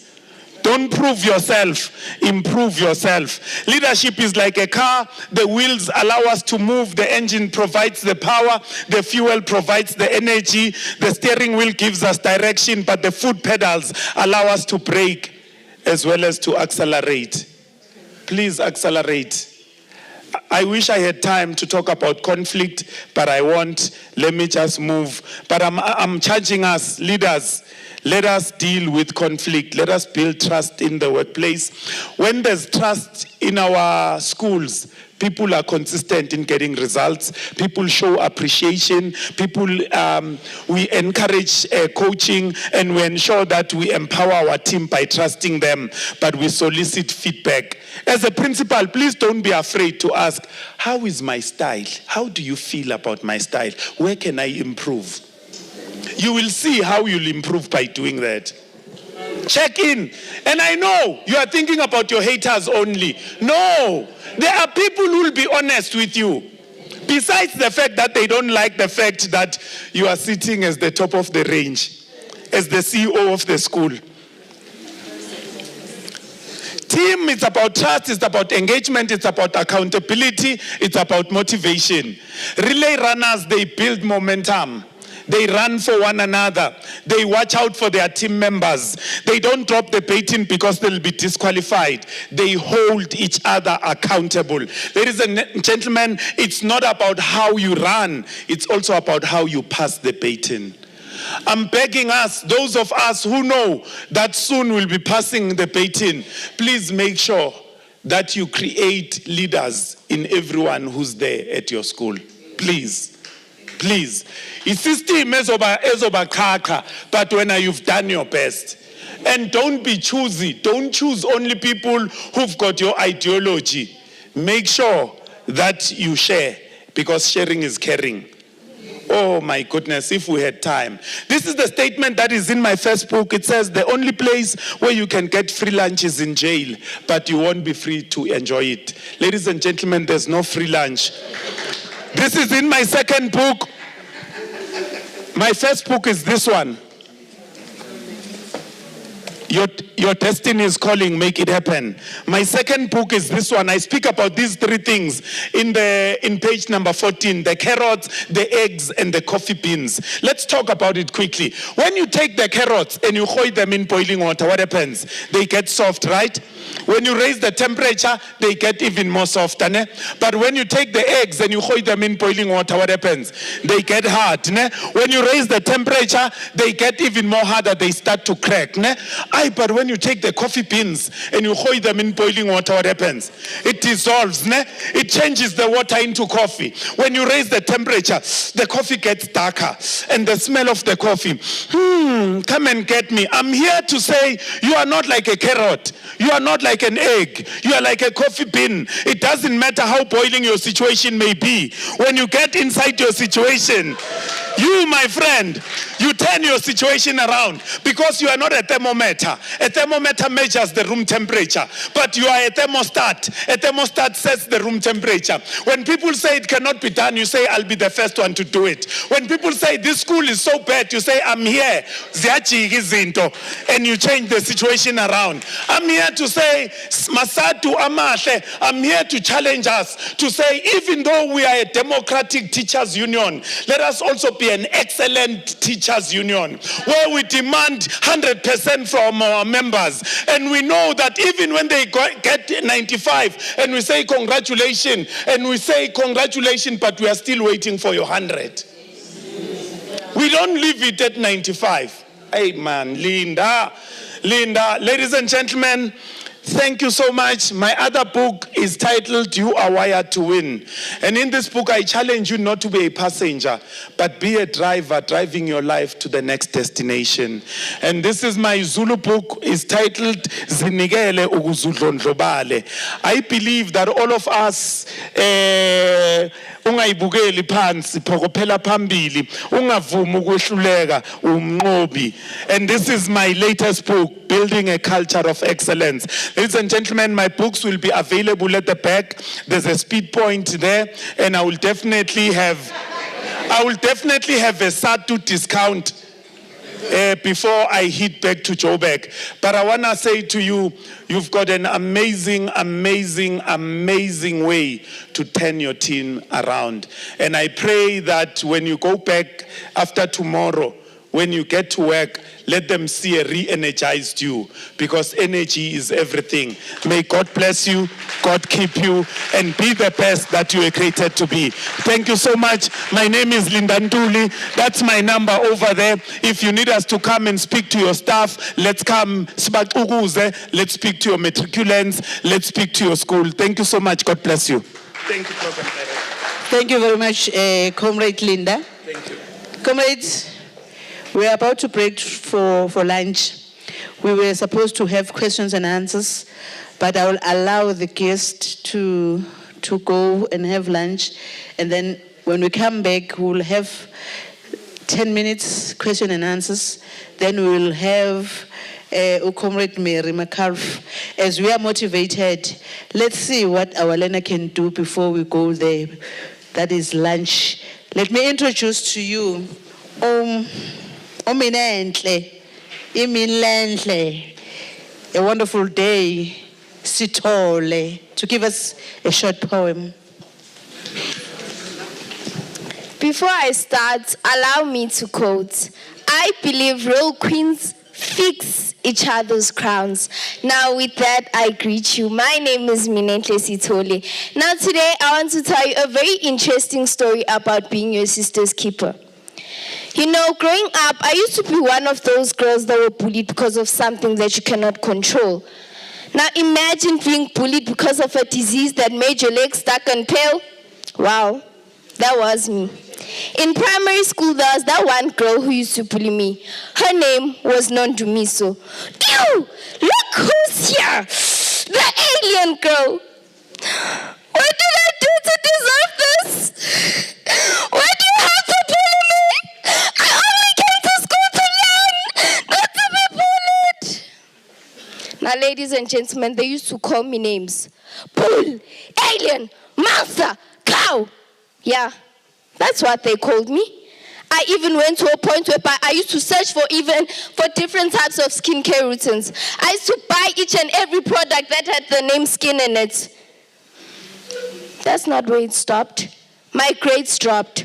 Now the little girl in me who had the dream of becoming a lawyer was now failing to even get a mere level 5 in her report card. Teachers were worried sick about me. Miss Martin even confronted me one day. Minnie, my love, why are you failing? You said that you wanted to become a lawyer. Now, how will you become a lawyer if you're failing, my love?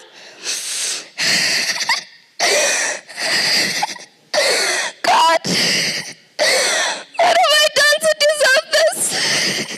Why is everybody teaching me this way? I do not want these legs. I want them chopped off. Now, that is where my sister came in. She told me that I might have a bullying story just like every other victim. But my story is different because it's filled with power and resilience. Ladies and gentlemen, my sister introduced me to pageantry. Now you see the girl that you see standing in front of you today is the Junior Miss Integrity for 2024. The girl that you see standing in front of you today is a Miss Word Driven Queen for 2024. The girl that you see standing in front of you today is a Miss Teen Emma Lahleni finalist for 2025. The girl that you see standing in front of you today is an owner of an organization. Now, ladies and gentlemen, when I started, I spoke about becoming your sister's keeper, being queens that fix each other's crowns. If my sister wasn't there for me, where would I be today? Probably I'd be in a coffin because nobody was there to motivate me. But because there was somebody who was rooting behind me, I am the star that I am. Now, ladies and gentlemen, ever since my sister became my keeper, I proudly stand before you today as everybody's keeper.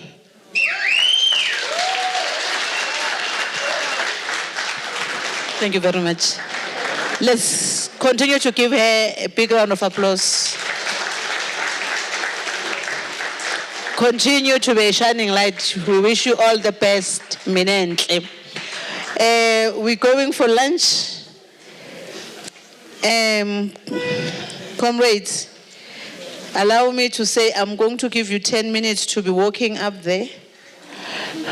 So it means you'll be walking very quickly like soldiers to go to the kitchen. And then let us eat maybe for 30 minutes. Now it is it is 2:15. Let us come back at 3 o'clock exactly so that we give the other speakers time. Bye-bye, colleagues, because the lady also must drive. So the presentation that happened in the morning plus this one, after we'll be asking them questions, including this.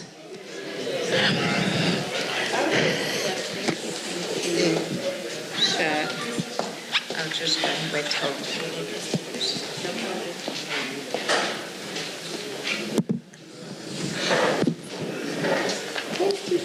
Thank you. Now, where's my secret? What do I need to do?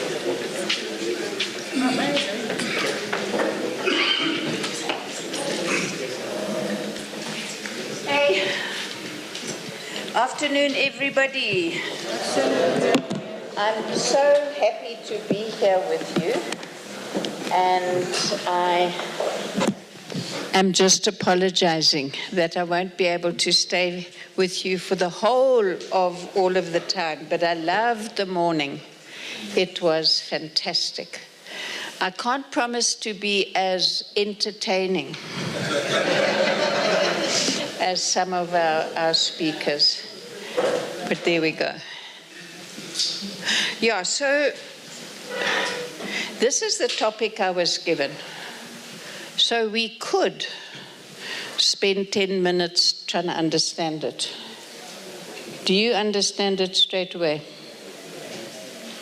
Because for me, I think what I wanted to do was to just make it so it's about the principle, the role of the principal, that they're custodian of professionalism, but autonomy is under attack and the concept of professionalism is under attack.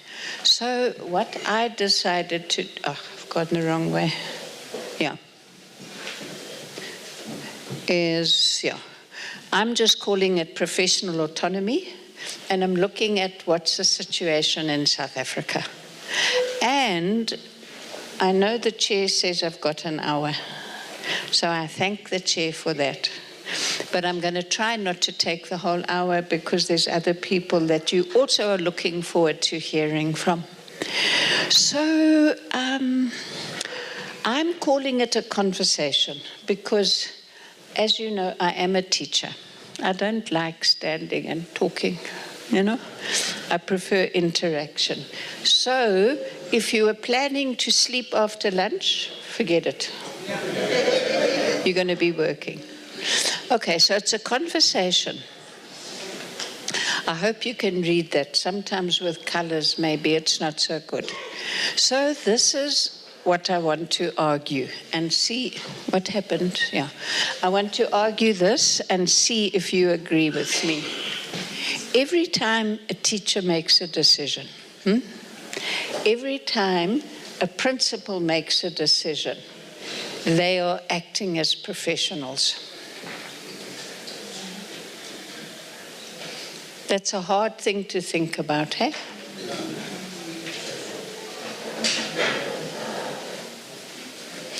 But keep that in your mind because that's what I'm arguing. As a principal, as a teacher, the decisions you make at school are professional decisions. I'm not sure, David, if you agree. Okay. That is what we're going to be looking at now in a little more detail. So I'm going to start off by just saying I want to do a provocation, get you thinking, get you educating me. Then I'm going to explain about where I'm coming from. And then I want us to do some group work because I'm a teacher, you know? And then, like, what are we going to do with this? What's going to be different tomorrow? So, I want you to think about the last time, because who's principals here? You all should be principals, hey, but it's more than principals. Put up your hand if you're a principal. Okay. Head of department. Yeah, okay. So, if you're not a head of department or a principal or a circuit manager, imagine now, I've just promoted you, okay? Congratulations. Congratulations. Right. So, think about the last month of the school term. Was there ever a moment where you said to a principal or to the HOD, no, you can't do that? Did it happen? Huh? Okay. Maybe I must ask you to raise your hands. Did anybody ever say to a teacher or to an HOD, no, I'm overruling you? Did you ever do that? Uh-huh. Okay, good. So that's a starting point. Think about that. And now, the question I want to ask you. Did you do it because you thought they were wrong and you were right? Or did you say you can't do that because the system, the policy, the structure says you can't? I can see you thinking. What do you think? Tell me. So when you overrule teachers, is it because there's policy that you're implementing, this thing and this? Oh, thank you. Thank you. Okay. Yeah. I think mostly it's because of the requirements of the system. It's the requirements. Yeah, yes. Not because the teacher was wrong. Other people have got different views, or shall we move on? Let's move on for time, but thank you for that. So, therefore, I'm not going to say discuss it with the person next door. You've got the point, eh? So we just saved 3 minutes, Chair.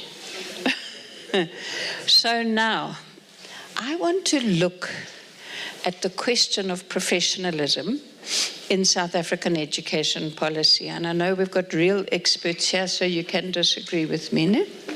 And of course, Anela is also an expert. You can disagree with me. So I'm arguing that policy says one thing and does another. You must make up your own mind. You might disagree. Half the people in the room might disagree with me. So let's go to the first thing. So what the policy says. So if you, thank you very much, Maseko, is that the NDP, teachers are trusted professionals. Great. Then we've got the SACE Code of Conduct, and it says teachers utilize and act in terms of professional judgment and ethical responsibility, which is also what your address was about this morning. And then in CAPS, therefore in the ATPs, it says that teachers must respond to learner diversity. That is in the policy. But let's look at my argument about what the policy actually does. CAPS and particularly the ATP. It's very prescribed. You must teach this on this day, this every week. Am I right? And is it hard to keep up? It's very hard to keep up.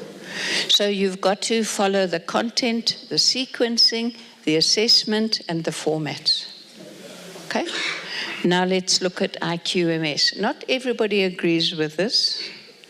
But there are some people who say that IQMS is less about development and much more about surveillance, watching. Then, are there any circuit managers here? No? Okay, no district directors here. Okay? So you are free to talk about your experience. Because often, I'm not saying always, often from districts, what you get is you must comply. You have to comply. That's my job, to make sure you comply.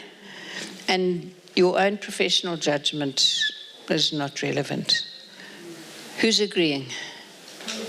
Or do you find that the district comes and it just says, let me hear what you think you'd like to be doing? Doesn't happen, eh? No. Thank you, Sissy. I can see you feel strongly on this one. So what the policy says and what the policy does are not the same. Okay, next thing. Now, I was interested in your response to the first question when I said, when a teacher acts, she's acting as a professional, because lots of you are thinking, wait a minute, she may be acting, but is it professional? That's what you thought, eh, Dave? So, if we want to use the word professional, there's like a definition, let me say that, okay? So for something or a person to be a professional, the first thing is they have to have specialized knowledge, okay? You can't be a nurse tomorrow. as much as you might want to be. You have to have specialized knowledge. What do we know about the current frameworks for specialized knowledge? There's pedagogical content knowledge, which means that you need to be able to explain and understand the content and be able to be a pedagogue and teach it. Not everyone can teach arithmetic in grade 1 and 2, ne? No, not everyone who's a mathematician can teach grade 9 maths. So you need to understand the structure of the curriculum, you need to understand children's learning, you need to understand your subject pedagogically. I'm sure there's many other things, but at least that's the first thing. You have to be prepared. You can't just stay at home, read a few books and say, I want to be a teacher. You have to get a qualification. And that preparation for teachers has changed over time from 2 years to 3 years. Now it's minimum 4 years. Ne? Yeah. So you can do a B.Ed, you can do a PGCE after a degree, but that is what makes you a professional. Specialized knowledge and the fact that you have been supervised in a professional setting, just like a doctor or a nurse or an architect, any of the professions, you have to be able to have preparation that's supervised. Then, and again, that's why I enjoyed your presentations this morning, is there's an ethical framework. There's an ethos to being a teacher in terms of your care for the learner, your respect for the profession in the community, which is what guides you even before we get to court. And then we've got the SACE code of conduct, which teachers adopted. And then the last one is irreducible. You cannot be a teacher without this. And you know what that is? Your judgment. So, no two classrooms are the same. You can't say this is the rule and it must be followed. Because the teacher has to use her specialized knowledge, extended preparation, her ethical framework to make a judgment about what's the right thing for the learner. You get that, eh? Okay. So, what all of that means is that an ethical framework assumes that you're exercising judgment. And that means what's implied within that is that you've got freedom to exercise your judgment. As a principal, you have to deal with challenges in your school. You have to use your judgment, your knowledge, your ethics to say, I believe this is the right thing for my school. That you all identify with. But then, if people take away your freedom to exercise your professional judgment, then how can you be responsible? So that I can see you're going to debate this with me for a long time. But if you're a professional, you exercise judgment, which is based on your knowledge and experience, at whatever level you are. And I want to make this point now because I'll pick up on it later. If you just came out of a UNISA B.Ed and you've done your teaching pracs and you're now a qualified teacher, when you are teaching that grade 4 classroom, you have knowledge and ethics in order to make a judgment. Okay, I'm using that purposefully because obviously a first-year teacher still needs to engage with other professionals in order to learn. So that is an important characteristic of the school. So if we go back to that first question I asked you, have you ever said to a teacher, you can't do this. And I want to apply these things to that. So if you've said to a teacher, and that's why your response I liked, if you've said to a teacher, you are in week 3 of the second term, the ATP says you must be doing this. You are doing that because policy dictates. But where in that conversation are you looking at the knowledge? You know, some of these young teachers come with really excellent education. We mustn't presume they don't. They've been through professional qualification, they've got ethics, they're making a judgment. So it's the whole thing about being, I don't know if Vusi's still here. Are you still here, Vus? My old colleague. Yeah, Vusi's a colleague. Vusi will remember we worked together in KZN. And there was a concept we used in our SMT training that I enjoyed, but I was surprised how much teachers enjoyed it. And that was, there's a difference between being in authority and an authority. If you are an authority, it's based on your knowledge. If you depend only on your authority, in authority, I'm the boss. It's not professional. It's got to be based on being an authority and continually learning. Okay, let me hurry. So now, let's look at the, if we're being a professional, what's the architecture of that in a bit more detail? So I've got 6 pieces of legislation. First one is the Constitution. How does the Constitution defend? Firstly, in the Constitution, we've got the concept of academic freedom, and we've got the idea of fair labor practice. Both of these apply here.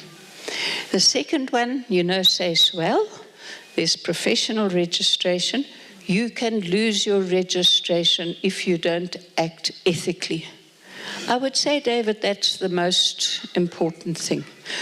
By the way, we've adopted a policy framework which says you can lose your registration if you don't do the right number of PTD points a year. And you know how much that is? It's about 60, isn't it? Or 40 or something. And how many teachers in South Africa meet that? Less than 50%. So I'm just being cheeky. Probably half of you could lose your professional registration tomorrow if you don't carry on continuing with your CPD. It's not happening, but it's a responsibility. The third one is Employment of Educators Act. And what the Employment of Educators Act does goes back to the Constitution. You cannot discipline without due process. And fundamentally, that is the right to be heard and to go through an opportunity to defend yourself. But the lawyers amongst us will say more. There's a due process. Now, what I like about this in terms of the concept of being a professional is that if you as a teacher have done something and are now being hauled before a disciplinary thing, you have an opportunity to defend your professional judgment. I don't know if I should say more. Does that make sense, or shall I think of an example? You got it? Okay, let me use something. I'll make up an example. This is, let's say, a teacher, to go back to your point or your point, I'm trying to remember who said it. If a teacher hits a child with a stick, she has the right to go through a due process and to explain her professional judgment. So maybe I'll be controversial here because I'm making it up as I go along. So if you call a teacher before a professional hearing because she hit a child, and the teacher said, I believe the Bible says you must hit children. I have people in my family who think that, but that's another story. So, where does I believe the Bible gives me a right to hit children fit in the professional framework? Is it in the experience and the training? Is there a body of knowledge that's accepted by it's not a professional answer. It's not a professional answer, but she's given the opportunity. I'm sorry if I used something too controversial. We've also got the ELRC. Now, the ELRC is your body, Education Labour Relations Council, belongs to the unions together with the employer. So we have to take that seriously because it's a space where we can protect our professionalism and our professional space. So all of these opportunities exist. And even school governing bodies, I would argue, depending how well they work, but it's your responsibility as principals, as union leaders, to make sure that the sort of top-down, in authority, compliance culture, that the school community, through the school governing body, understands what it is that you're doing. So they protect your professional judgments. You've explained them, they're defensible.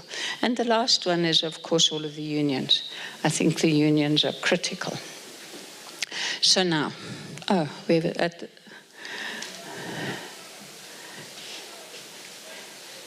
okay, there it is. So, let me explain what I mean by this. Is when you are told this is the policy for curriculum, this is the policy for assessment, that is policy. It's determined through a democratic process. We elect a government, okay? But you can say policy is flawed. The policy says this, therefore, I expect that from you as the minimum. That's what I mean by policy as flaw. CAP says this, I expect that from you as your leader as the minimum. The other one is policy as ceiling. And then a policy as ceiling is when a principal says, that's what the policy accepts. Do that. And don't do anything else, because that's what the policy says. So we have a responsibility as professionals to engage with policy as a minimum. Let's go beyond the policy in terms of my professional judgment of the needs of these children and the context, etc. So let me just go on now. This is a slide that I'm passionate about. So let's see. Come on. We've already said there's tensions. You experience the tensions. So I want to tell you 5 things that I believe, well, you would make me very happy if you did these 5 things. Maybe in 3 years I'll come back, visit, bump into you in the beautiful parts of this province, and you'll say to me, I'm doing it. But I'm not letting you leave today without making a commitment.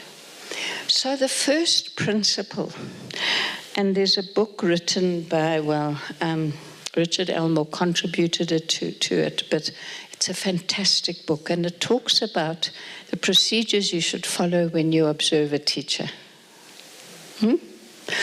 So I think you know what it's like. You were observed as teachers. People come, sit in the back of the classroom, and then they say, well, you were good, you were bad, you could have done better, you should have done this, you should have done that. That's what you're familiar with, ne?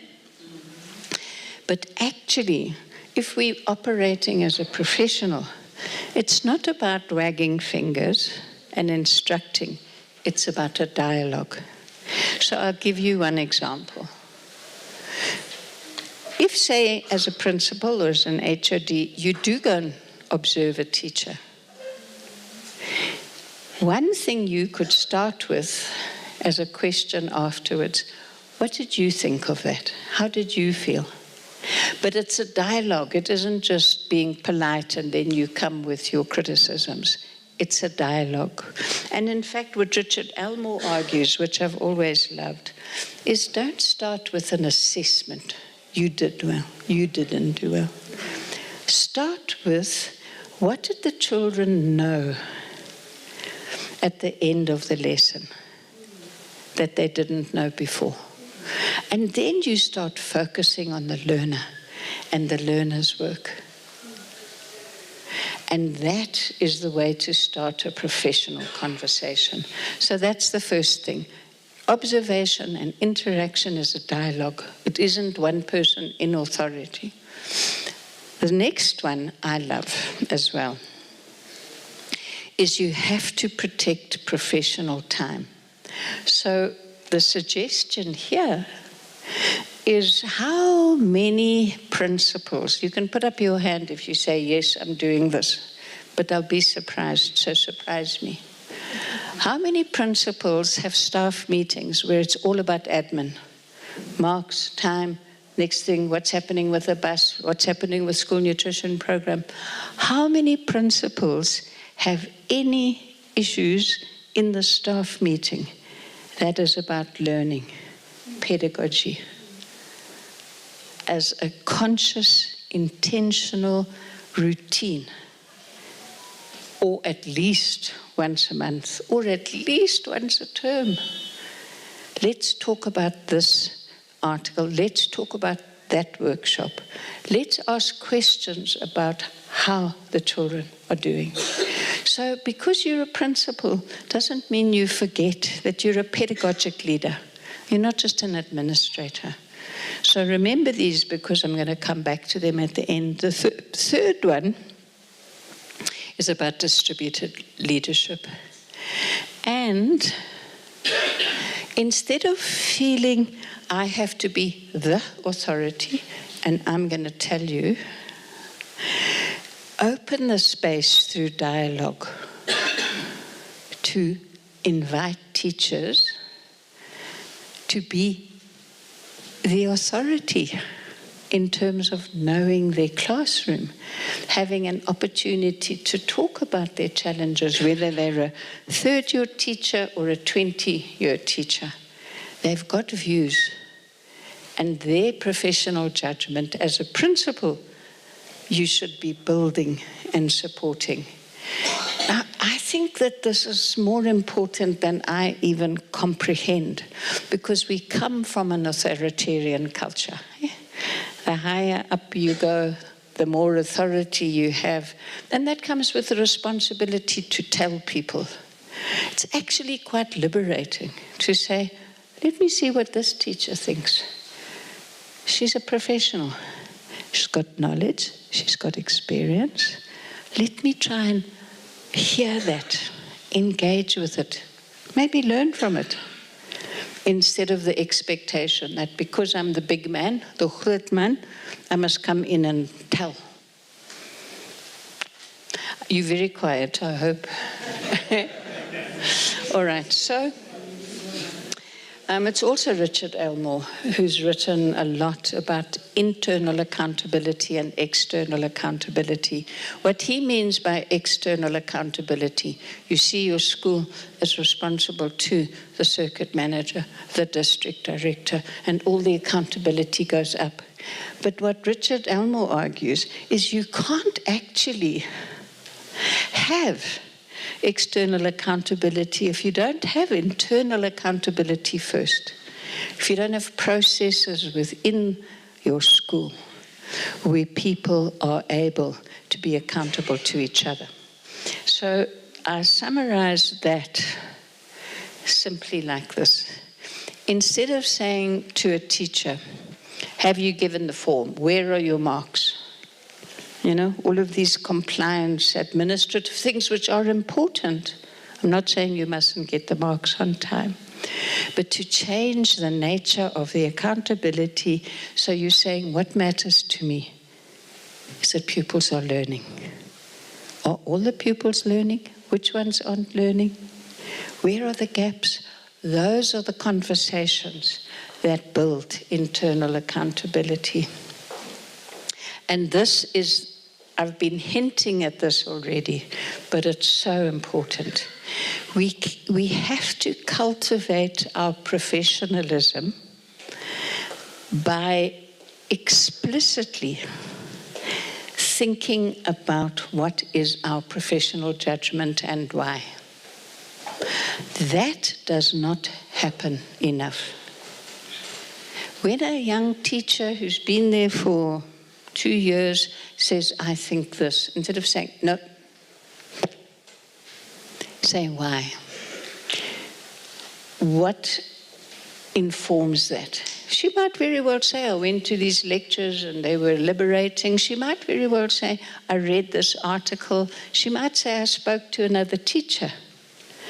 But all of those judgments have to be rooted in knowledge, not just, I felt like it. If a teacher just says, no, I don't know, when I got into the classroom, I saw they couldn't understand, so I decided to go and play in the yard. You have to then help her develop a more reasoned judgment that's informed by that knowledge and the qualities that make her a teacher. Otherwise, you may as well have a childminder in the class, no? But you've got a professional teacher, and you're going to build that profession. So always in the professional conversations with teachers, with heads of departments, try and make sure that people are able to articulate their judgment as professional teachers, not just somebody who likes children and happened to land up in a classroom. So now, this is, I'm going to make you do this, even if it's very noisy, sissy. I want you to talk in groups, so you can just organize yourselves. I think here I've said 10 minutes, 15 minutes or something, 20 minutes. I won't give you 20 minutes, okay? But if it's okay with our chair, let's try and do 10 to 15 minutes. Now, all of you are now principals. I promoted those of you who aren't. You're all principals. You're a principal of a high school. There's a grade 9 teacher. You know, grade 9, so critical, eh? Before you go into 10, 11, and 12. And she is taking longer than is allowed in the ATP to work on some notions around fractions, okay? So she's taking too much time. She's supposed to be moving on to another topic. Don't worry if I've got the topics wrong. So if there's a clever maths person here, don't put up your hand and say, grade 9, we don't do that. Just go with the flow. Okay? Now, the district is going to be moderating the grade 9 learners in 6 weeks' time. You want your school to do well. They're going to be looking at the performance. But she shows you her marks. And only 60% of the learners are managing fractions. Should she move on or not? This is a problem to you, no? So what I want you to discuss, is this a professional decision or a compliance decision? Secondly, play in your mind with the two options. If you say no, you have to move on. What is the message you're sending that teacher? If you say, take your time, what's the message you're sending then? Third thing, is it different in different schools, in different socioeconomic contexts? Only if you think it's relevant, discuss that. And then, whichever one you decide on, proceeding or going slowly, I want to know when we get back. That's probably the only thing that I'm going to ask you to report back on, is tell us what you're going to say to your circuit manager when he's... Your ATP is not up to date. When the subject advisor comes, what will you say as the principal? You understand the task. It's not a difficult task, it's what you do all the time. So I'm looking at my watch, and my watch says it's nearly 3:45. Can I pull you back at 3:55? And just talk to each other where you are. Okay? Thank you.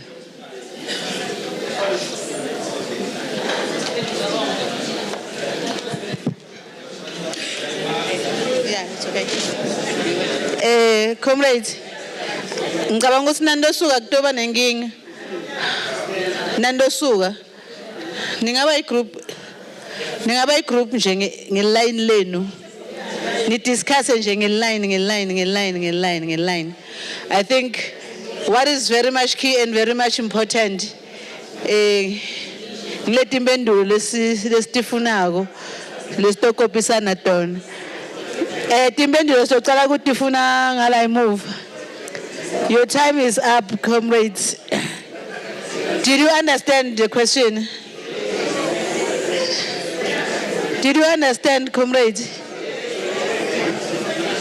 Ma'am, can you quickly repeat the question for them? Others they say yes, others they say no. What is expected of them to do? You're a good teacher.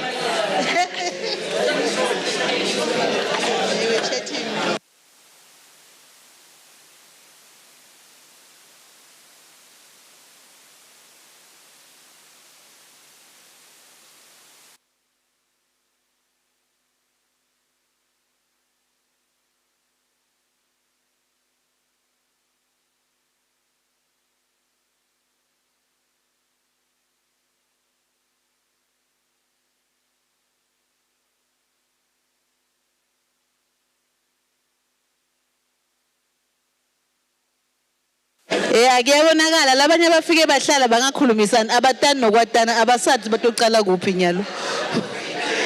Qalani ngokubingelelana nitshela emagama enu.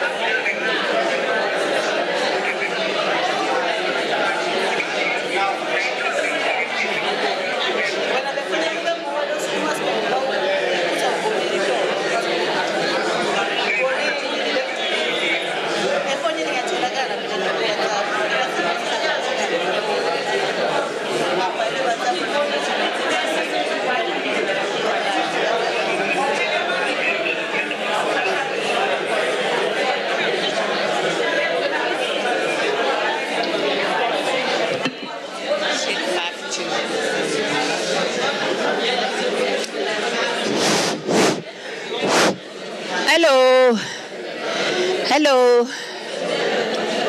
Okay, I want to get some feedback. Did anyone decide that the teacher must move on because the tests are coming? Nobody? Okay. There was somebody running around with a mic just now. Where's that nice man? Otherwise, do you mind? I think I can speak. Yeah, you're a principal. Okay, go for it. Maybe stand up and talk like it's assembly.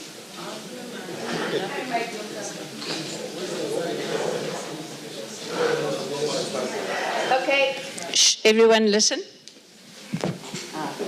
Here comes it.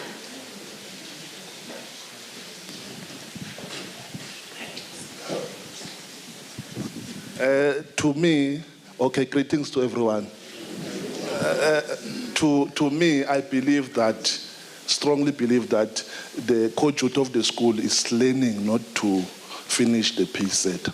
But here, when I read her assessment data shows, it means the teacher already taught. Then learners have not performed very well. Then the teacher need to do remedial work, which you'll do with extra time. But the teacher must continue with the pace setter because fractions help the learners to do algebra. So what's your name? Isaac. Isaac. So Isaac's saying the teacher's already taught it. Some learners are doing poorly. She must find time outside the classroom to catch them up, but she must carry on. That's what you're saying, hey? Or what? Did I not get it? I'm trying to say for the teacher to be able to meet the pace setter or the ATP. Of course, she cannot just proceed with the algebra because learners to move on with algebra need to understand the previous topic. So she needs to find the balance. If she teaches during the day, then she must have an extra time to catch up. Okay, I'm going to sneeze. Excuse me. So the teacher must, I hear you saying she must replan, she must plan to catch up, she must find some extra time. But why should she try and meet the ATP? Are you ready with an answer for that? Yeah, okay, go for it. Because we are writing common text. But even though I understand that as a school we are able to, when we do content coverage, we are able to say our learners did not finish the whole of the work. So we are only going to assess them on the work that they've done. Okay, there must be different views. What about that group right at the back? You seem to be very organized. Here comes the mic.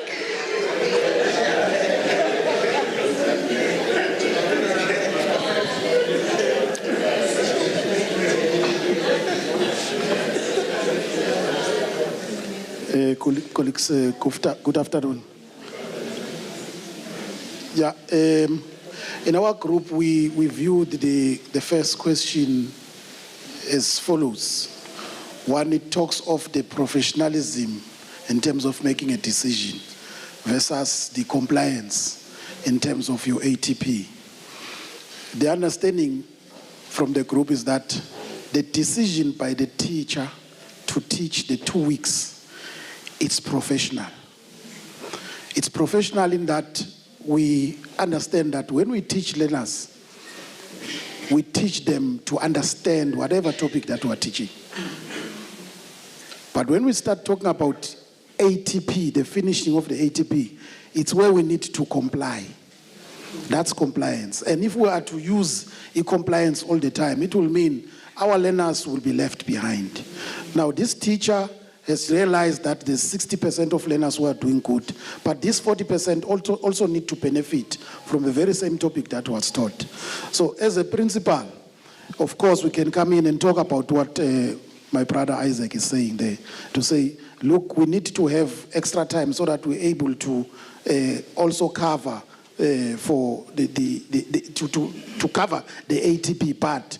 The essence is we should be able to distinguish between the professionalism and the compliance sake. Thanks. Great.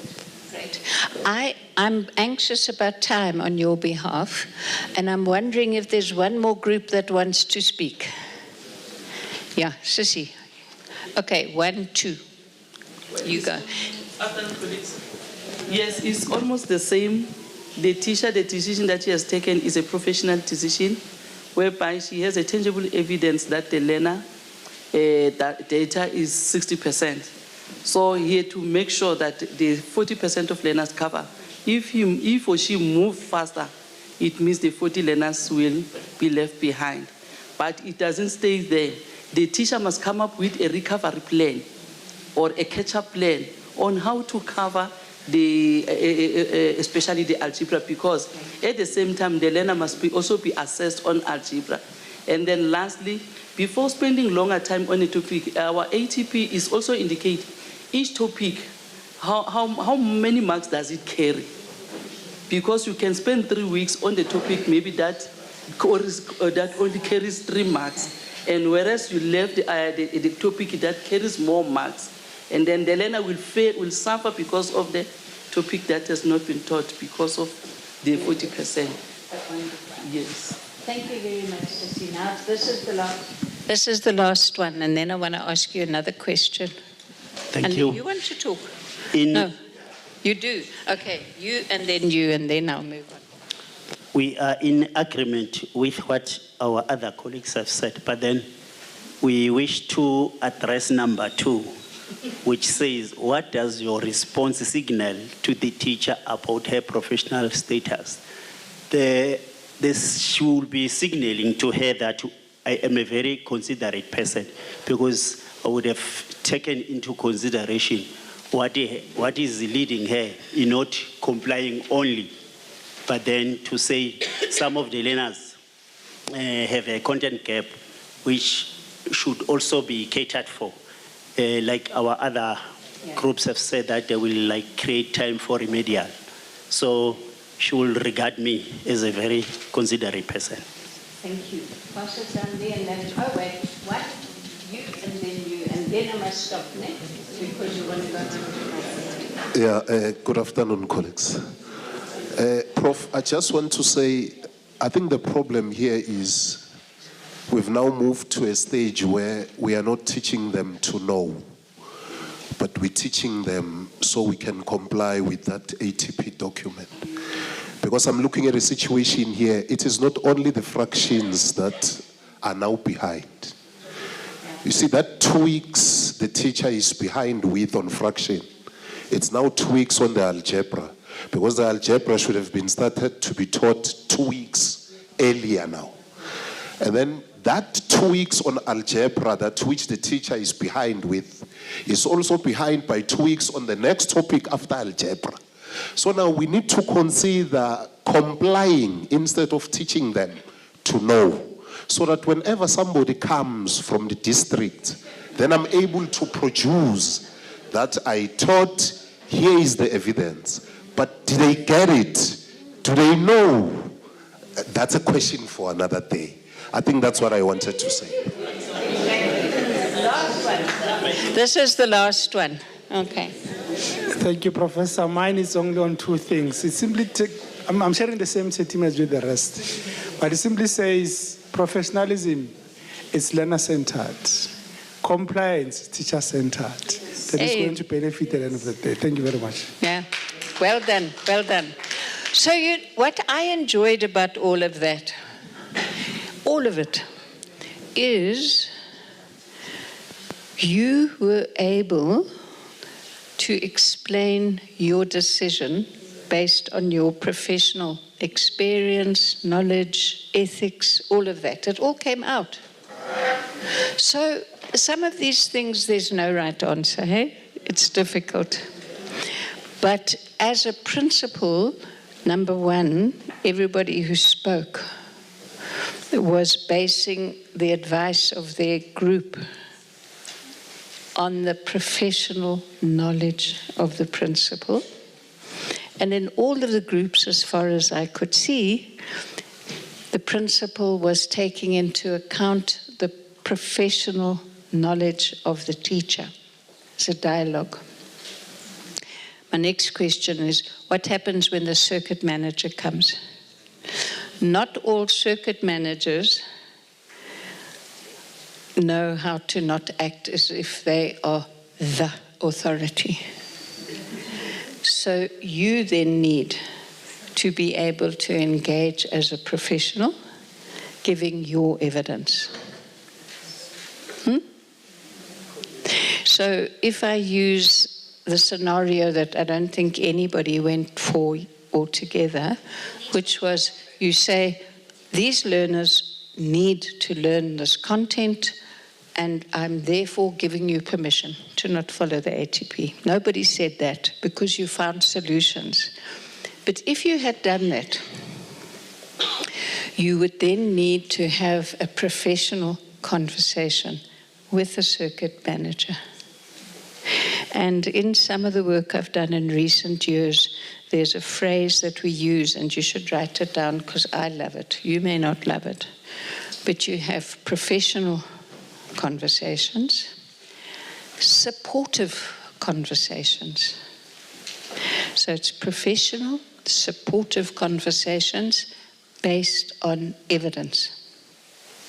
So the teacher went to the trouble of bringing you her evidence. If you were persuaded and you were the one that said the teacher's got the data, if you were persuaded by the teacher in her judgment, we need to give the kids more time, you would need to be ready to engage the circuit manager in a professional, supportive conversation based on evidence. And if you were confident enough, you might even show them some of the errors. Look at these errors and fractions. That's pure arithmetic. If these kids don't grasp it, they're not going to understand anything next year or the year after. So that's your professional knowledge. I'm glad you enjoyed the exercise, which I can see that you did. So I'm being a bit cheeky here and saying the system as a whole hasn't built this architecture, but every principal in the room can build it in their school. You can. So the first thing is you must have high expectations. It's one of the principles of improving education. You go to school believing that the learners are capable and can do it. You must have high expectations. And with that is you've got to focus being a principal. Obviously, everything in the school must work. The toilets must work, the security must work, the finances must work. But why? For learning. Learning is the center of your professional concern. So, learner matters, outcome matters. Here comes the support. You can build genuine support in your school. You don't have to be overwhelmed with administration where you're not having supportive conversations with teachers. How can I help you? And then real authority. You have to be able to respect the teacher enough to say, give me your reasons, let me hear, show me your evidence, but your judgment matters. That's hard, hey? Because you still want to be the principal, understandably. So that scenario, that architecture is trust-based. I'm going to help you grow as a professional. That means I want your reasons, I want it explained, I want your evidence, but it's based on trust. And the alternative, which I don't want you to do, is compliance-based accountability. Tick, tick, tick, you've done it. Tick, tick, tick, you've done it. What that breeds is actually dishonesty as well. Because a teacher who cares is going to dodge you. So, Do we want trust-based accountability or compliance-based accountability? And what we want is professional growth, because that's what makes us professionals. So all those questions I was given in the beginning, okay, all the questions I was given in the beginning about it's under threat and all of that, your job is to grow professionalism in your school, trust-based professionalism. So there are real problems. Let's accept. That was a difficult example, but there's also, you don't always have time. You don't always have resources. Your professional responsibility is to adapt to that and do your best for the professional growth and autonomy of each of your teachers.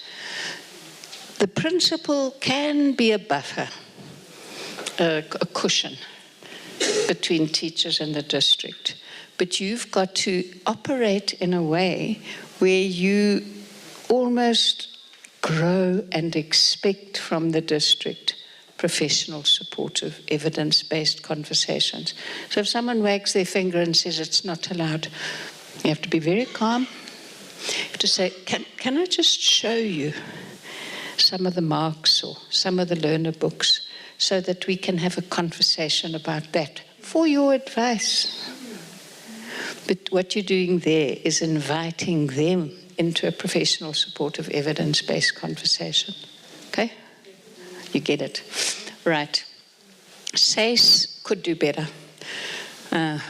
We know that. And then we also know that CAPS is very full.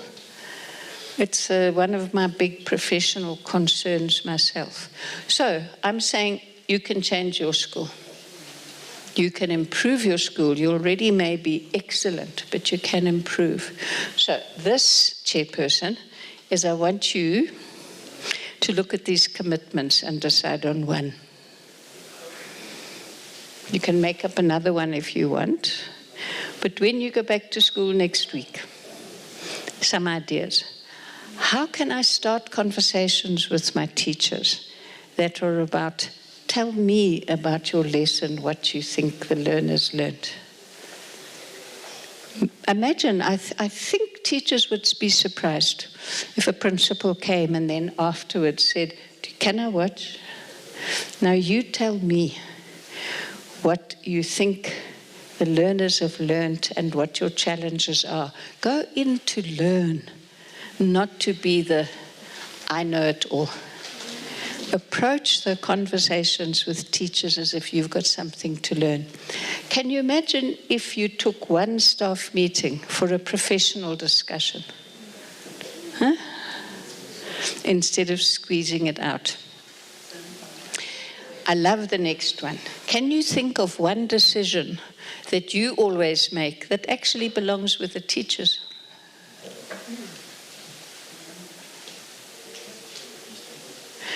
That's something to think about. Then have a professional, supportive conversation that is honest and based on evidence about what policy does require and where you have professional judgment. So, do any of these interest you as your own experiment to go away with? I'm not going to ask you to declare I'm going to do this, that, or the next thing. But I see some people are thinking about it. It's interesting when you talk because you can see some people. And then you see some people that are bright-eyed and bushy-tailed. So, Chairperson, I'm actually finished. I think the language that we have in SACE, in ELRC, is real. We struggled to achieve that. Okay? Now you must claim it. You have to be willing to use it. You have to be willing to, within your school, inculcate a real professionalism, and you've got to do your best if the district tends to be compliance and authority to engage the district based on that professionalism. Okay? Then I thank you. I don't know if you want questions.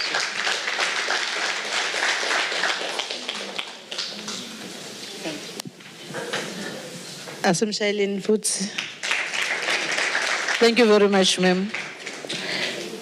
Yeah, we were in a classroom, like serious. Ngibabonile labangakabhali homework la. Bangathi ngibakhombe ngabakhomba. Those who did not write the homework that you gave, I saw them. As ngisale na two presentation, ngisale nabo ma ZZ la. But the first one will be Comrade Zanele Mthembu from DBE, coming with strategies to enhance performance at schools. As she's coming to present, let us upload the comrade. Before, was I'm connected, at the time was I'm connected, and still my questions, all my presenters lawa asexen, because nabanye babo we want to excuse them. Ngithe abahlalela stokhona kubabuta kahle, but it's fine where they are. Are you ready with the questions? And I've already given the apology to the chair, but I'm not going to be able to stay. I loved being here, but I've got a meeting tonight. And I want to thank the principal for your wonderful school. Let's applaud the principal for the wonderful school. Comrades, are you ready to ask questions? Gule labor presentation, and the presentation, Leanyalo. I'll see when you ask the question, you must introduce yourself and then your question ubutabani, so that we can write down the questions. So now my questions, comrade. Do we have questions? As now. Let's give a big round of applause for the presenters. Yo, they did a great job. Please, let's welcome the lady from DBE, Uzanele Mthembu, comrade. Siyashaya tanda ngithi.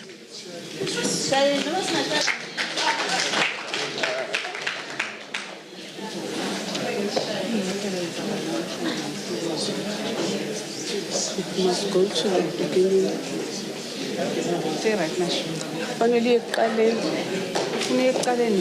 Yeah, this is slide number 6. It go to slide number 1. For in case I was really ash. Wages. Yeah. Huh? Is this the first slide? Yes. Sorry. Where do I move this thing? Slide 1. 2 seconds. Let's upload our presenters as they leave. Thank you very much, comrades. You did a great job.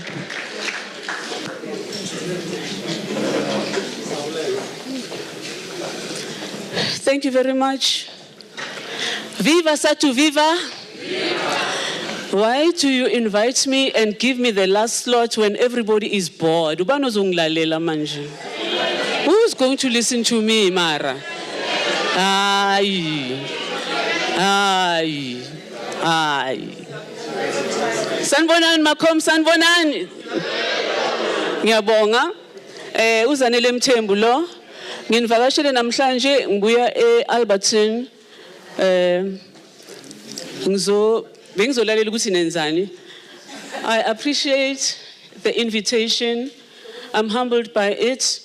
I have learned a lot from Mpumalanga, and I'm going to take the learning that I got back to where I come from, because wherever I go, I learn. Let me just check.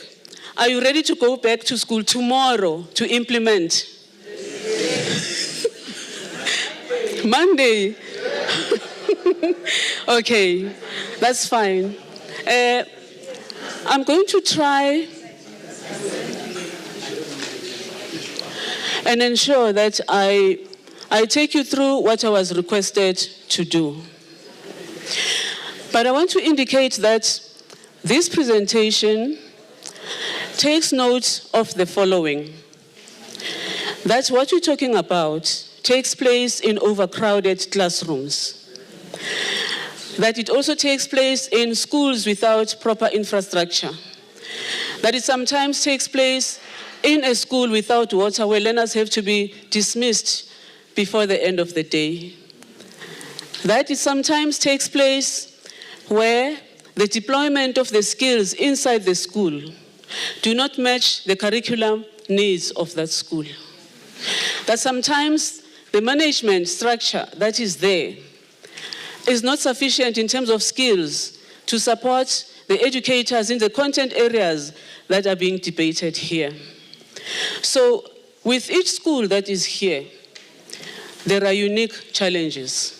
So whatever I'm going to be talking about, you will reflect on your own institution and you look at what is it that you can take, because there is never a one-size-fits-all. So what works for you, you will adopt. What doesn't work, do not worry. What bothers you, you're welcome to write a WhatsApp to me. I will engage with you privately because there isn't time to do that here now. Strategies to enhance learner performance. I want to say this. As principals, there are these key processes and structures that are meant to support you. And the first one is the school management team. And there is this layer or level that has been spoken about throughout this day, the layer of deputy principals. Let me just check, are there any deputy principals here? Yes. Bakhona, uyi-1, bayi-2, bayi-3, 4. There are about 5, 6. It's always good to check, but let me check. I may have assumed that there are principals here and only to find that kunama level 1 teachers. Are there any principals here? Are there? Ngicela ukubona nguThomas mina. I am Thomas. Bakhona uprincipal ngapha. Bakhonyana ngapha. So I assume the others are departmental heads. Am I right? Those who did not raise their hands, you are not a deputy, you are not a principal. What are you? Something in between. What I'm doing is to conduct a simple baseline of how my class, this class, is being responsive to me. So when I go back, I'm going to be saying there were a few principals, there were about 7 deputies, and then there were other. Because as a principal, you must always conduct a baseline to understand where your school is at. So I used a silly one, but I'm sure you use the proper one. Because at the beginning of every term, you need to receive from your deputies, coming from departmental heads, coming from educators, a baseline report, which indicates to you, as per the number of classes that are there, the number of subjects that are there, what is actually happening. Without that baseline assessment and the outcome thereof, whatever would be done in the classroom may be a hit or a miss. So let me just check. You do have reports on the baseline assessments from term 1? Wonderful. I love you guys. You've got them. If you don't have it, please request it from your deputy. The deputy will request from the departmental head. Departmental head will request from the educator. Why I'm saying this is because I'm mindful of the fact that whatever you do on a day-to-day basis does not happen in a vacuum. It follows a line function. Do you still remember the line function? Yes. So whatever you take back to your schools, please be mindful of the fact that you cannot skip levels and go to me in 12A to demand things because I don't report to you. Am I making sense? I'm an educator. I report to the departmental head. That is why the departmental head convenes what is called subject committee meetings. Am I correct, colleagues? Am I also correct to say you do have those committees sitting in your schools religiously as per the schedule of the school? I don't doubt you. I'm just smiling. If you have been blindsided into forgetting that structure. Please remember, it's a very important structure. But I want to also assume that you do have these special meetings which you hold with your school management team, where you don't talk about the finances and who hates what, but they report to you about the performance of each subject. You do have those meetings. Those are very, very critical, because for you to be able to satisfy everybody who stood on this platform today, you need to have those structures in place. But having a structure in place and not having it functional defeats the purpose. But also, I'm assuming that at your schools, you've got this very important structure called the school-based support team. Am I right? And it's very functional. It's okay. It's okay. It is functional. I didn't come here to bash, ne? I came here to make us aware that we need to activate and utilize every support structure that is there in our school. So your school-based support teams, this is one of the challenges that happen.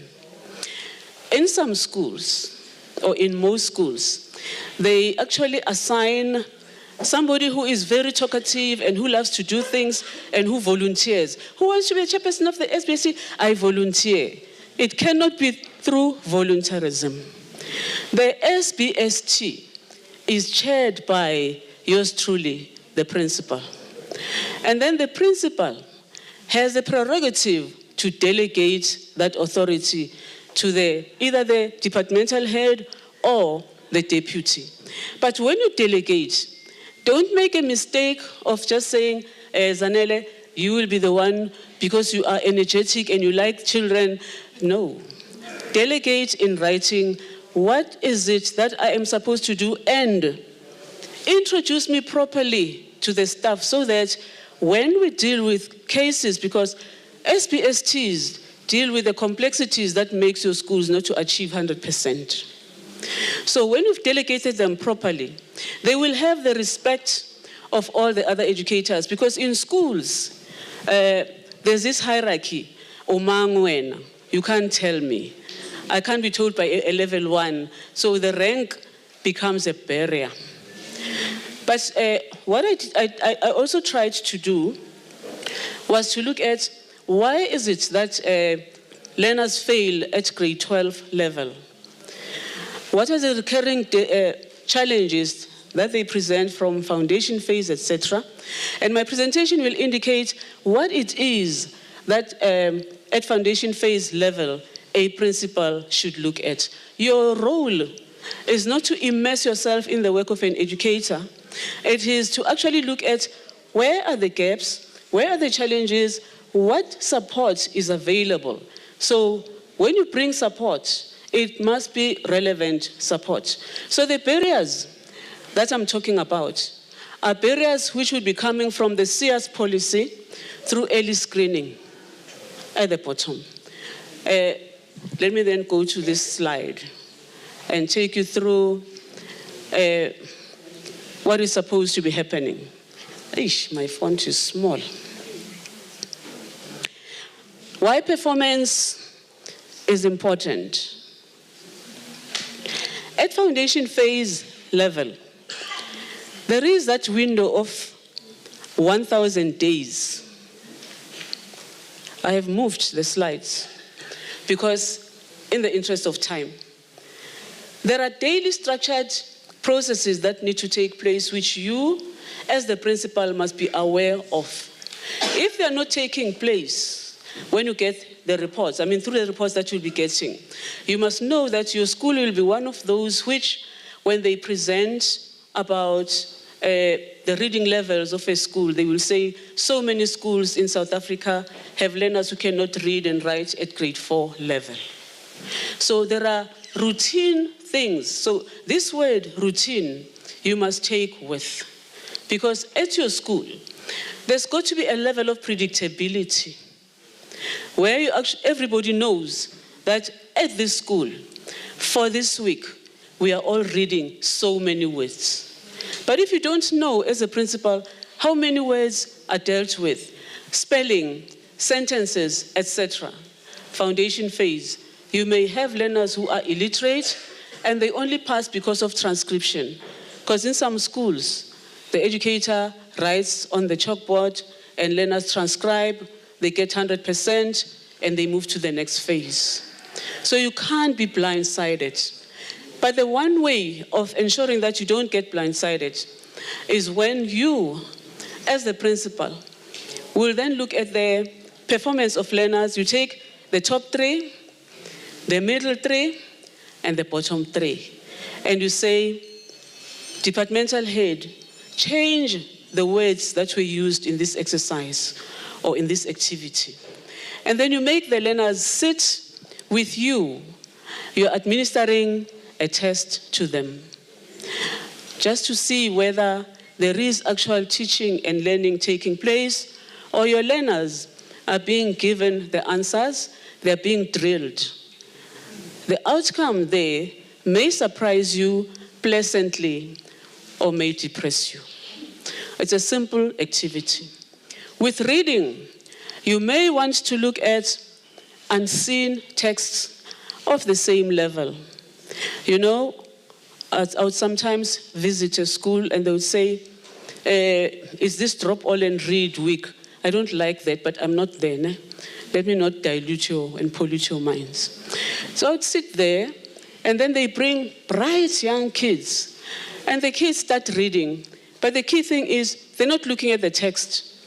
They're looking elsewhere because they have memorized the text. So the skills that are needed at foundation phase level are skills which make learners to love reading.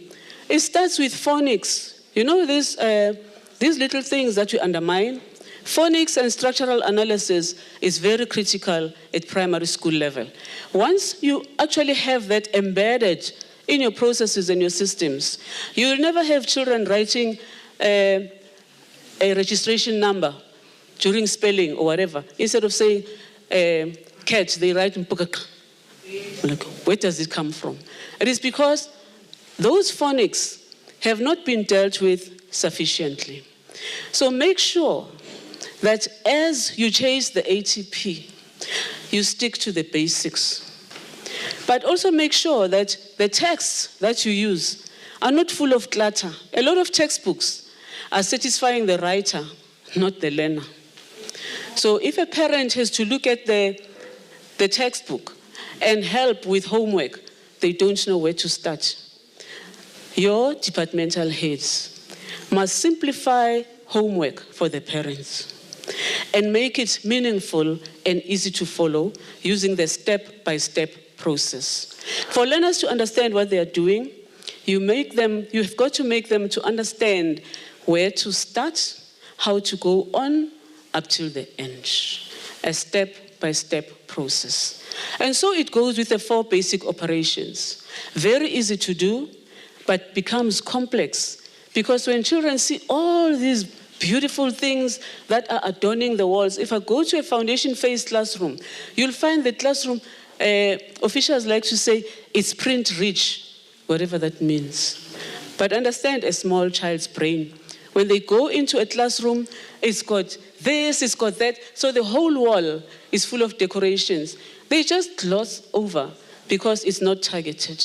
Make sure that what is on the walls is what is relevant for that week, so that learners are not confused. Am I making sense? I don't know. Because I'm not a foundation phase educator, but I have worked with them. But I've also worked with learners who are having barriers. So when you say at foundation phase learners, your learners are having barriers, and you fight with the district, and you say the district must not progress them. You don't like progression, Akir. It's annoying, Angit. You actually say these ones must be retained. The district comes and says, you will progress them because of age. And then you get frustrated, you get angry, your teachers get angry at you, etc. What has got to happen is, through the school-based support team, they're supposed to say, Zanele cannot write or read because she sits at the far end of the classroom, but she cannot see. So you need to have these mobile clinics come to your schools to do eye tests. That may solve your problem. But you need them to also test how your learners hear. You could find that a lot of them just look at you, they can't hear. It's not that they have a problem. Their problem is physical. But through your SBSTs, you need to actually also understand how many of these children are orphans, and often will respond differently to learning than a child who's got both parents. That is a fact. But you need to also understand, and I'm glad that there is now school nutrition, scholar transport, free books, etc. Why are learners performing worse than before when they've got all these supporting resources which are supposed to make the work of the learner and the educator much easier? So the basics are laid in the foundation phase. When your children at that level are admitted, during the admissions process, they bring this card that comes from the clinic, am I right? That card is reaching 0 to 12. It means from age 0 until they turn 12, they still belong to the Department of Health.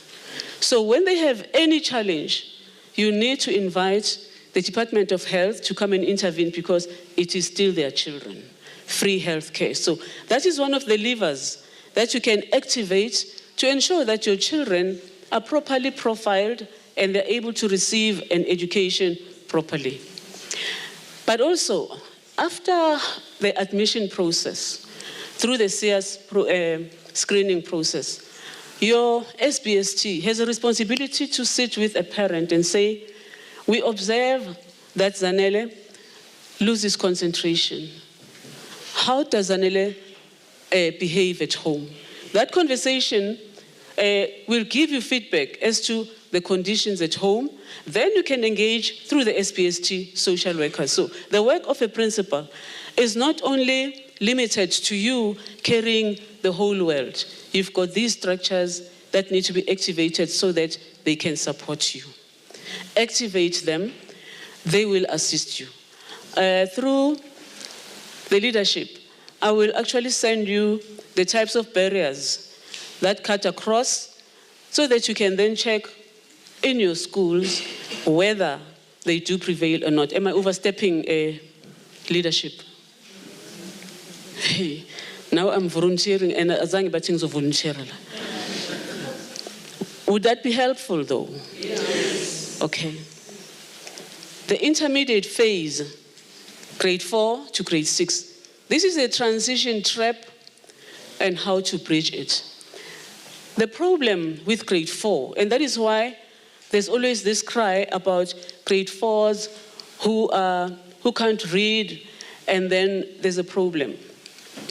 At foundation phase level, educators treat these kids like babies. They say, babies. There is no babying in school. They can't baby these children. They need to make them understand that this is big school. It's different from the crèche or whatever where they were attending. Now it's learning because you're laying the foundation properly. So by the time they get to grade 4, they're still used to the umbilical cord because they are babied, and the teachers, you'll find in the grade 1, 2, 3 classes, the heater is warm. I'm not saying don't buy them heaters, do so. It's very cold in South Africa. Buy the heaters. But the heaters are not meant to cushion them against learning. So when they get to grade 4, it is when they start understanding that I no longer have that one educator that I used to hug every day. The love is gone. I now have different educators, including Abose. So they encounter males for the first time. Have a week of orientation in the last term of grade 3, where you orientate these children that they're going to go into a different phase. So what we often lack is preparation in terms of transitioning either educators or learners. So we assume that these children are very excited. They're going to the next grade. Hey, not a grave, hey, sorry. Going to the next grade. But they are bewildered because it's a new environment. They may be in the same school, but they are scared. So manage the fears and anxieties of your grade 4 learners. Ease them into that space, but also have discussions with their parents as well. So this is where this language across the school or the curriculum starts. Every content educator becomes a language educator. Do you agree with me? You may not agree. However, if in the language classroom, they're dealing with spelling, in the natural sciences classroom, they must also get spelling so that they know how to write water. They know how to write photosynthesis, because the language of science will not change to accommodate their age. Am I right? So because we don't deal with the spelling and the meaning and deal with the glossary, there are simple things that make teaching and learning fun. At the end of each textbook, I don't know if it still happens, there's a glossary of terms. That glossary is there not to decorate, but it is glossary to show you the weight of the words that they must know when they exit that grade. So if you look at the glossary by subject, you will then, during those meetings of educators in the subject committees, you then say, when you deal with spelling, please add these words because you're working as a team. So I just want, your educators work as a team, not so. Yeah, it's good. In Mpumalanga, they should be. The name is good. But if they're not, it will pay you to start encouraging them to include geography terminology, earth. How do they write that?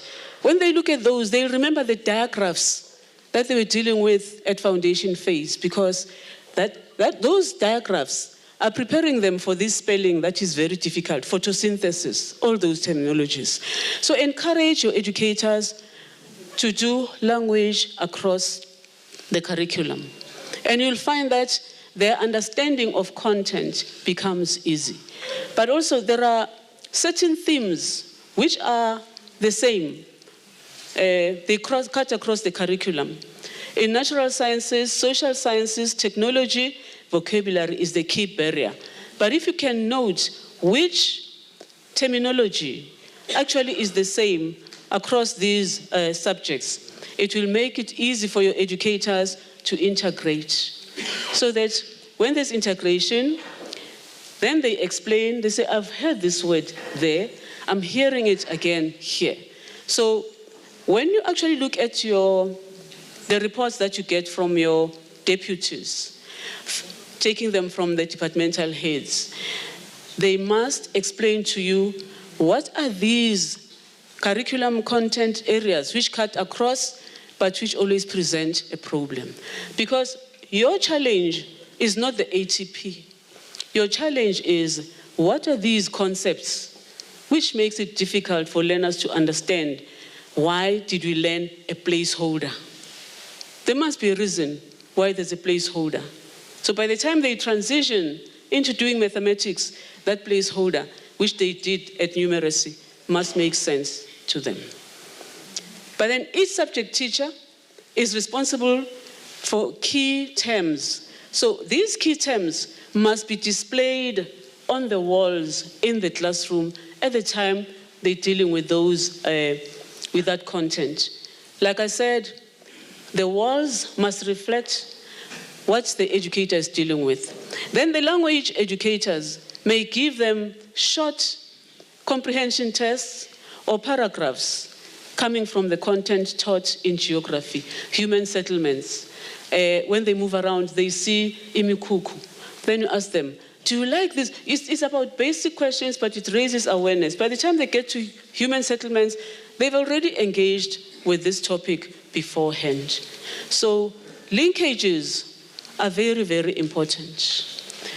Project-based learning to integrate subjects, e.g. water cycle and measurement. Measurement will always be measurement, etc. I was working with learners from certain schools which were underperforming last year. They were unable to calculate perimeter in mathematical literacy. Learners can't fail mathematical literacy because more or less everything they have done or they're doing daily has got mathematical literacy.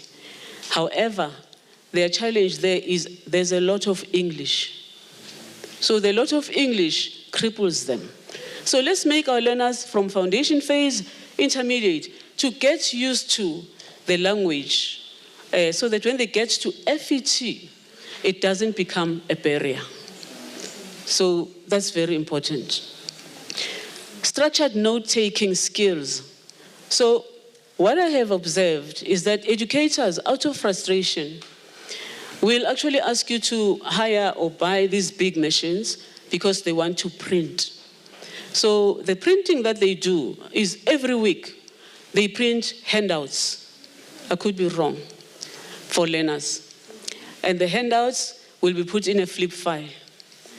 They gloss over it, but then as soon as those handouts are in the flip file, learners forget about them. So they don't learn a skill out of that. Instead of just giving them those handouts and asking them to memorize what is a verb is a naming word. Rather, let them have note-taking skills where they write a sentence with a verb because you've given them an explanation and how. Okay, not you, anyway. Yeah, no, this is a different level, but you understand what I'm saying. Yeah. But they must also know how to look at headings and the usefulness of headings. If they can use at headings and subheadings, they'll be able to summarize. But then the skill of summarizing cuts across. So from foundation phase through intermediate, through senior phase, there are skills which are portable that they must internalize because those skills are going to help them as they move to the FET phase and pass very, very well. Grade 9 is the FET gateway, and it holds structured subject information sessions for learners and parents in term 2. So in grade 9, let me talk about this first. There are these subjects which are always disadvantaged. It is physical sciences, it is accounting, it is geography. Educators employed in schools, an advert will say we want an EMS educator. And the EMS educator will present business studies and economics. They will not have accounting. And then they are appointed. It doesn't happen in your schools, ne? It does sometimes, ne? Not always, not deliberately, ne? But that is going to cripple your school. Then the adverts will say, we want a social sciences educator, and then they talk about history, I don't know what else, ne? And then it's geography. And then I also see on Facebook, people saying, at this school they want history and geography or whatever, and I only have history, I don't have geography. I'm applying, will they take me? And then they come back and boast that they were taken without the geography. You're killing your school. Be strict with the curriculum basket that you have at your school. The skills that must be there must be relevant to the curriculum that you offer. Otherwise, you'll always go to accounting sessions because geography is underperforming. Physical sciences is underperforming because natural sciences, they look at life sciences and I don't know what else. So these ones that are the backbone of education are always not done properly. Unfortunately, Professor has left because coming from a university, they're the ones who are supposed to move away from providing diplomas and qualifications which have a disjuncture, knowingly that schools need this skill, but they still train economics and business studies without accounting. And so it goes with maths and mathematical literacy. You find a school providing accounting with maths lit, physical sciences with maths lit, and when the child passes very, very well, they cannot access the field that they want to access. So the basics from grade 9, where the subject choices are made, it must be a very intense discussion between a parent and yourselves, because you need to inform parents that once a learner has opted because of guidance, okay, let me say this. Your schools are visited by these people who are called subject advisors, not so. They also have visits from psychologists from the district, social workers, and all the professional people with all the skills that I don't have. Yeah? Okay. Let me say this to you as principals. Any person appointed at a district office, a circuit or a region or a cluster is appointed to serve you. The challenges I'm talking about here, there are subject advisors for the subjects I'm talking about. Ask them to capacitate your educators who are lacking in those fields that I spoke about, cross-cutting challenges. When you ask them to assist, I'm not expecting that there will be a gathering like this, and it is called professional learning group, and then one of you stands here and does a workshop. I'm expecting that an official who gets paid to do that job will be standing here and saying, for this content gap, these are the steps you must follow. Your learners get stuck here because of this challenge. That is troubleshooting. So your support from officers must be that of troubleshooting. Then you are getting the relevant support. But to burden a teacher from next door to come and, preparation, I'm preparing, but let me not poison you. Let me move on.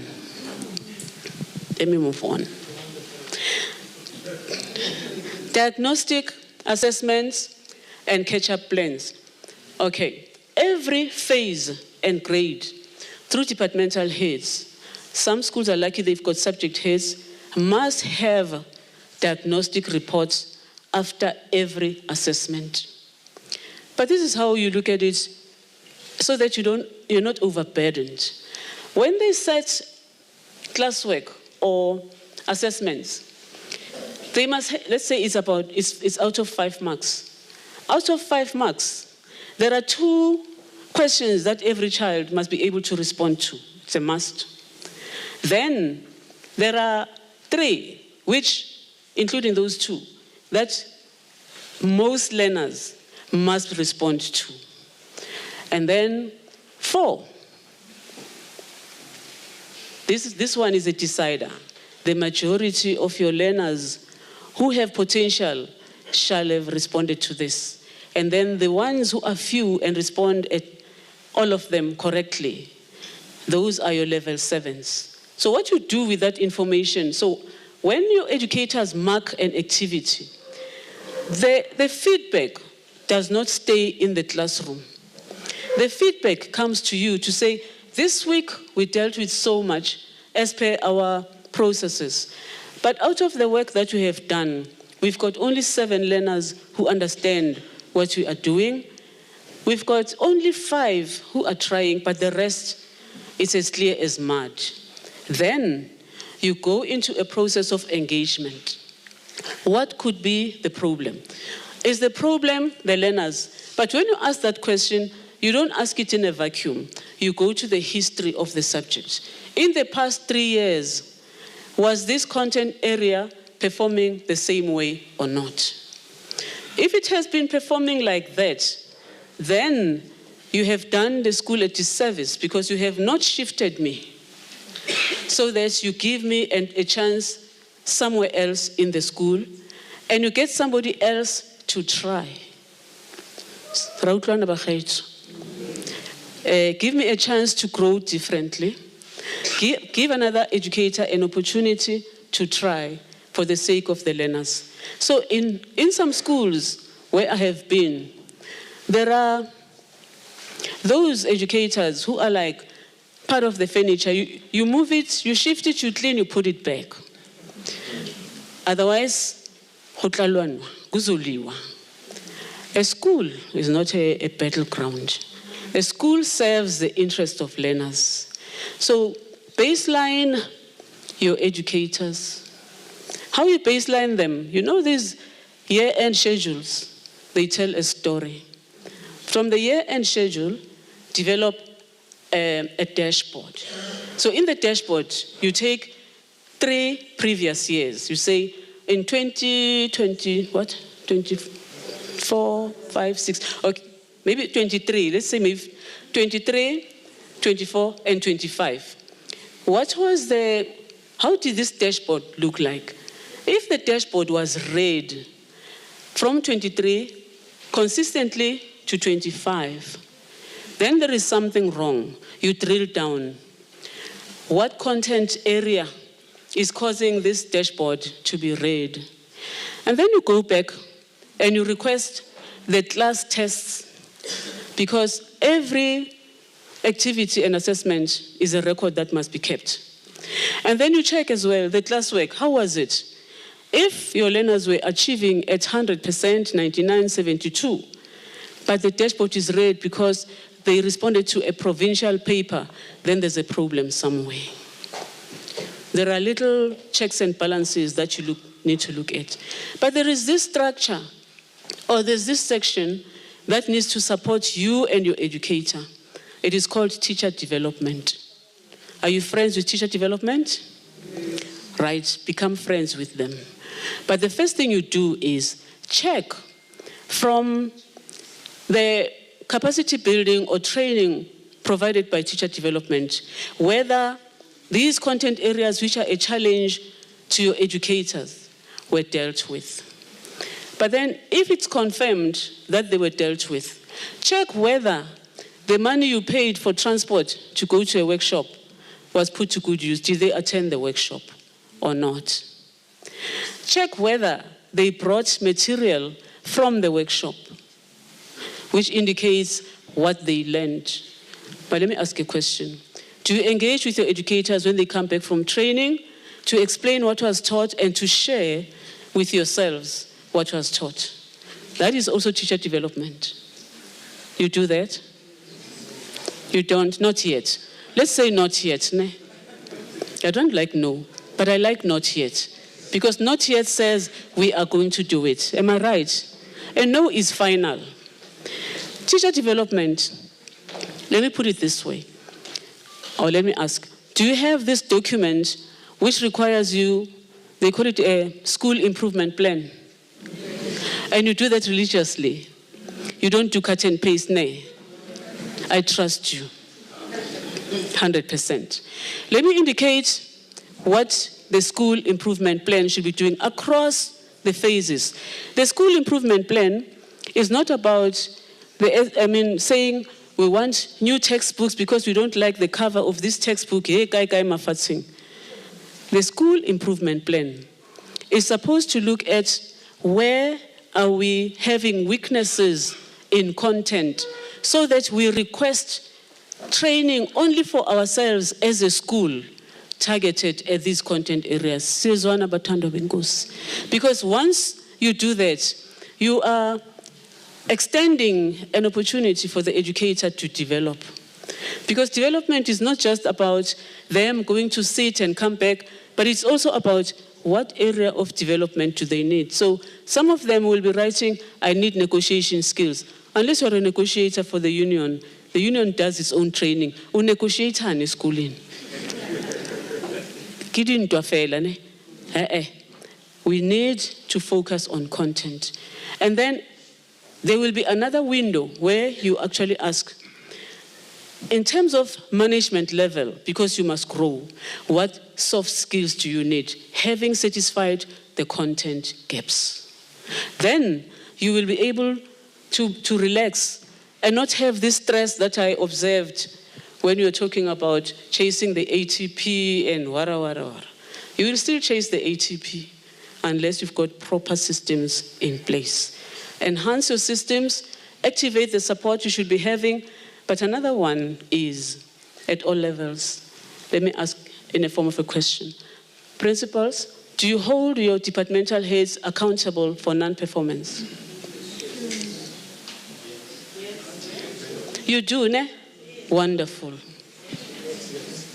Not yet. I like the not yet. But let me indicate where the gap is. If, in terms of the line function, there is a layer that is untouchable, it does not account to anybody. But when you have a meeting with the staff, when the staff members ask a question, they ask questions with the staff members about a matter that you discussed in the planning section. Close the gap. You have to hold your deputy principals accountable. But then let me talk to the wonderful deputies who are here. Deputy principals, when principals request you to submit work as per the processes, the timetable and the allocation, do you give them COPSIR or do you comply? Those who said, there were 7 only. There were 7. But deputy bam, nisase khona or senhambile. Nikhona, you comply. Ngiyabonga. You know, the one thing that I always have is faith in people. If they say we comply, I trust them. Because if they don't, when they go back, they're going to comply. But you know where the gap between compliance and defiance starts? It is when the principal, instead of being at school, will be somewhere between the school and the district office. But not you, Akere. I'm talking about where I come from, where I would go to a school and they say, but the principal is at the district. And I would call the district and I would ask, who is the principal saying, hey, going to see so and so, and then I just buzz. And they're like, no, there's no such person here. So the principal is somewhere in between. Let me highlight this risk. If a principal is somewhere in between, I'm dealing with strategies to get results. It's part of it as well. If you're somewhere in between the office and your school and any other place, and a learner gets injured at school, they're not going to ask the deputy who is there at school. They want the principal to account. And then the first thing they say at school is, Asaz guchuyepi. He said, or she said she was going to the district office, but the district office she's not there. Make your work easy by staying where you're supposed to be and overseeing processes at your school. You save yourself a lot of challenges. But let me talk about delegation as well. When you leave your school, like you are here now, I'm assuming your deputies are holding fort for 2 days, today and tomorrow. You'll see them on Monday. Let me ask you a simple question. Did you give them, you still here on Monday? No. Oh, okay. As you are here for the 2 days, did you actually delegate your deputies in writing? You did. Wonderful. If it's not yet, please understand this. When somebody is appointed a deputy, it is not automatic. I always hear people say, I'm deputizing the principal. Without a letter, you're just floating. You are not deputizing because you need to be delegated in writing In my absence, this is what I request you to look at. Then you write those things down, and then they sign. So when something happens in your absence, you're not going to stand in a court of law saying, "Hirte kor darte lang," but where were you? No, my child was sick, we understand, but who was acting? There is no letter. So keep a copy, give them a copy, they agree in writing. So this thing of assuming, don't work based on assumptions. It's very dangerous. Let me make an example. When the HOD goes on leave or elsewhere to attend camp, etc., he or she appoints a DDG in writing and writes to the staff members, districts and head office, that DDG so-and-so will be acting for so many days when I'm at camp. And then it's also written, do not expect remuneration. This is developmental. So you make people act, ne? Without a letter, without that clause that says it does not make you the best candidate. When posts are advertised, they take out the file to say, I acted for so many days, vra. And then, why am I not shortlisted? If I was good to act, why am I not good? Now you open yourself to attack. That letter, which says, this will develop you, it does not make you have expectations for appointment, etc. So it's little things that makes your task difficult and make you take your eyes from the ball and not manage curriculum. Track your grade 9 averages weekly. Weekly averages, because grade 9 is the most challenging and nonsensical grade in any school. Maybe your schools are better, but grade 9, it's like there's something that they smoke. It just turns them into some little, I don't know what. Are your grade 9s very good? Maybe they're fine. I don't want to paint them. But as a principal, ensure that SBA marks are valid and moderated. So the reason why I said, do you hold your deputy principals accountable? Is because our deputies have a duty to hold departmental heads accountable for the work that is produced by educators and presented to learners. By right, there is no lesson that should be presented in any class not signed for by the departmental head. Never. It must be quality assured, moderation. Okay? Monitor teacher absenteeism. This is very important. If you don't monitor, okay, I have seen sometimes visiting a school and you find there was a name or there was a red line drawn, né? Meaning that person either is not there or was late or whatever. And then on the red line, boldly, there's a signature, Heaven. What is this now? So it means the educator or whoever it is saying, "Ngazongihlanyela, ngikhona." But the person only rocked up at 10 o'clock. And then the principal does not say, "Come, please explain why you wrote on the red line."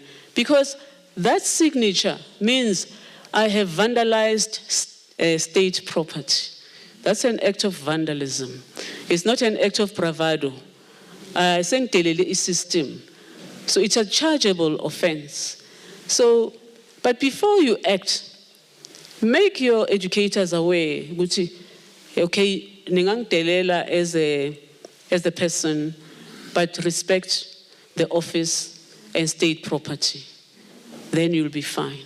Always make a distinction, but choose your vocabulary very, very well when you engage with them. When you monitor teacher absenteeism, you are monitoring it for this reason. You're going to take, as per the ATP, the preparation and everything in front of you. You look at the quantity of work that was supposed to be delivered by this educator who is not there. You look at the number of periods, number of classes impacted, double periods, whatever, etc. And you say, okay, but this must be in your policies, ne? So that when you say you must do this. They don't say, "Ingoswe kai." Because once they start saying, "Ibhalwe phi le nto," you'll be stuck. Because teachers are very eloquent, ne? They can talk.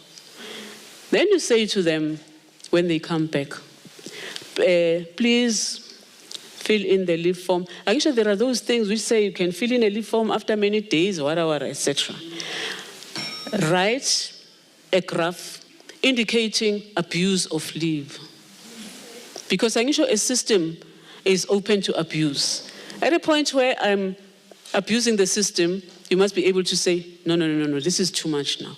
Then ask me, now that you've submitted a leave form, I understand you were not fine, etc. How, I need you to submit a catch-up plan. Every period not honored deserves a catch-up plan.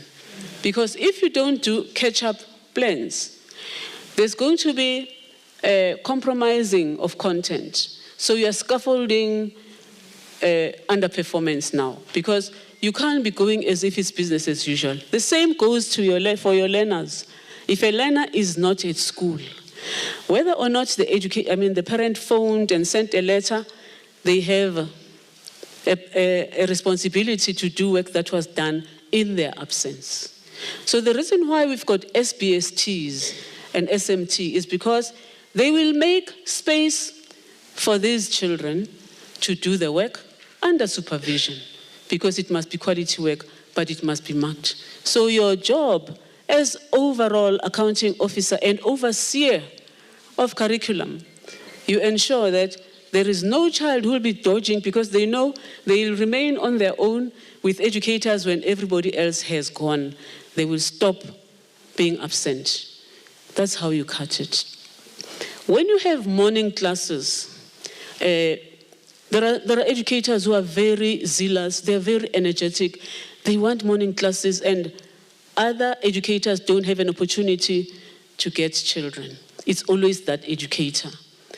The morning class must have a timetable principle based on the content gaps observed in the dashboard, based also on teacher development and all other processes, so that you observe whether the strategies you're putting in place are working or not. So if it's just a free-for-all, I will take the morning classes. I will also take the afternoon classes, because I love teaching. There's no educator who doesn't love teaching. Your duty as a principal is to regulate how time, because it's a scarce commodity, is used at your school, so that it doesn't advantage only one educator. Because when it is time for them to account, they'll say, I never have time to see my learners, they're always with Zanele. And it's a valid reason. What are you doing about it? Treat every subject equally. So on a sliding scale, schedule then the additional time, but notify parents as well as transport providers, so that learners are not expected to stay, but then they are in a hurry because the bus drivers are going. Those people must understand they're rendering a service to you. Have a meeting with your transport providers. It's very useful. When I would have meetings with them, they would say to me, we get to the pickup point early. These children come dragging their feet. We have to wait. There are these culprits. They even know them by name. And then others request them to drop them off by the roadside, not where they're supposed to drop them off. And then you will be asked, but the child went into a school bus, why was the child allowed to get off? When you have a meeting with the transport providers, you'll get to understand where your school's performance is going. It may not be your educators, it could be behavioral problems. But it will also indicate to you if there are pedophiles who are preying on your children or not. Check also the distances, because scholar transport is about 5 kilometers and above. If it's just below 5 Ks, it will not pick them up. The safety of those learners you need to discuss with the school governing body, because they are supposed to attend all these things. So the SGB, over and above, looking at the type of car you drive and saying, hey, the principal is eating money, but the principal has got a PESAL number and an account. So they forget about that. Redirect their energy. They're very energetic. When you redirect their energy, point out these things which are a plague, which plague the school in terms of learner support. How do you support them? Celebrate small wins publicly. You know, schools which are said to be underperforming, principals have given up. They never hold assemblies to thank anybody. When they walk, even their shoulders are drooping, but you were underperforming. No. Don't do that to yourselves. Acknowledge that we may be underperforming. It's not a permanent thing, but here we're doing well. Then honor those publicly so that everybody then feels all is not lost. And know, as a principal, know your bottom 20% by name. From grade 1, who are the bottom 20% and why? Because when parents register their children at your school, they register a full child. No parent comes there and says, I know my child will not be part of the 100%. They're looking forward to their children's names being called as well when other learners are applauded. FET phase. This is where you may miss it. Please check the subject choices as the principal. Because these children, as they were moving up from grade 10, grade 11, and 12, the report cards were indicating, or rather the schedules, were indicating the challenges, diagnostic reports, and so on. So you know the capability and the potential of the children. But then, avoid doing the following, calling parents to say, we want to move your child to tourism because your child is not going to pass.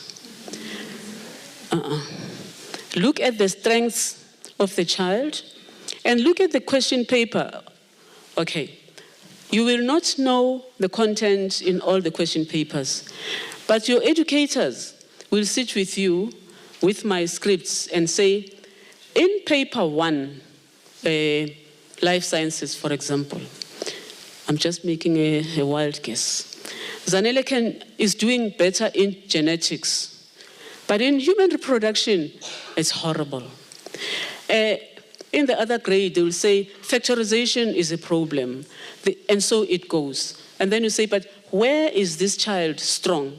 So when you actually have looked at my strengths, you then start looking at what can we add.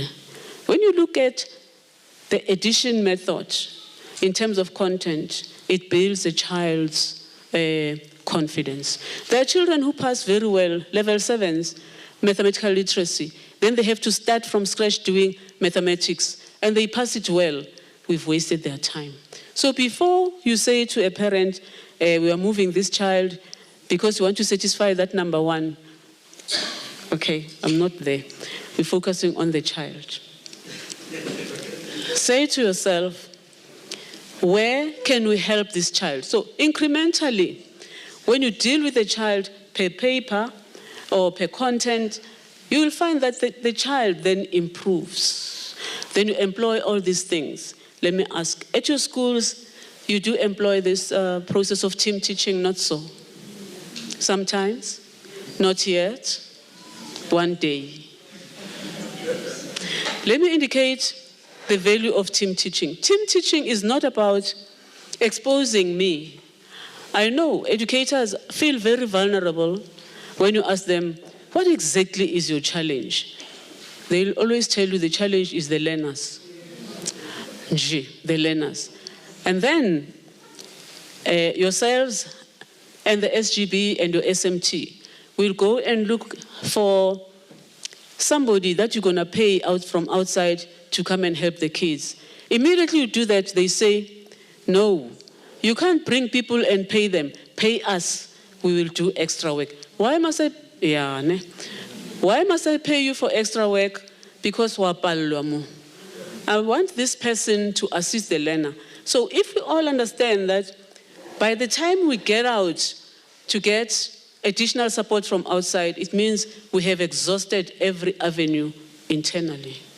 But it's minuted so that it doesn't cause any clashes. So principals, anything that you discuss, you must write down as minutes, sign, distribute. They must sign and file. But keep that file very, very well, because educators are very creative. They will take it and you will say it was here. Let me tell you what happened to me one day in my office. I didn't know that staff members from my office had duplicate keys. When we were supposed to present, I boldly took a file, this is A4 files. When I opened, there was nothing. The contents were gone. Never become too confident and too trusting. Keep backup documents. Then you will be fine. You will not be found wanting. Always put a target per term. When you start at the beginning of the year, after the baseline, you say, okay, this is where we are. We want to stretch these children to achieve at 80%. So everyone is working toward the 80%. When you get to term 2 and analyze, you find you've dropped by 5%. You say, at least we were close to the target.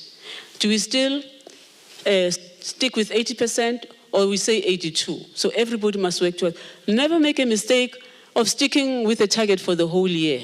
It will make you to underperform.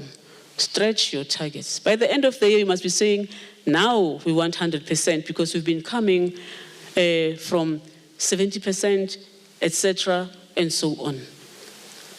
When you classify your learners, and there are those that you know are weak, please avoid saying to them, focus on the low-hanging fruit. That's cruel. Can't do that to somebody's child. Imagine your own child who has ambitions to become whatever, and they say, focus on low-hanging fruits. With physical science, just memorize the definitions, you get 2 marks. It's wrong. Raise the bar for your educators and your learners. So the conversations, principals, that your educators, departmental heads, and officials have with your learners, you must know, and you must be able to say, no, not at this school. We do want 100%, but you want quality. So the power is in your mouth. Use it. Exam preparation culture. What you do is, you may do this bi-weekly, but learners must be subjected to the same environment they're subjected to through exams, so that they are not shocked when they have to write and there's an invigilator and there is a clock there and they have to stop at a certain time, because you are training them to be able to read and understand the question. So those comprehension skills that come from the bottom become critical. So there are these cross-cutting skills that are very, very essential. SBA management. Certain schools abuse the SBA, but I'm sure you know by now that SBAs must be moderated and they must be done right so that learners are not penalized. Use data to engage with me. Data in this sense. When I come to you and say, but we've tried, 45% of my learners have passed. Convert that into numbers. How many learners passed out of what? You'll be shocked that So before you go to this fancy thing of percentages, look at marks. Marks will tell you a story, and you may not like the story. But look at the schedule and look at the decorations where there's a red pen with circles. You know that this must go. So you engage. You know those conversations we're talking about? These are tough ones, It's not the nice one. I'm not vandalizing anything, but I'm saying reality is you must engage on those. If you are to have Saturday and holiday classes, they must be based on agreed upon content across the board so that you know learners are not just going to be coming and then there's a repetition of what was done during the week. It must be dealing with challenges that you face because it's extra time which affords the educator to deal with these areas and the learners as well. But before you have this Saturday and whatever classes or holiday classes, please have a meeting with the parents of learners. Parents often don't understand why children must come to school. They just feel it's a nuisance. But if you've got these meetings which are held, you may not have wholesale meetings, but have them per class, maybe 10A or 7A or whatever. And you say, the school could do better. However, this class is lagging behind. You see, the language I use, the school could do better. Your child could do better if they stayed in class and not made noise. Now you're drawing attention to the child's behavior. Then the parent will say, Ganti, never make a mistake of having meetings with parents and their children are not there. Every parent must be with the child. It works very well because accountability is swift and immediate. And we've got the books there as evidence. And then you also have a chart that shows attendance patterns. So it becomes easy because you are discussing something concrete. But this thing of general meeting after June, hey, teacher Mang, in this class, we had this much, 65% have passed. And then they clap hands. Hey. Have structured meetings, not these announcements. Announcements will come when you do awards. But for now, parents must understand how challenging their children are. Talk about classroom discipline and talk about what each child does during which subject. But your educators must actually discuss me as Uzanele to say, with me in class, she cooperates. With me, she goes out to the toilet 3 times. With me, she comes once a month and so on. So that is a trend analysis of my behavior. Trend analysis of your educators and your learners will give you the management information that you need because that's how you manage a school without cracking your skull. So deal with data, then you'll be fine. Teacher accountability and support. Each grade 12 educator, but it's not fair to say each grade 12, I'm going to delete that. Each educator sets a class target in term 1, and they review mid-year with the HOD, and then recognition and rewards are given. We always burden grade 12 educators. That's why some of them are breaking down. Support processes. The CS policy, baseline assessment, diagnostic reports, quality moderation. I was reading a report which was generated from DBE when they visited certain schools in a district. The schools had requested to set their own papers and not write those that come from DBE or the district. So they said, okay, set your own papers. They set a paper, not following the subject guidelines. The subject guidelines are there for a reason. The allocation of marks were going that way. The numbering were going the other way. The memo was incomplete. Because after doing that, you must submit a set of documents to the district. So please, principals, whatever is submitted to the office reflects you. Make sure that you go through those documents thoroughly. Before they are submitted, request the support of the subject advisor to actually assist you to check subjects that you are not quite sure of, because you can't be a specialist in all the subjects. But you do have somebody who can assist you to check so that the work that you present is always above board. And you'll see if there is mischief, it will diminish and there will be an improvement. Okay. School-wide systems, reporting, compliance, and excellent whatever. Communication systems, internal communication between yourself and the deputy, deputy and HODs, and then you with the whole SMT. Why you're doing this is because when you have a meeting with educators, you chair the meeting, but the SMT members respond to questions. Don't put yourself on the firing line by chairing a meeting and then responding to questions. You can't be a ref and a player. But the day you want to respond, ask the deputy to take the chair. Don't take over the chair. Even if the meeting gets unruly, let the deputy manage the meeting so that you can then respond to issues which always fall through the cracks if you are chairing. Am I making sense? Then you'll be able to consolidate whatever it is that always becomes unpalatable at your school. Reporting systems.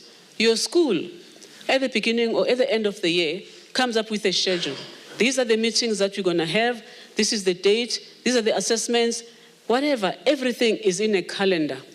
I do know that that beautiful calendar may be vandalized by the officials who may not have planned. And they say, urgent meeting. Then you've got to dump everything and run there. If there's an urgent meeting, delegate the deputy. It's part of development in writing to say, we are not cancelling the meeting, but brief the deputy, these are the challenges, and indicate that if there are questions which are asked and you're not able to respond to, note them and indicate that they will be responded to in the next meeting, or we'll respond to them using an email. So there is nothing that says every question that is asked, you must stand like this and say, "Hirte kor dat telang." That email will help you to diffuse the situation. Let me talk about the WhatsApp. Ne? You love WhatsApp groups and to send WhatsApps. Ne? Yeah, a WhatsApp message is not an official tool. Ne? You must note. WhatsApp messages disappear, but then they are seen as informal. That's why they say social media. Make sure that all of your educators have got an email address. Do they have? Lovely. If you've forgotten, ask your admin personnel to type out the email addresses, update if they're old, and check by sending them the same message and requesting a response to say received. You are checking the system whether those emails are working, because when you send something serious and they say, I did not receive, you then refer and say, I tested the system, emails are working at this school. So your systems must be above board. Everything that needs to be submitted, let me put it this way. If something is supposed to be submitted by the 30th of May, for your office as a principal, everything must be in by the 25th of May. You give yourself 5 more days or 4 days in between to check errors and to check annexures and to check compliance and to ensure that everything is above board. If there is Zanele, who always is late in submitting data, be it scripts, be it schedules, whatever it is, Zanele will always disappear and the phone will be off, because educators will tell you clear, it's my phone. It does not belong to the state. Yeah, sometimes they'll say, they'll cut you down to size. Ne? Write an email and request. Use the devices that were provided by the state, then you will be fine. But note the number of times I'm not complying. Non-compliance, you need to counsel me and then indicate your first verbal warning. If it continues, whatever, etc. When you are not sure, okay, but I'm talking to unionists here. I was going to say, ask your shop stewards, but you are shop stewards, you are whatever, you are everything again. So you ask yourselves, implement these things, and protect the image of the union. Hold people accountable. They must comply so that your school is up there. Okay, have data dashboards. You know, when you want to show me that I need to pull up my socks, and you put a dashboard there, there's nothing as unpalatable as looking at a a red color on a dashboard. It's good at the union wearing red, ne? But with dashboard, yo. In a dashboard, it is a no-go area. So make sure that your dashboards coming from Sadtu are green. They have to be green. Fight for that green dashboard. Because the dashboard which is green actually says we are doing very, very well. Task on time. Parental community engagement, I have indicated. Research says improvement in learner attendance with involved parents improves by 57%. Higher reading scores in schools with structured parent programs improves by 37%. And 3 times more likely to complete school, those learners, if parents attend meetings. You know, parents who attend meetings improve the chances of their children passing. Strong instructional leadership, curriculum coverage and pacing, early intervention and support, data-driven decision-making, teacher growth and coaching, community and parenting. Those ones I was just sharing. I've done a glossary for you at the end because you teach you are principals at different phases. Some of the terminology you may not be using at your level, but then the glossary will assist. If there is anything that you may want to engage me on, I think my number is available there. You can then send me a WhatsApp.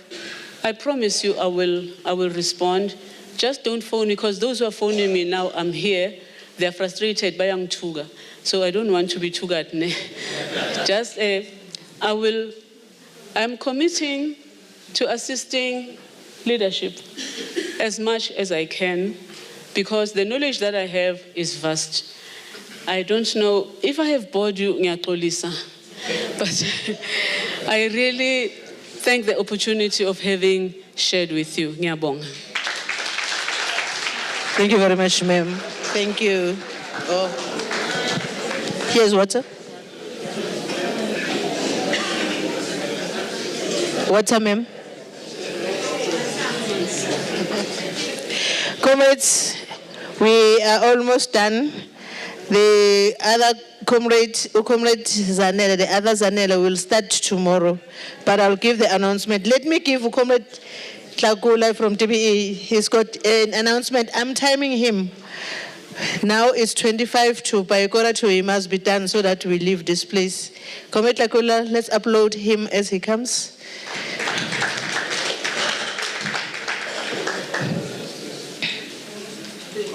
Already given the documents, I think that will be enough. 10 minutes greeting and saying what is in the document. It's fine. Afternoon, comrades. Okay. Comrades, I'm going to be very, very brief. It's an announcement that we wanted to share with yourselves. You would note that the history subject is supposed to be introduced in the country. There's been a first phase of consultation when the history subject was written from grade 4 to grade 12. The content has been shared at the DBE with the provinces.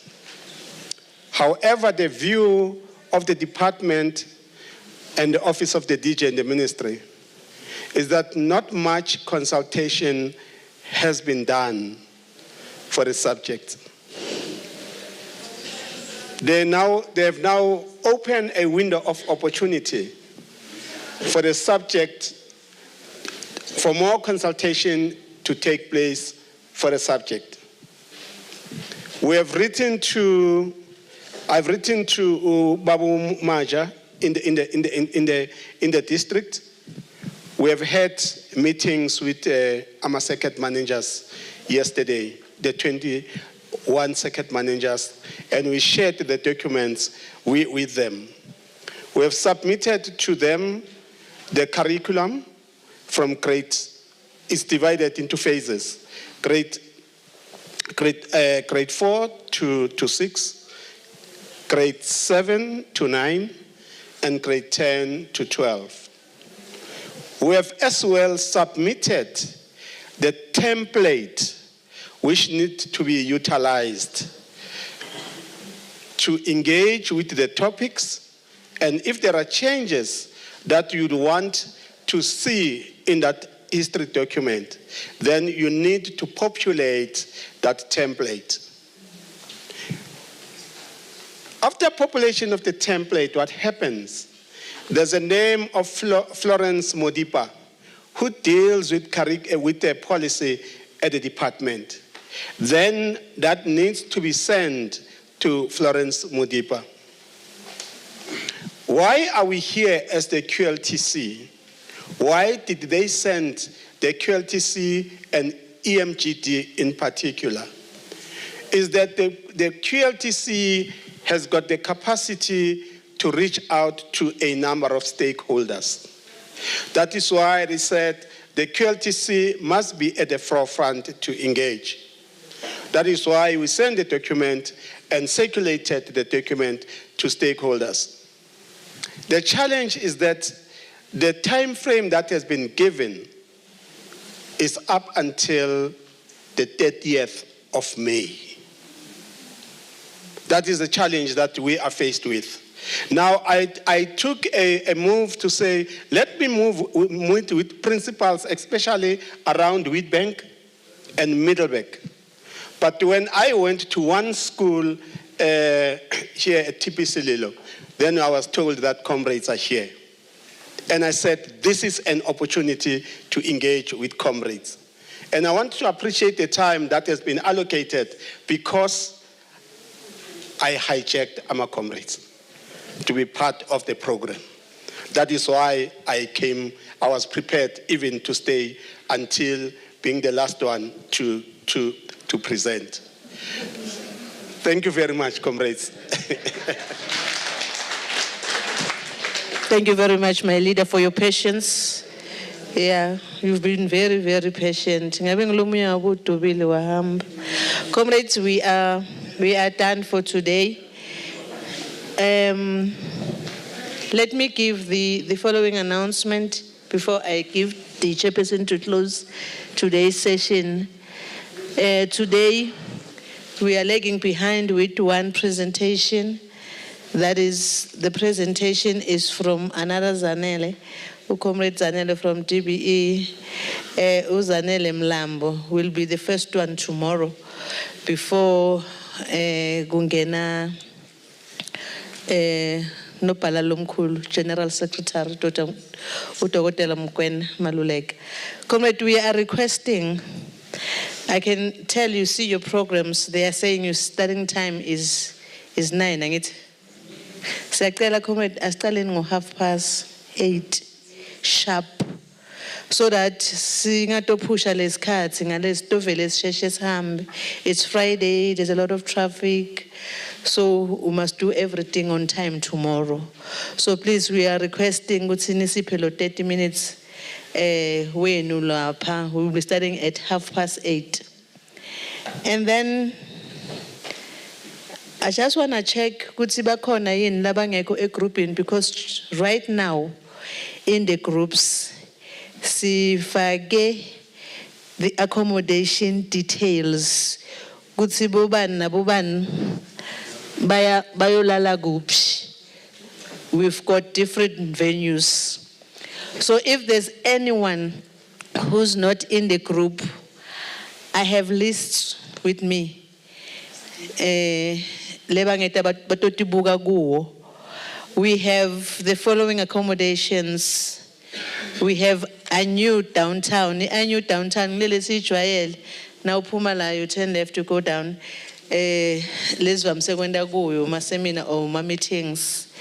Then we have a new Highfield Hotel.